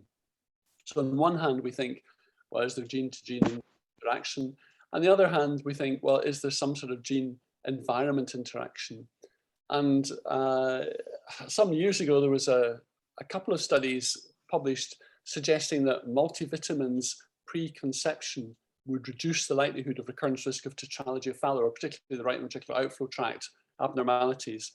And I wonder if is there any work which might help us to move towards prevention in where there's an interaction between environment and genetic predisposition? So I think some of this was the work that Bernard Keaveney and Judith Goodchip were undertaking, collecting patients and looking at this question. There's also been some work done in Eastern Europe. I think what's very difficult is if you can approach this from the epidemiologist's perspective. So studies such as the Children of the 90s that we have here in Bristol that collate the reported details of what the lives of children by collecting the information from their mothers during their pregnancy and then following them up. Very difficult to get significant numbers in that kind of study to really be able to see anything other than a very, very striking hit with a particular teratogen. And the other, I guess, is to use models, and then you have the difficulty for matching for other variables. So I think before looking at environment, and by environment I guess we mean the genetic environment, we mean the cellular environment, we mean the environment of the whole organism. The environment is many, many different things. I think the background genetics has to be incredibly important, and I think that's where a lot of the basic developmental biology is directed at the moment to try and understand the variability in the phenotype, is by looking at the expression of genes and the effect on downstream targets. We just sort of, I didn't mention it specifically under the teratogens, but recently, you may not know, but a group has come forward with a claim for investigation into the likely link with Primodos, which was a hormone pregnancy test that many women had in the 1970s, and this was giving an administration of an estrogen, and the idea was that if you were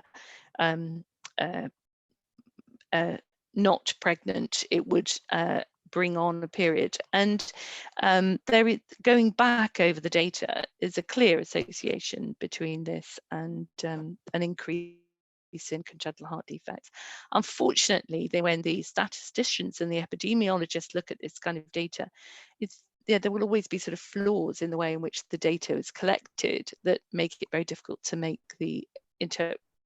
to draw a conclusion retrospectively. So the only way really is going to be to include in that phenotype information that goes forward with genetic testing, questions about significant exposures.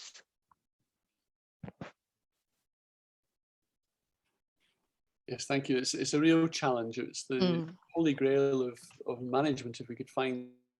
I'm thinking particularly one family we have in Bristol where a grandmother has a TGF-beta mutation and had no problems at all until she dissected in her 70s her femoral artery. Several of the other family members are affected, right down to a young lad who had apparently the same gene but presented with hypoplastic left heart syndrome. That was written up, and there just seems to be such a spectrum, and if we could find what changes the severity, that would be such a way forward. Any other questions from the floor?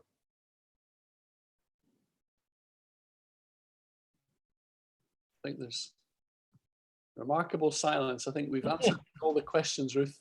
We've done a superb job in that case. That's fine. I think we're a little bit early, but I guess people will probably be ready to get a cup of coffee ready for the poster session. That's session 3. Devendra, any comments you would want to make? Well, actually, we haven't got any posters. I think you're right. We are ahead of time.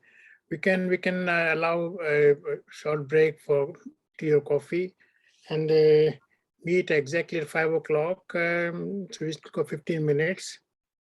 And again, the timing on the program is a bit, I think, correct. Should be 5 o'clock.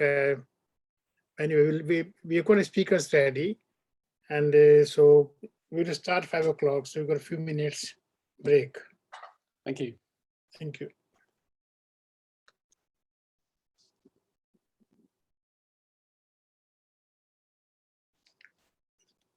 I suggest both speakers can really, I'm sure they have checked their presentation, so they should be okay.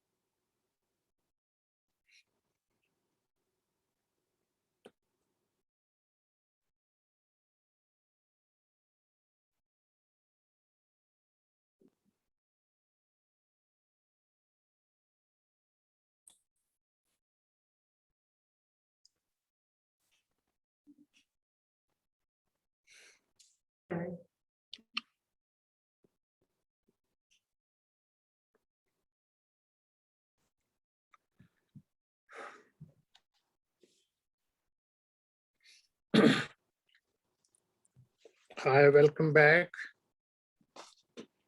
I suppose we can start the last session of the day. And I hope our colleagues in faraway places in India, Asia Pacific, Australia, and also USA must be still logged in, or they can log anytime. It has been a bit unusual kind of a program because we were advised not to make it more than 5 hours per day because concentrating in front of computer via Zoom is not always easy. Apologies from Dr. Sarju Mehta, who is my colleague in Cambridge. He could not chair the session as he is tied up with some unavoidable work.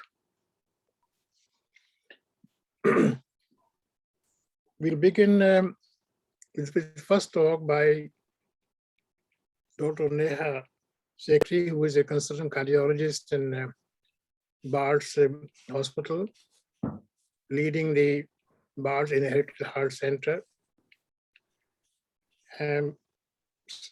Many colleagues in Bart's have been very busy during the COVID infection, and they have collected very interesting and very stimulating data on inflammatory cardiomyopathy in the context of COVID infection. This highlights whether there could be some relevance to the low risk or medium risk predisposing alleles in relation to different types of inherited cardiomyopathies. That's a big question. We know from the context of cancer that the etiology of cancer is linked to different types of genetic or genomic polymorphisms, including epigenetic variants. So I will request now Neha to present her talk on genetic perspectives of inflammatory cardiomyopathy. Thank you very much. Yes, I am. I'm just trying to share my screen. Thank you.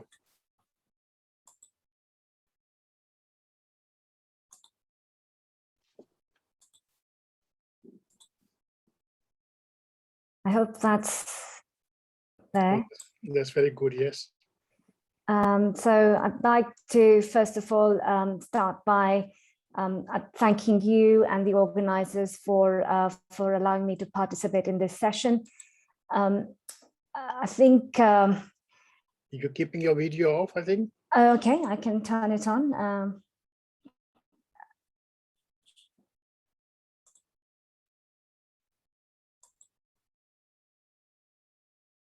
There we go. So there we are. Thank you. Thanks. So yes, over the past, I'm not going to touch on COVID because that is Pandora's box, and I'd rather focus on things that we've been doing. And what I'd like to do is, over the past many years, the attention of cardiologists has primarily been on ischemic heart disease and management. And in this context, inflammatory heart disease, or myocarditis, as it's more commonly known, its stage can be compared to that of a new kid on the block. And in this talk, however, what I'd like to do is present to you a jobbing cardiologist. That's what I am. My perspective on genetics in inflammatory heart disease. So we're now beginning to understand that inflammation underpins most of the processes in disease conditions, and cardiology is no exception, be it coronary or non-coronary disease. So by inflammation, inflammatory cardiomyopathy or myocarditis, what we mean is inflammation of the heart muscle. And throughout this talk, using clinical vignettes, I hope to impress upon you the importance of genetics in select groups of patients, talk to you about what we're doing in cardiomyopathy, the research that we, along with other colleagues, are doing in this field. So myocarditis is common. Previous studies have shown that about 40% of cases of myocarditis resolve spontaneously, and especially those with mild symptoms and minimal ventricular dysfunction.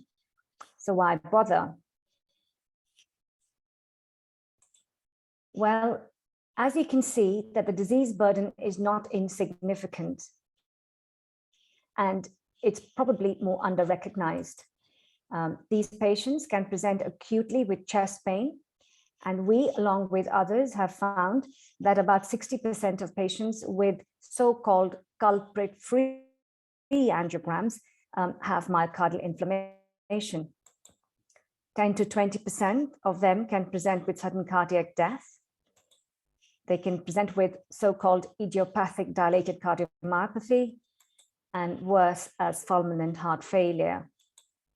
So it's important to recognize and remember that myocarditis is not a diagnosis by itself. Both infectious and non-infectious causes need to be considered. This is one such table, and it's by no means exhaustive. The fact that viral infections are the leading cause of myocarditis should not deter us from actively looking for other etiologies.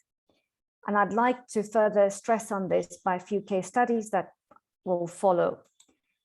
So this was a 17-year-old lady who presented with chest pain, fever, raised inflammatory markers, a sore throat, and was found to have a significantly high troponin. Her ECG was normal, echocardiogram showed ventricular dysfunction, she was pretty unwell, and the working diagnosis was cardiogenic shock due to myocarditis, presumed to be viral.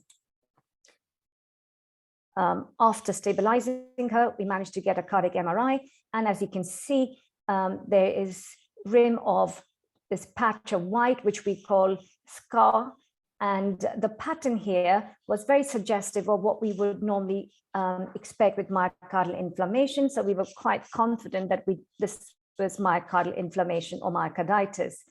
She continued to have spikes of temperature, wide swinging temperature, and then gradually evanescent rash, which caused us great concern.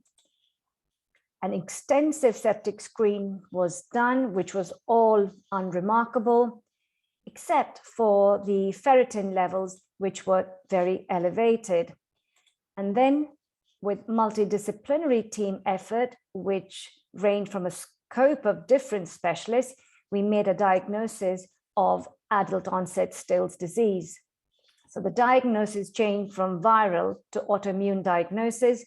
And if this hadn't been recognized and treated, this would have been fatal.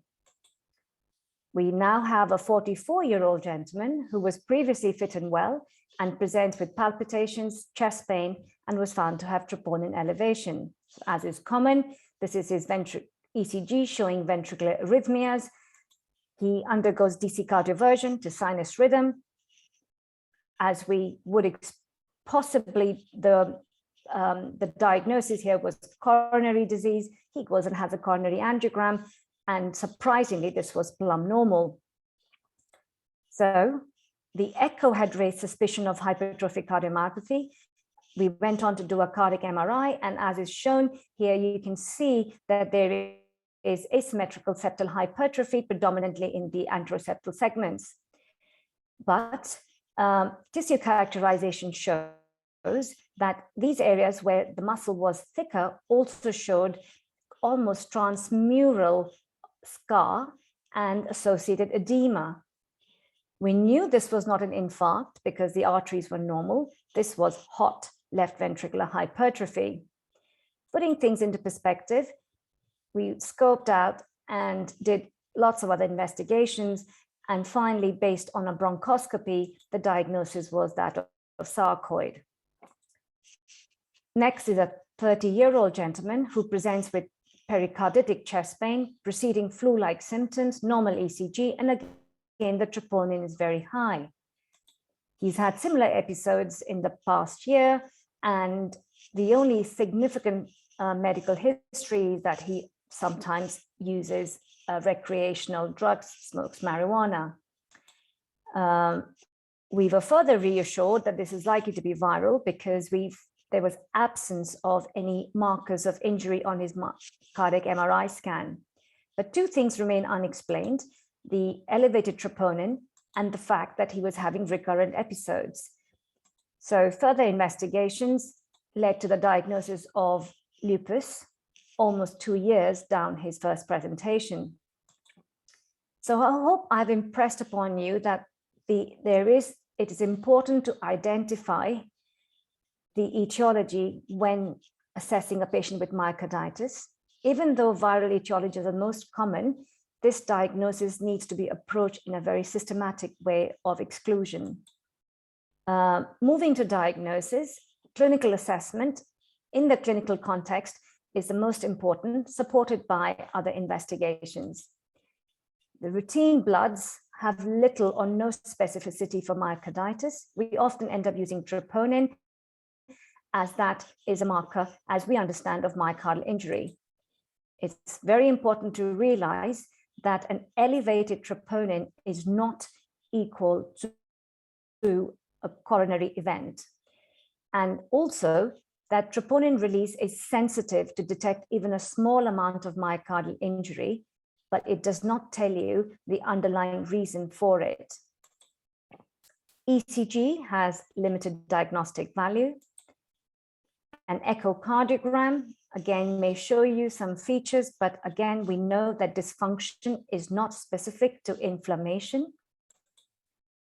We go on to advanced imaging, moving on to cardiac MRI scan. Now, here I show you 3 patients. This is a normal heart. This is somebody who's had a recent myocardial infarction, and this is myocarditis. With MRI, we can use looking at the function, we can look for presence or absence of edema, looking for markers of cell death and scar. And it's important that when you interpret an MRI, you give a lot of emphasis to clinical features, function morphology, and pattern of scar.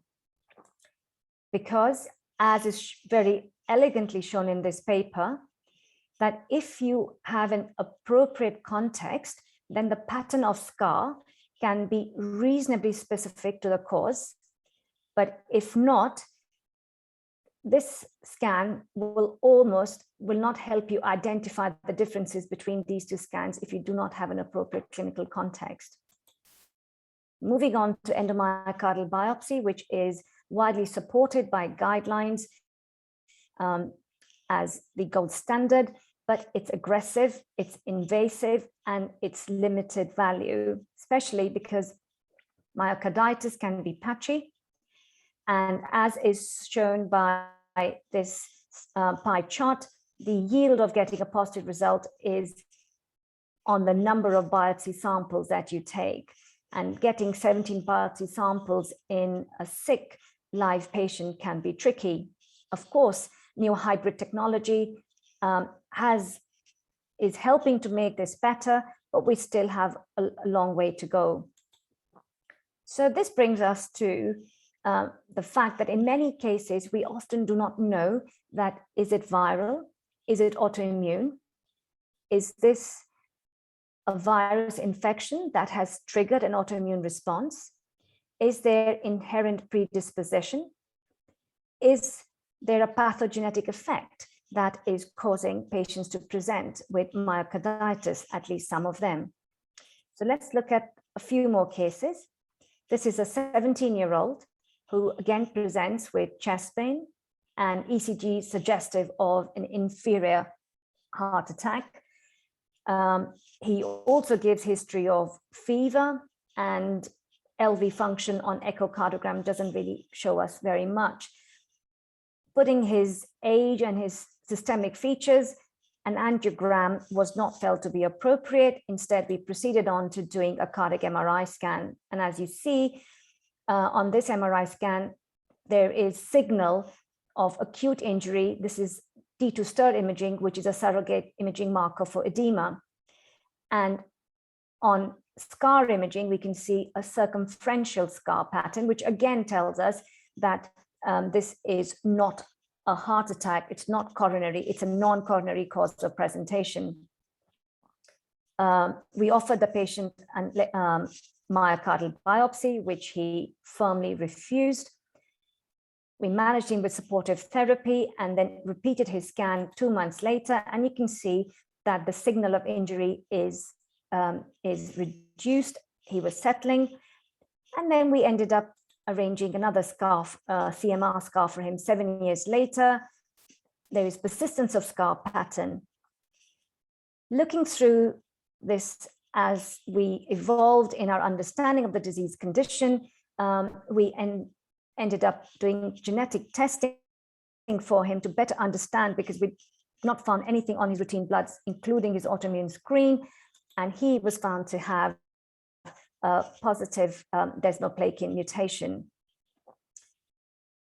This is another case, almost similar, in a 30-year-old patient in whom we presented this study from our center just to highlight the fact that cardiac MRI can help us identify ischemic from non-ischemic pattern of injury.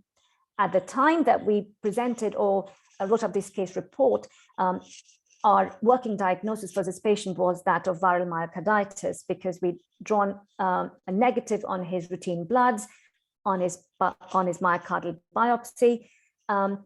But we knew the heart was very twitchy as we were continuing to see signal of injury on his arrhythmias on his Holter monitoring.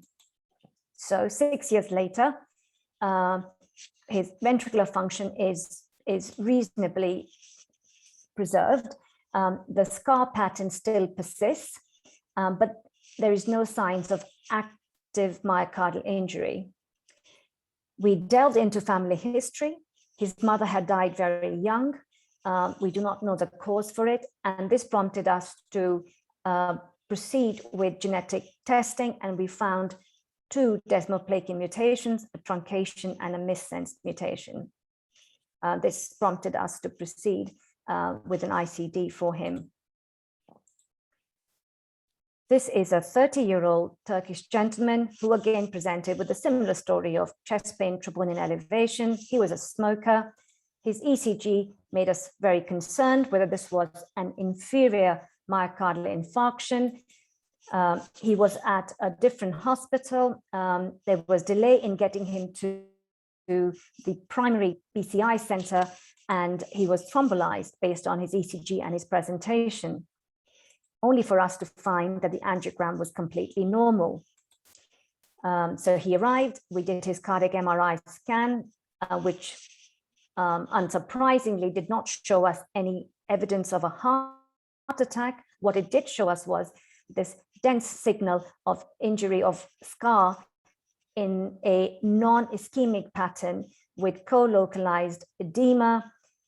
So we were concerned about infiltrative diseases like sarcoid. He ended up having an FDG PET scan, which further supported the fact that there was ongoing active myocardial inflammation. None of his systemic inquiry or other investigation supported presence of extracardiac sarcoid.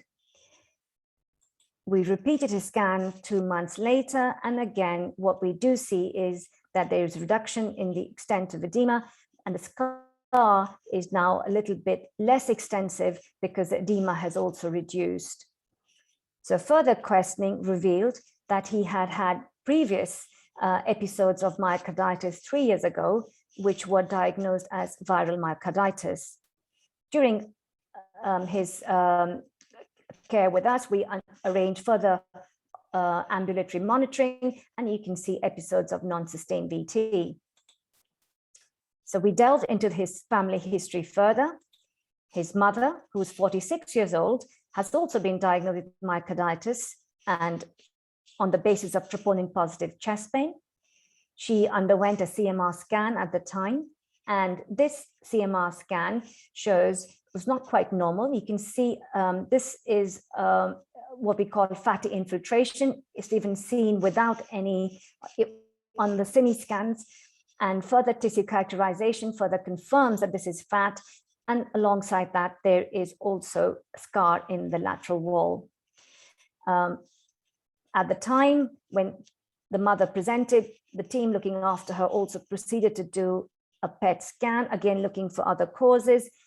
We were more primed because we knew about his son, and that did not show any active inflammation, just a tiny bit of active inflammation, which sort of co-localizes where we are seeing this scar. So based on this, genetics were performed, and unsurprisingly, we found that the proband was heterozygous for a pathogenic mutation in desmoplakin. His mother was also screened, and both were found to be carriers of the same mutation. The rest of the family is under screening. And I'd like to complete, this is my final case, is of a 19-year-old young lady who presented with, again, chest pain, was labeled as myocarditis way back in 2014. And this is her cardiac MRI scan, which shows, again, non-ischemic pattern of this mid-wall scar. And as the arrows show, subepicardial scar, and her ventricular function was also preserved.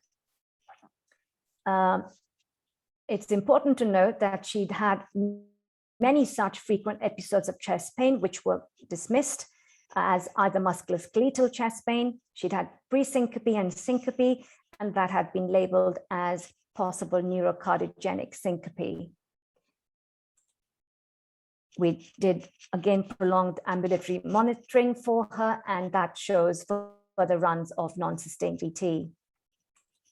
So discussion in clinic revealed that there was a significant family history of sudden death. That's our proband. Her father had died young playing football, as had a paternal uncle. Maternal aunt was under screening at another hospital with VT. And because of all these concerns, we proceeded to do genetic testing, and she was found to have 2 pathogenic mutations in both DSP and plakophilin. I don't have the time, and this is not the right talk for this, but this opened, as you can see, a big family at risk who were being screened at different hospitals with similar sort of symptoms. And it took to us doing this testing, which then helped us bring the family screening in coordinate the family screening across different units. So how may this be relevant to our clinical practice? And then, are some people genetically more predisposed to develop myocarditis? If we look at ARVC, or arrhythmogenic right ventricular cardiomyopathy, hot phases in ARVC are increasingly recognized. And we know that every such hot phase adds further insults to the myocardium. On histology, inflammatory infiltrates have been found in areas of structural disease. And this is a pathology slide which was provided to us for one of our inpatients by Dr. Michael Ashworth. This study from our center in patients with confirmed diagnosis of myocarditis shows that nearly 35% of patients had positive FDG PET scans. And this further adds to the debate about the role of inflammation in patients presenting with myocarditis. We also found that the grades of inflammation on FDG PET scan varied by the type of mutation, and that there was little concordance with the presence of the disease activity seen on the FDG PET scan versus that that we saw on the cardiac MRI scan. So that's another issue that we need to understand further. We also found that the inflammation was more in those mutations, people who carry desmoplakin, but it is possible that this may be a biased result as the DSP mutations were the predominant mutations in this cohort. In a more recent paper, the authors studied patients with both desmoplakin and plakophilin mutation carriers, but 15% of their cohort had presented as acute myocarditis. And interestingly, those were also predominantly in those with desmoplakin gene mutation. And the authors reported that those patients who predominantly have a desmoplakin mutation get left-sided rhythmic cardiomyopathy, and versus those with plakophilin who mainly predominantly get right-sided. And the arrhythmia risk was found to be higher in those with a DSP and left-sided mutation compared to plakophilin and right-sided mutation. And they further confirmed what we had shown in our study and concluded that myocarditis episodes are common amongst DSP mutation carriers. Myocarditis and fibrosis often precedes overt systolic failure. We know that these patients are predisposed to developing ventricular arrhythmias, and our clinical threshold of considering defibrillators in patients with ejection fractions of less than 35% is probably insensitive compared to the data that we've seen from these papers. And of course, you do see active inflammation as highlighted on FDG PET scans, which brings us to consider that are there mechanisms that we can use to modulate the inflammatory signaling pathway to target intervention to reduce this inflammatory cascade, and perhaps also proposing whether for the future a gene-centric approach may be considered for the management of such patients. So a lot of work is being done in this field, and I'll just briefly take you through this because I know the next talk, Dr. Basso will probably be talking about this in more detail. So Chatterjee et al. Introduced a concept of autoimmunity, and in this paper they found that desmoglein 2 protein antibodies could be considered as a biomarker and may help us determine prognosis in patients with rhythmogenic cardiomyopathy. More recently, another study has shown that high number of anti-heart and anti-intercalated disc autoantibodies can also help us understand about disease severity in the proband and family members. Patients with rhythmogenic cardiomyopathy have a high level of circulating pro-inflammatory substances like interleukins and alpha TNF, to name a few. So Chelkel et al. Have further explored this and found or introduced a concept that the role of the nuclear factor kappa B, which is an old transcriptase factor, and if you can avoid its dysregulation, then that may be a suitable target to help prevent further injury in patients with arrhythmogenic cardiomyopathy. And hot off the press, as most of you might have seen this paper in European Heart Journal, with the authors using a arrhythmogenic cardiomyopathy murine model have shown that using extracellular vesicles from immortalized cardiosphere-derived cells can attenuate the expression of disease in patients with mice in arrhythmogenic cardiomyopathy.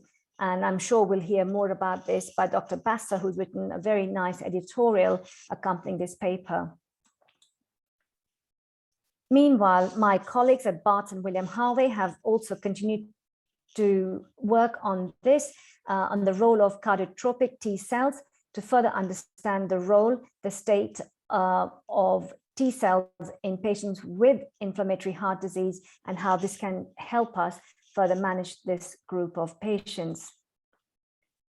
So cardiotropic markers such as c-METs have been found to markers of inflammation, and their role may help us because they retain their site of origin. So if you can try and understand where they are mobilizing, that can help us track the organ or the site or origin of injury in these using these c-MET cells. And in this pilot work, they found that these cells were elevated in patients who were presenting with myocarditis, those with some with dilated cardiomyopathy, but not those with acute myocardial infarction. So further work, I'm sure, in this field will also help us with understanding markers of disease and prognosis. So I hope I've impressed upon you the importance of identifying an etiology when assessing a patient with myocarditis. And it's no longer just sufficient to include infective, immune-mediated and toxic causes, but hot phases of inherited cardiovascular disease are an important differential when assessing such patients. So to conclude, myocarditis has varied presentations. It's important to have a high index of clinical suspicion. Hot phases of inherited cardiovascular disease are a real entity, and we need to have them as part of our differential. Current investigations and treatment choices are supportive. More work needs to be done to understand the mechanism of injury, to identify good biomarkers of disease and targets to prevent further injury. So with that, I'd like to thank you for your attention and also acknowledge the varied members of our team who help us provide care for such patients that are presenting to our unit. Thank you very much.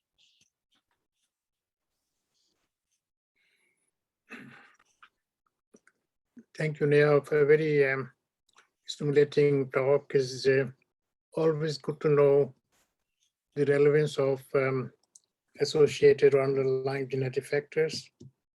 And this is something, as we all understand now, all agree that sequencing, including mainly the whole genome sequencing, will open many such examples.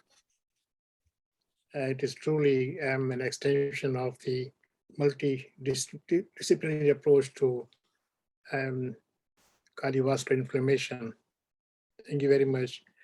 I can't see any questions put on the chat box. So is there anybody who would like to ask a question? Maybe I can see Eleanor has raised hand. Maybe Neha, you could just remove the screen share, please. Okay, I will. Yeah. We can see Eleanor now. I can see Eleanor. Yes. Hi, Neha, thanks so much for a fantastic talk. I think you really highlight the key components that, you know, there is a huge area of unmet need in this scenario. I mean, and, you know, we are well versed, I guess, on the role of inflammation in these conditions.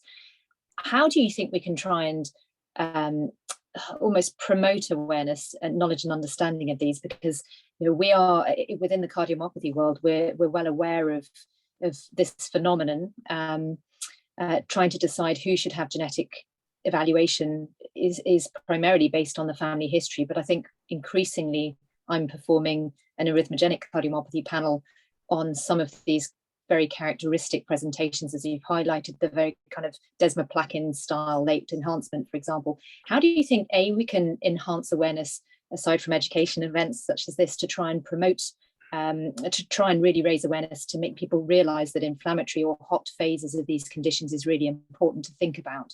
And how can we try and ensure that people that that require the necessary genetic evaluation receive the genetic evaluation? I guess one of the components is to try and think about how we can develop the collaborative approaches. So, for example, of absolutely sharing of data, but also to try and understand and get the research, the evidence base that we really need in this area to push forward. I just wonder whether you have any insights or thoughts on how we can try and progress things, and how can we make sure that people get the genetic testing when the vast majority of people perhaps don't appreciate the role of hot phases of these conditions. But thank you for a fantastic talk, because it was absolutely brilliant. Thank you. Els, always difficult questions, and but very relevant. I think you raise very important points, and you might have picked up that we've come a long way ourselves from understanding the genetic mechanisms in presentation. I deliberately chose the cases that I did just to show that how our understanding has evolved over the years. So, for example, the 17-year-old, the 19-year-old, you know, the 30-year-old, who we were very comfortable with saying this is myocarditis. But if I also go back, myocarditis was it's a relatively new kid on the block, really. So we've improved our understanding and realizing that the patterns, one size doesn't fit all. So I'll tell you what we are trying to do at BART, and I think similar simulation of models elsewhere will help. My last slide was deliberate to show, which was prepared by Ollie Goodman. So it's just beautiful slide, which just brings in that cardiology is not a cardiologist, interventional cardiologist, or heart failure cardiologist, because these patients can present through various pathways. So what we have tried to do is increase awareness amongst the various pathways of subspecialties, that you've got to think outside the box. It's increasing our presence on the wards, increasing our interaction with colleagues. So that can be at the local level. And I wouldn't say that we're 100%, but I can see that there is now people pause and question as to why somebody's having VT who shouldn't be having VT. So that there is that. So I think that's, for a start, very good. It's hard work, but it needs to be done. And it just means you've got to be more on the wards and be more corridor conversations and more in-house meetings and meetings such as this. I don't know how many of jobbing cardiologists are actually on the call, but that is what is needed. Similarly, I think that was one, and I guess from the cardiomyopathy, the cardiac society, so everybody has a role in this. The second thing was about collaboration, and when I meant collaboration, I think you probably meant across nationally and internationally, and I guess I'm looking at Devendra to do this, and it is something that we don't have a myocarditis registry, for instance. We don't have, if we're going to go for a gene-centric response, then maybe we probably need to consider registries of people, certainly those of us who are doing inherited cardiomyopathy, to work towards registry data. I mean, why is it that we're only seeing with desmoplakin, not with plecofilin, whereas the ARVC task force criteria was basically the PKP2 cohort? I think those are interesting questions. I'm afraid, I think we need to do what we can do, but we look for ideas from people who may be on this call, who've got some more experience with perhaps networking and collaboration, to see how we can further enhance the role of both bringing clinicians towards mechanistic and genomic science, and likewise that interaction, I think, has to improve also. No, I absolutely agree, and it's quite interesting, isn't it? Because even if we look at some of the sort of relatively small but still data that exists on, genomics and sarcoid on its own, for example, I think we're missing a trick because we don't even think about doing genetic testing in sarcoid, and actually there is clear-cut familial disease, or there is certainly, take a family history, and I guess that's the emphasis, isn't it? Take the family history, which we'll all be well versed in this call today. But no, fantastic. Thank you so much, Neha. I really enjoyed it. Thanks, Elle. That's very good. Thank you. Okay, thank you, Neha. I think we'll proceed to the next talk. So when we planned this session, it was very obvious that we needed to include a cardiac pathologist, and given the multidisciplinary team approach. And these are rare people, very few around, who one could call a true cardiac pathology expert. We need them not only for cardiac biopsy, but also for, most importantly, for sudden cardiac death, where the precise pathology is very important for genetic or genomic interpretation. So we are very lucky to have Dr. Calliope Policho from Padua in Italy, who works with Professor Cristina Basso, one of the prominent internationally famed cardiac pathologists. So again, thank you, because Dr. Calliope has supported us in the past. And so we, again, pleased to have her to give our talk. As you can see, the role of histopathology in cardiovascular genomic medicine. Thank you, Dr. Calliope. Thank you so much. I really like to thank the organizers, and good afternoon. I'm sorry to disappoint Dr. Secri. I'm not Professor Basso, and I'm not a mere pathologist, but I'm very excited to be part of this very stimulating meeting. And I will try to be more concise as possible with my talk.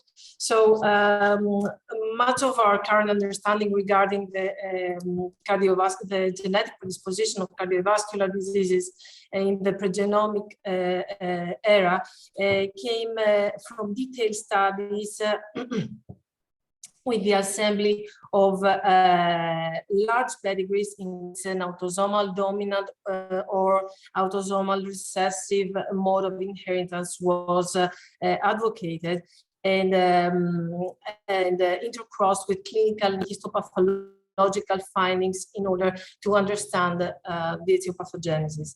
In this setting, we have learned a lot. We have learned really a lot on the fact that different defects in different genes might lead to the same cardiac phenotype. And we have also learned that different defects in the same gene might lead to similar cardiac phenotypes, but also might lead to different cardiac phenotypes.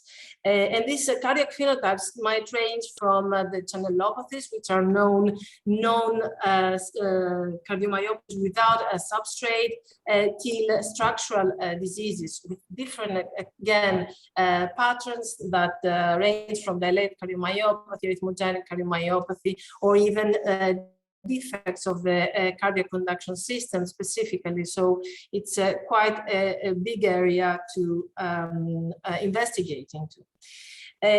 Even though this this dual approach was really powerful, the combination of the family history and the histopathological evidences, the heterogeneity of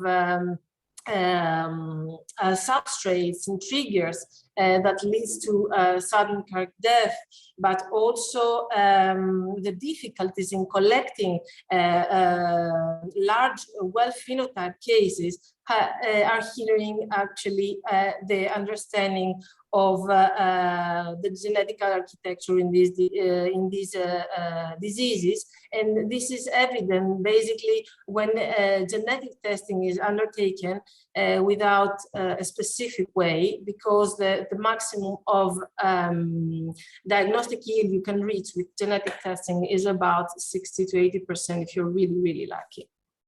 So I'm taking as example desmoplakin, which is a very dear gene to me, because it's a gene is a major component of the desmosomal complex. Its function is merely, its primary function is to connect, to adhere the intermediate filaments to the desmosomes. But as you see, it has been linked to several diseases, that they are not all cardiovascular diseases. Actually, most are syndromic diseases, or merely involved in the skin level. So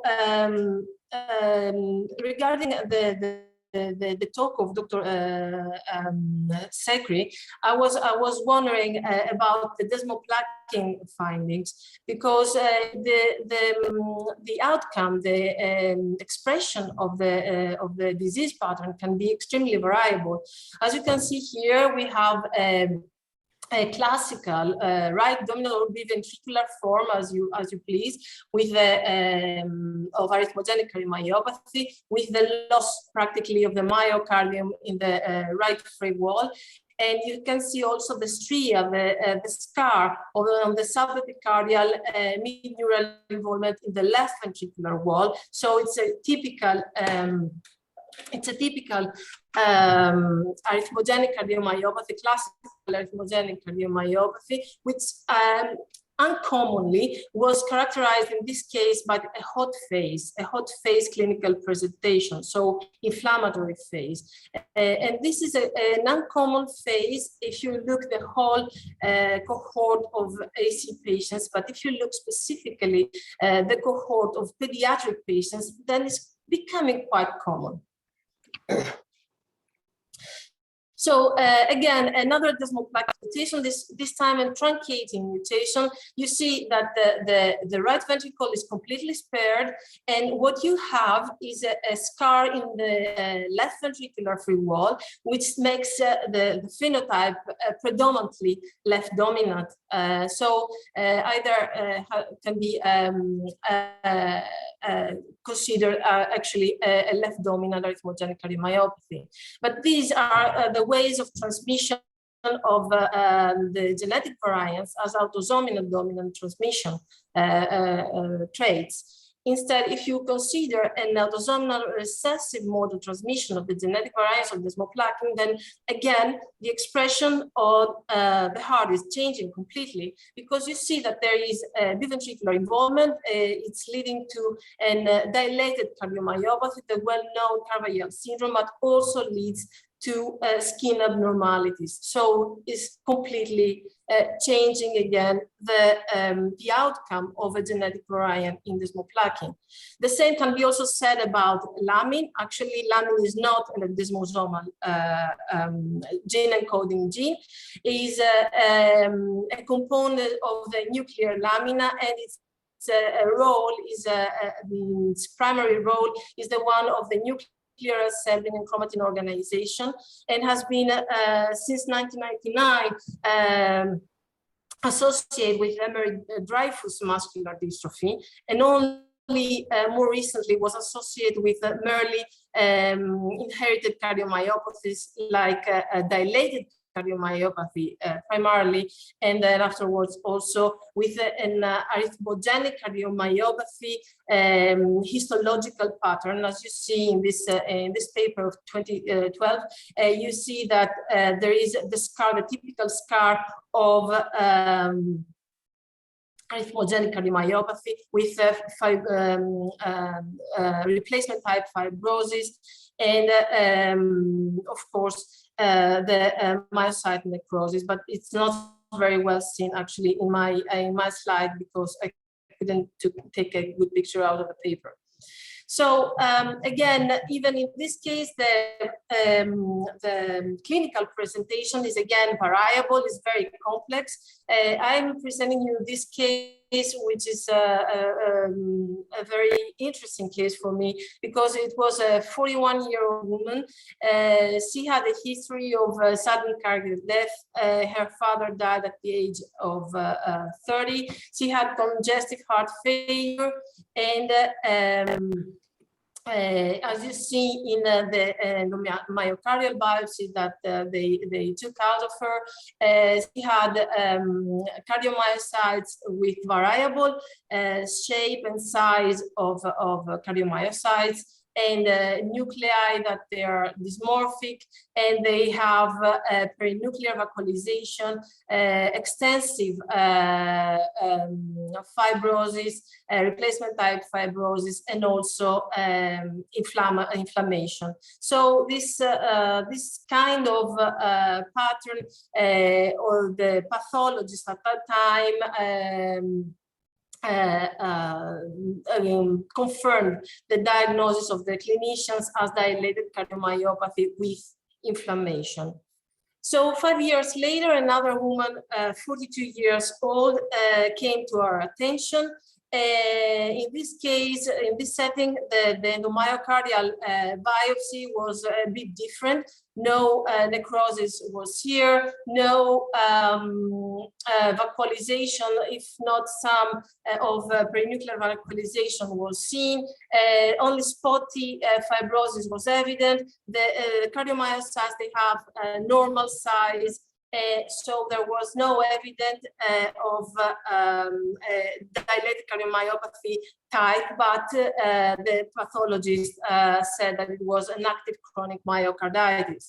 So it was very surprising to us, because I'm the geneticist of the group, to see that these two ladies, actually they were linked because they were sisters, and they came to our attention 5 years after the other, at about the same age of 42 years old, and they carried a lamin mutation. A lamin mutation, which is already reported in the literature as pathogenic, which actually was the linking point between the two ladies, although the clinical pattern and the pathological pattern was actually not exactly the same.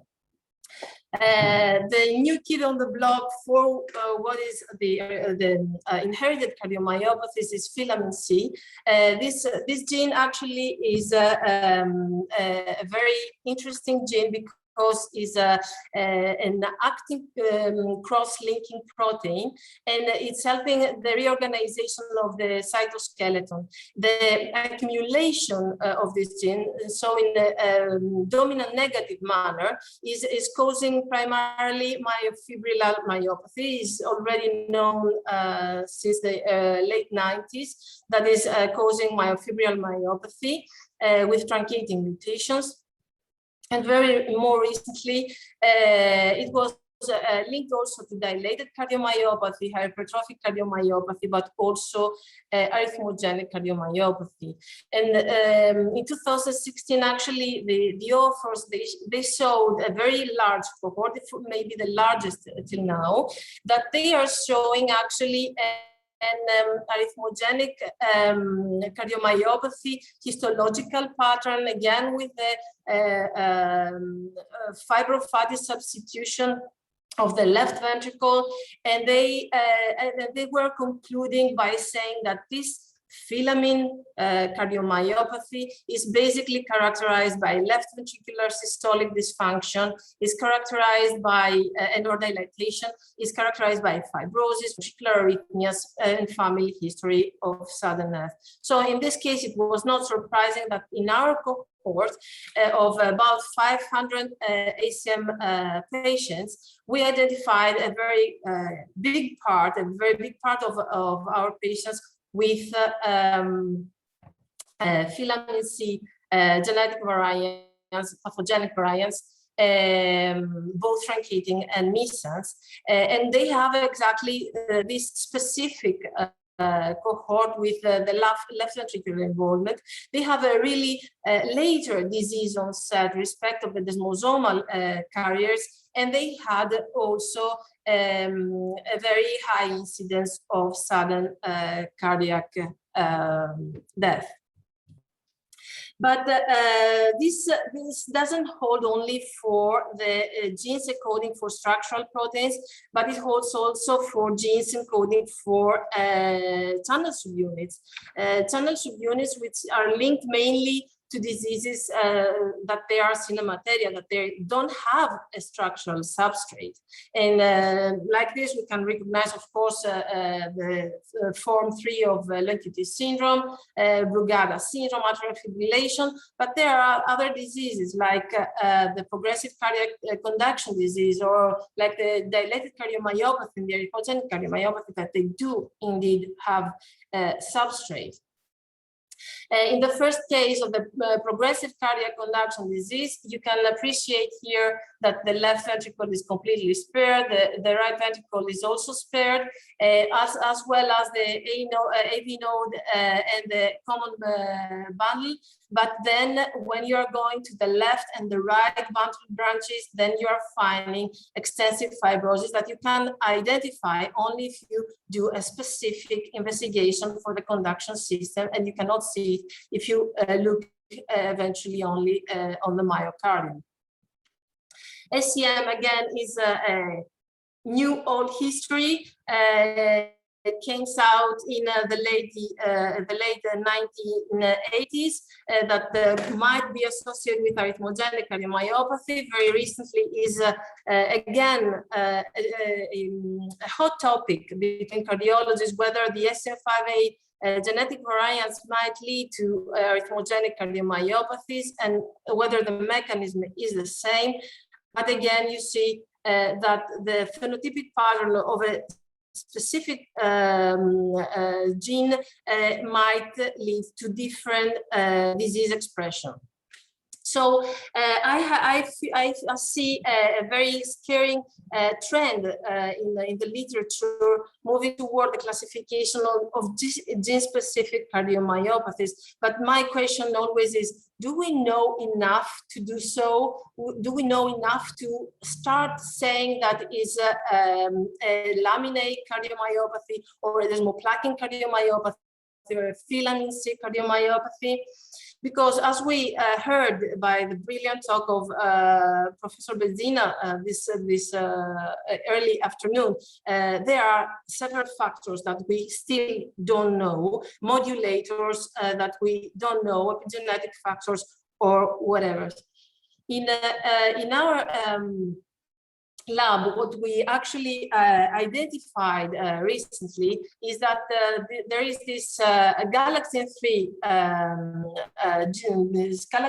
gene, which expression is reduced in the myocardium in prephenotypic phases of arrhythmogenic cardiomyopathy. And by a decreased expression of galactin-3, then we're having attenuation, we're having an increase of destabilization of the desmosomes, and we have also a suppression of the Wnt signaling, which leads at a feedback loop in order to counterbalance the destabilization of the desmosomal complex to an excess of pro-inflammatory processes, which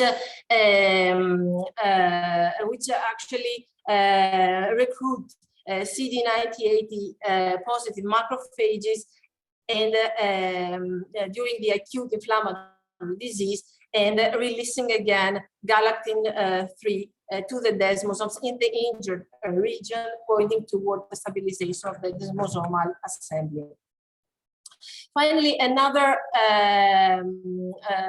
topic that we are actually treating lately is the role of microRNAs. And what we have seen by doing a Mirna profiling on myocardial tissue and blood samples of AC patients, that they share a characteristic microRNA signature, 6 of which are able to distinguish actually from AC patients who have an ongoing disease process from their silent family pathogenic variant carriers and patients or with other cardiac entities. But still this, let's say, microRNA pattern is has a further investigation is needed to determine its role in AC pathogenesis. So very briefly, my take-home message is that genotype alone, we all agree that maybe it's not enough to determine a specific phenotypic status. So caution should be paid by clustering genetic cardiomyopathy, genetic classification, and the results of the genetic testing should be providing the context of the patient's clinical phenotype and family history. So multidisciplinary collaborative teams are absolutely needed. And as last, everybody is concentrating lately on the genetics because is a factor that we can actually see and work on it, but the recognition of different phenotypical patterns is essential in order to understand the mechanism of disease and the mechanism of the cooperation of different genes in producing a definite phenotype. I would like to thank my group, both the cardiology group, the pathology, but also my small genetics group, which is supporting my research. Thank you for your attention.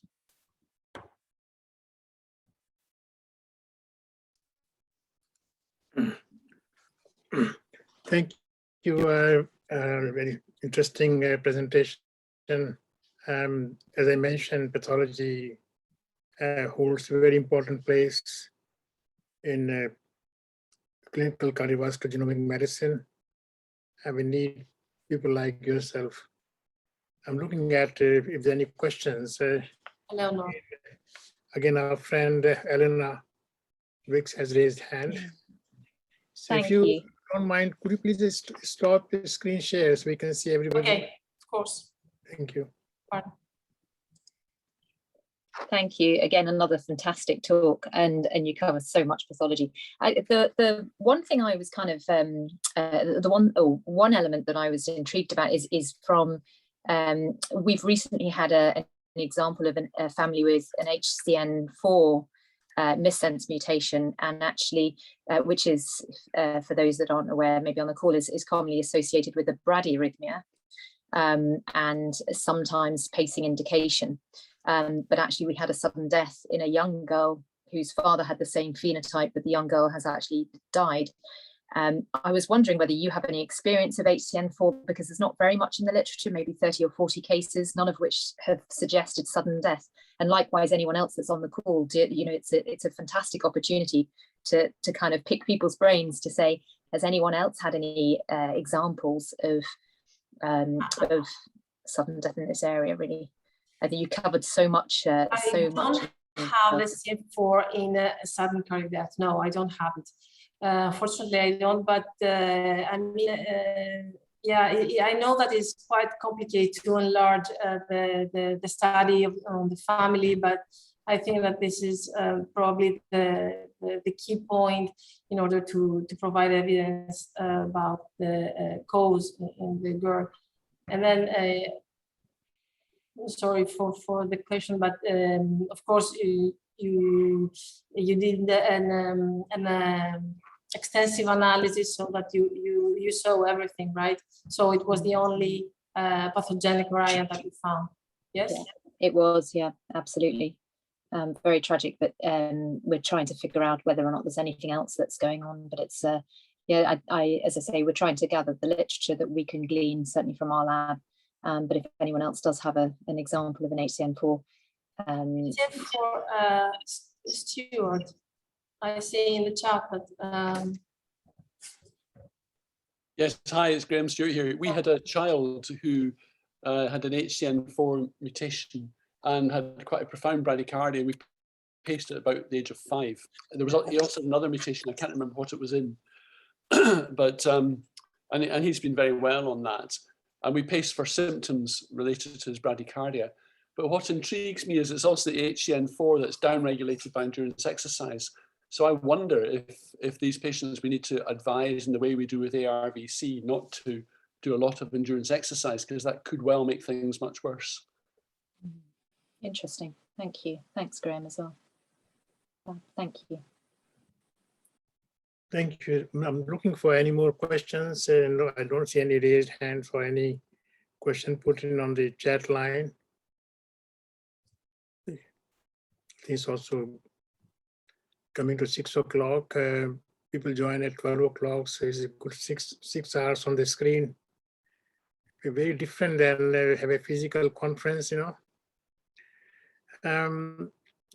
I suppose, yeah, Neha raised hand. Neha, please. I thought it deserves a comment to you, Calliope, that you did not disappoint. In fact, I found your talk really good.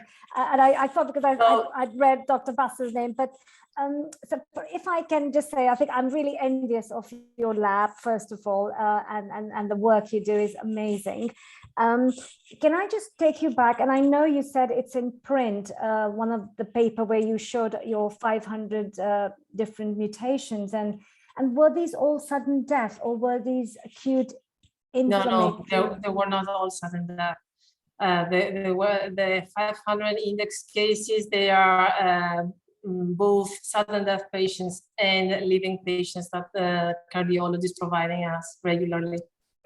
Okay. Well, we look forward to reading more about this, because I think that if the numbers that you have are quite impressive, isn't it? And to what I think Els had said previously. I'm not very good in writing, probably. I think you were very good. No, you did very well. Now that's good. Okay. Well, look forward to seeing that when it gets printed. That's good. Thank you. Well, I don't see any question. Well, I suppose given time, people have been really busy for the last 6-7 hours. We can bring close to this session, and we meet again tomorrow morning. So before we go home, I think we need to take some key messages, what we call take-home messages. And my colleague, Elena, has very kindly agreed, and she's the current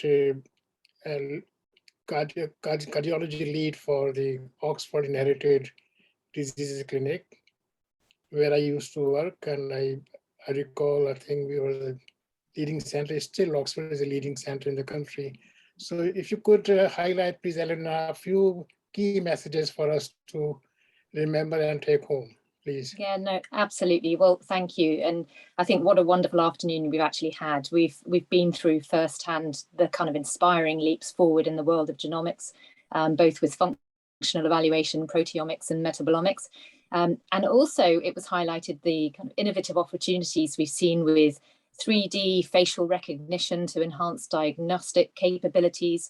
We were taken through the role of genomics in congenital heart disease, trying to ensure diagnoses in septal defects, for example, and also the breadth from both the genomic world to the inflammatory cardiomyopathy world, where it lends itself to much hope for the role of potential immunophenotyping along with the genomics in the future. So we've seen such a breadth this afternoon. And I think really where it's highlighted things, certainly for myself, and I'm sure everyone else on the call, is the vast need for a really multidisciplinary approach. We need to engage with each other, help each other, learn from each other more than anything. And there does undoubtedly remain a lot to be done in this area. So we need a really collective effort to enhance forward the future diagnostic and therapeutic implication for cardiac genomics. And I think today has really just highlighted that. I should pick up on from the last talk of the very last slide, saying never stop learning, because every day brings something new, certainly for me in my practice, and I hope it has from this afternoon with everyone else too. So I'd like to take this opportunity to thank again Devendra and the background team as well as the tech team for this afternoon, and look forward really very much to seeing you all tomorrow for another afternoon of education and further advancement really in this area. So thank you all for joining us today, and we see you all tomorrow. Thank you. Thank you. My apologies. I think while we were talking, there's a question put by Antia, and I can read the question. A 44-year-old man in Sweden had cardiac arrest during exercise, was successfully resuscitated, but had a missense SCN, I would say SCN5A mutation, but there was no Brugada pattern, normal echo, and normal MRI. Anybody to explain to Antia, please? SCN5A mutation. SCN5A mutation, missense mutation in SCN5A with no Brugada pattern, normal echo and MRI is quite normal, at least to my practice. So I would first search even for something else. If you don't find anything else, then they are patients that you should take care despite the genetic findings, to my experience at least. Yes, I agree. Yes, definitely. Perhaps that also just highlights that there are still so many elements that we have yet to learn, and it makes it even more challenging for us to depict who may or may not be at risk. Were there other medication that the patient might have been on that may have not been identified? I'm just wondering. Yeah, we need more information. I agree with Calliope, and Graham has also posted on the chat line. I completely agree, Calliope. It's a good question, very good question. Thank you, Antia, I hope you got the answer. No medication and no provocation from anything from that angle either. Yeah. Antia says no medication. There's much to learn. It highlights the other area of a lot of unknowns, particularly with regards to channelopathies in general. As one of the talks again identified earlier, in a family, it's really essential to evaluate the proband, evaluate the sudden death, and try and obtain genetic tissue. As Dame Suhail earlier highlighted, the sudden death pathway that's being looked at and being formulated for the country to ensure that everyone has access to genetic testing in the context of a sudden death is again really key, because it's the only way that we're going to really learn whether there's an implication for a family or not. So again, that's where this, every opportunity bring together the collaborative efforts to try and move forward in this field. I think what I remember, I think somebody commented, SCN5A is very intriguing, as you know, gene and different mutation and different phenotypes. So the person, I think, just said, "Oh, could you just call it a CN5A-pathy?" Because there are many broad spectrum. On one hand, you've got type C LQTS, and then you've got Brugada, then you've got a bit of a cardiomyopathy changes. And of course, many are asymptomatic. So we need to have more information. Well, it will come in time. Yeah. So thank you very much. We'll meet again tomorrow morning. Thank you. Thanks, Devendra. Go and have a rest now. Thank you, everybody. Have a great evening. Bye-bye. Or whatever. Okay. Bye. Thank you. Bye-bye.